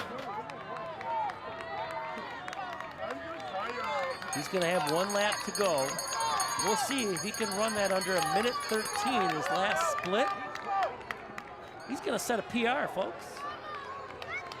So we're in the final lap of the 3,200 meter run for some, 2 for others. And there you can see Lucas way out in front, back in the field. He is starting to create some distance from that second place runner. Just put a lot of pressure on him to try to catch back up. But after second, there is nobody in the vicinity, probably a good 100 meters back. So our 2 runners here have really separated themselves from the pack. And Lucas Lamilza is showing no signs of letting up, as he is just flying around the track. You can hear the crowd kind of starting now to come alive a little bit. Here he comes, and he is just a machine. Look at this kid go. And he's going to get a PR, folks. 9:51:30:58 is his time. He's going to cross under 9, just about 9:40. So about a 10-second PR for Lucas Lamilza. How about that? Nicely done. Utica takes second. Here comes Jacob Giovanni. Looks like he's going to take third. Romeo here going to take fourth. Here comes another Dakota, going to take fifth. Some big points here for the Cougars in this race. Fraser going to take that last point at sixth. All right, well, we've got the rest of the field finishing up. We're going to go to boys high jump. So first place in boys high jump goes to Fraser, the tiebreaker. There were 3 guys that had the same distance at 5'9", but Sabo was the tiebreaker for first from Fraser. Alfonso Aguilla was second from Dakota. Gabe Romano was third from Dakota. Fraser had Hazelwood at 5'6" for fourth, tied with Sims from Utica. McGregor was 6th from Chippewa Valley. David McGregor at 5'6". And Anthony Pelushai from Chippewa Valley was tied for 7th at 5'3" with Noel from Utica. Guy Spicer was 9th at 5'3", and Kamari Mathis was at 10th place at 5'3". So those are all the updated. Oop, lost something there. Let's go back to this screen.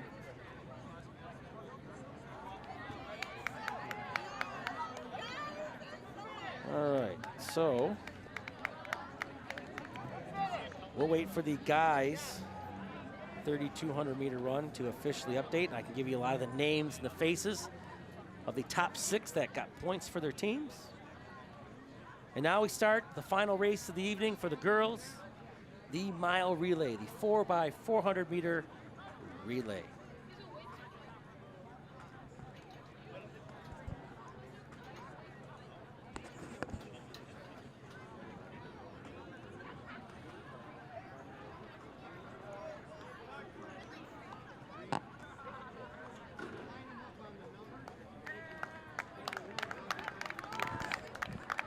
All right. So the girls runners for the mile relay on the fence, you see them out there in the outer lanes. Well, you can't really see them in the camera angle because they're outside of lane 6 there, which you can see in your camera angle. But they are kind of warming up, staying loose. As a lot of the guys now all have finished. So we're going to put the mile relay teams on the track. Let me get you the names of those teams and where they are at. All right. So Utica will be in lane 2, Frazier in lane 3, Romeo in lane 4, the Macomb Dakota team in lane 5, Dwyer, McMurrian, Reed, and Clancy. Chippewa Valley is in lane 6, Owens, Creech, Gacho, and Wooten, and Anchor Bay in lane 7. So in this race, the leadoff runners stay in their lanes for the entire race.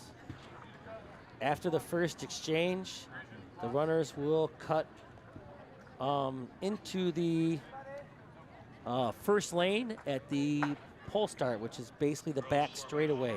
So as they come around to the back straightaway, there's the last set of cones over there, which is kind of where the 300-meter hurdle started. That's where they'll cut in, and then the rest of that race will be running lanes basically 1 and 2, with lane 2 kind of being the passing lane, lane 1 the running lane. Again, you want to be as closest to the football field as possible, because the further out from the football field you are, the further distance you run. Okay, so these races are big, because again, according to the rules of the red division, you know, the relays, there's 6 teams in here, but there's 5 places. First place gets 10, second place 8, third 6, fourth 4, and fifth place 2. And obviously at this point in the meet, it's kind of hard to total everything up and where everyone's been, but this has got to be pretty close as we come to the finish line. And maybe, just maybe, before we go off the air, we kind of get a total count to see who is this year's division meet champions for the boys and the girls. So the leadoff runners in their spots, getting ready to go. Starter has them set. You see the girls behind them. That is the second handoff. Again, they stay in their lane the entire way.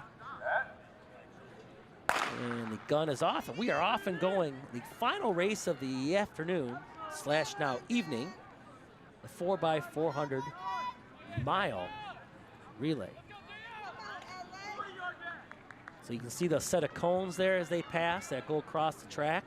Once they hit those cones, and that's going to be the second runners, they'll work their way in. These runners will run the entire race in their lane. It is a staggered start. It looks like that is in lane 4, Romeo. Romeo and Dakota now have kind of separated themselves from the pack.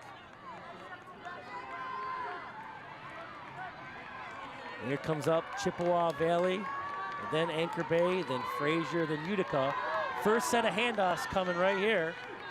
And as they get these handoffs, these girls will get their handoffs, stay in their lane. As they come around the turn, you got those cones that were spread across the track that you saw earlier. When they hit those cones, they will work their way into lane 1. As Dakota is in the lead, once they cross those cones, they'll work their way across into lane 1. And Dakota's got the lead in front of Romeo right now. It looks like now Frazier has moved into third with Chippewa Valley in 5th. Looks like that is Utica in 4th. Anchor Bay 5th. So right now, Frazier and Romeo have really separated themselves from the pack. About 50 meters plus. And now they're coming down the straightaway, neck and neck. And now this is going to be kind of one of those, you're going to run to your partner, hand off, and now everyone's just kind of move into their lanes. So the third runners get the handoffs, and now they're off and running. One more lap to go. Here comes Frazier right now, who's comfortably in third. Chippewa Valley, Utica, and Anchor Bay on their tails.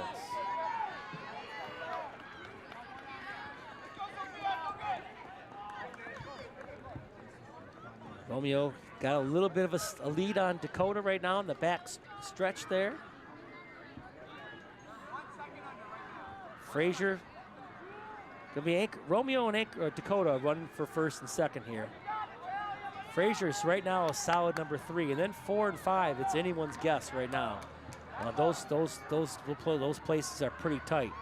The question will just be, can Michaela Reed catch her real quick? Because again, you're talking about the cross-country champions. These girls can flat out run, folks.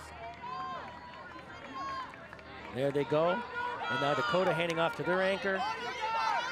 And now we'll see what happens here with first and second place. Frazier running a great race right now in third. Coming down their straightaway. Chippewa Valley and Utica neck and neck. Gacho holding her off right now for Chippewa Valley. Frazier's got the handoff. Chippewa Valley and Utica about to hand their batons off. And here comes Anchor Bay right now in 6th. Still has a chance to get a couple points for themselves if they can get to that 5th spot. Romeo really opened up a lead here, and it's going to be the Bulldogs winning the 4x400 here, quite sizable. They got about a 25-meter lead on the Cougars. And as good of a runner as she is, she's going to be tough to catch. That's got to be good for the Bulldogs. Nice finish, though, for the Cougars. They're going to finish second. 4 minutes for the Bulldogs, unofficial. Dakota going to run about 4:04 and a half. Another good time. They're second. Richards coming down the straightaway. Going to take a nice third here for the Ramblers. Big Red's going to finish 4th. Chippewa Valley, nicely done. And it looks like Utica is going to finish 5th and take those final 2 points in the team event.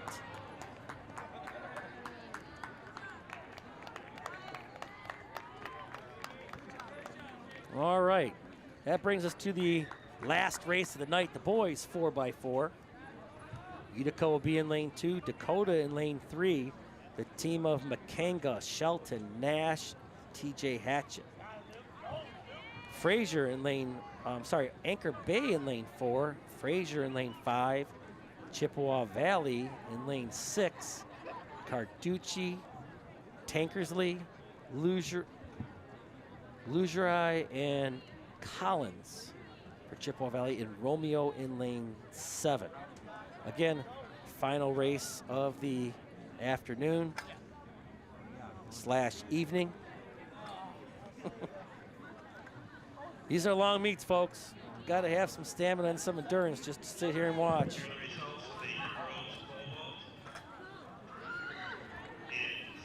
I wonder if my man, Mr. Zoli at home, is still awake, or is he taking a nap, falling asleep on his chair yet?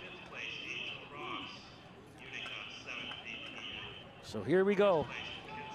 Same rules applies for the boys. The first runners will run the entire race in their lanes. They will hand off to their second runner, who will run the curve as they get across to the other side. When they hit that straightaway where the cones are, they will then cut in, and then the rest of the race becomes a race in lanes 1 and 2.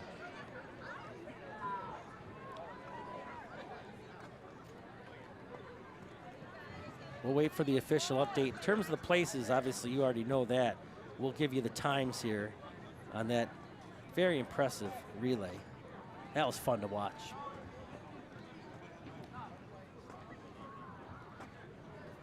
Well, the starting runners, let's get a few last more starts before we run the last race of the day.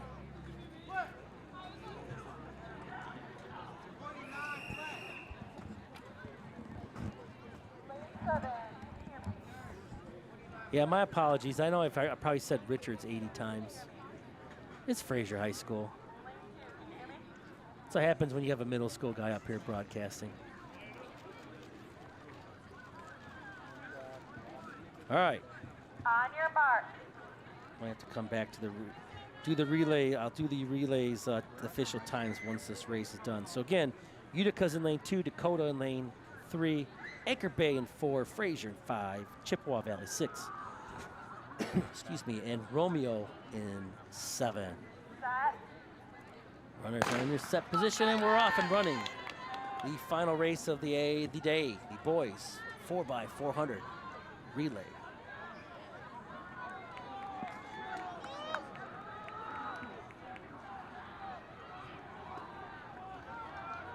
Around the turn, all the teams right now looking like, look like we got 5 teams. Looks like we might have a team that did not make it in. Let's see if we can kind of pick out which team that is. It looks like the Cougars do not have their team in lane 3. Lane 3 is empty. So right now, Anchor Bay is in first, followed by Utica, Chippewa Valley, then Romeo, then Fraser. First handoff's coming. Second runners are off and running. They're gonna take that curve. And once they hit the cones at that straightaway, which are across the track, they will then work their way into lane 1. And again, that's where the race is going to be run. In lane 1 will pass in lane 2. Anchor Bay and Utica well out in front. Chippewa Valley 3rd. Fraser 4th. Romeo 5th. And Utica and Anchor Bay, what a pace that these guys are setting. Back and forth they go. Woo! Look at this down the straightaway. Utica taking the lead.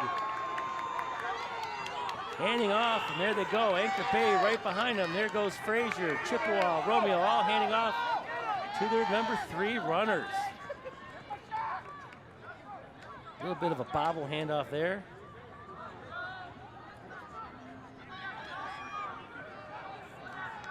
Looks like on the far side of the track, as Chippewa Valley got back in that 3rd position. Anchor Bay and Utica just back and forth. 3rd runner here for Anchor Bay, opening up a little bit of a lead here.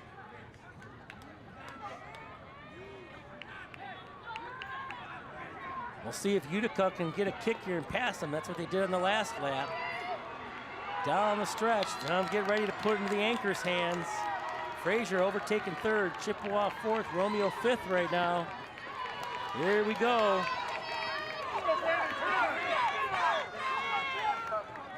And the last runners all had the batons. Let's look at the lead that Anchor Bay Tars have opened up. Well out in front. Utica's got some ground to make up. We'll see if they can get there or not.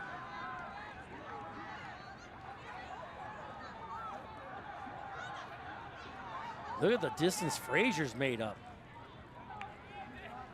Really kind of pulling away from Chippewa Valley and Romeo. And here we go, the straightaway. Look at the run here Fraser's gonna make. Look at this, we're gonna have a heck of a finish here down the straightaway. Utica trying to hold them off. Anchor Bay is gonna finish first.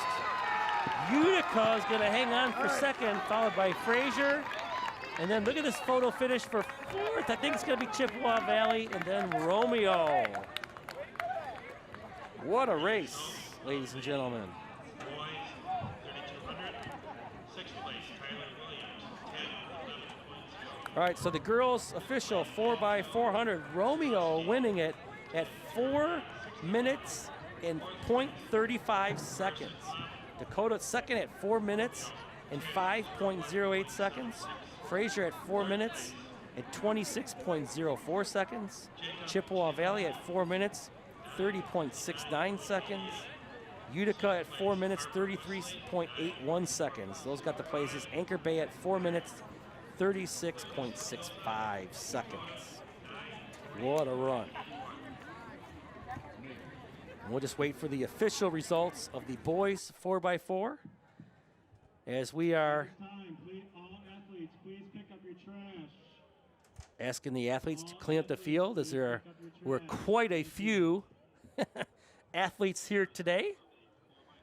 And now comes the inevitable task of cleaning up the field as we are trying to hopefully get the 4x4 boys results, 4x400, before we sign off here in this now 8:30 hour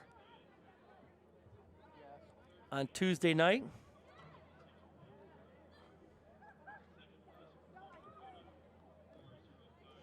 What a finish, Anchor Bay. We'll see who the winners are. If not, you'll know that back here if we're doing this meet next year. And they just kind of move it. So we'll sign off. Jeff Vitale for Jim Calderon, Joe Chapo on a camera, Matthew Custer, Dominic Vitale, and all of our hardworking people here that made this possible. Thank you to Dakota for hosting and all the athletes. Have a great night as we're signing off from Dakota High School from the MAC Red Division track meet. Have a good night.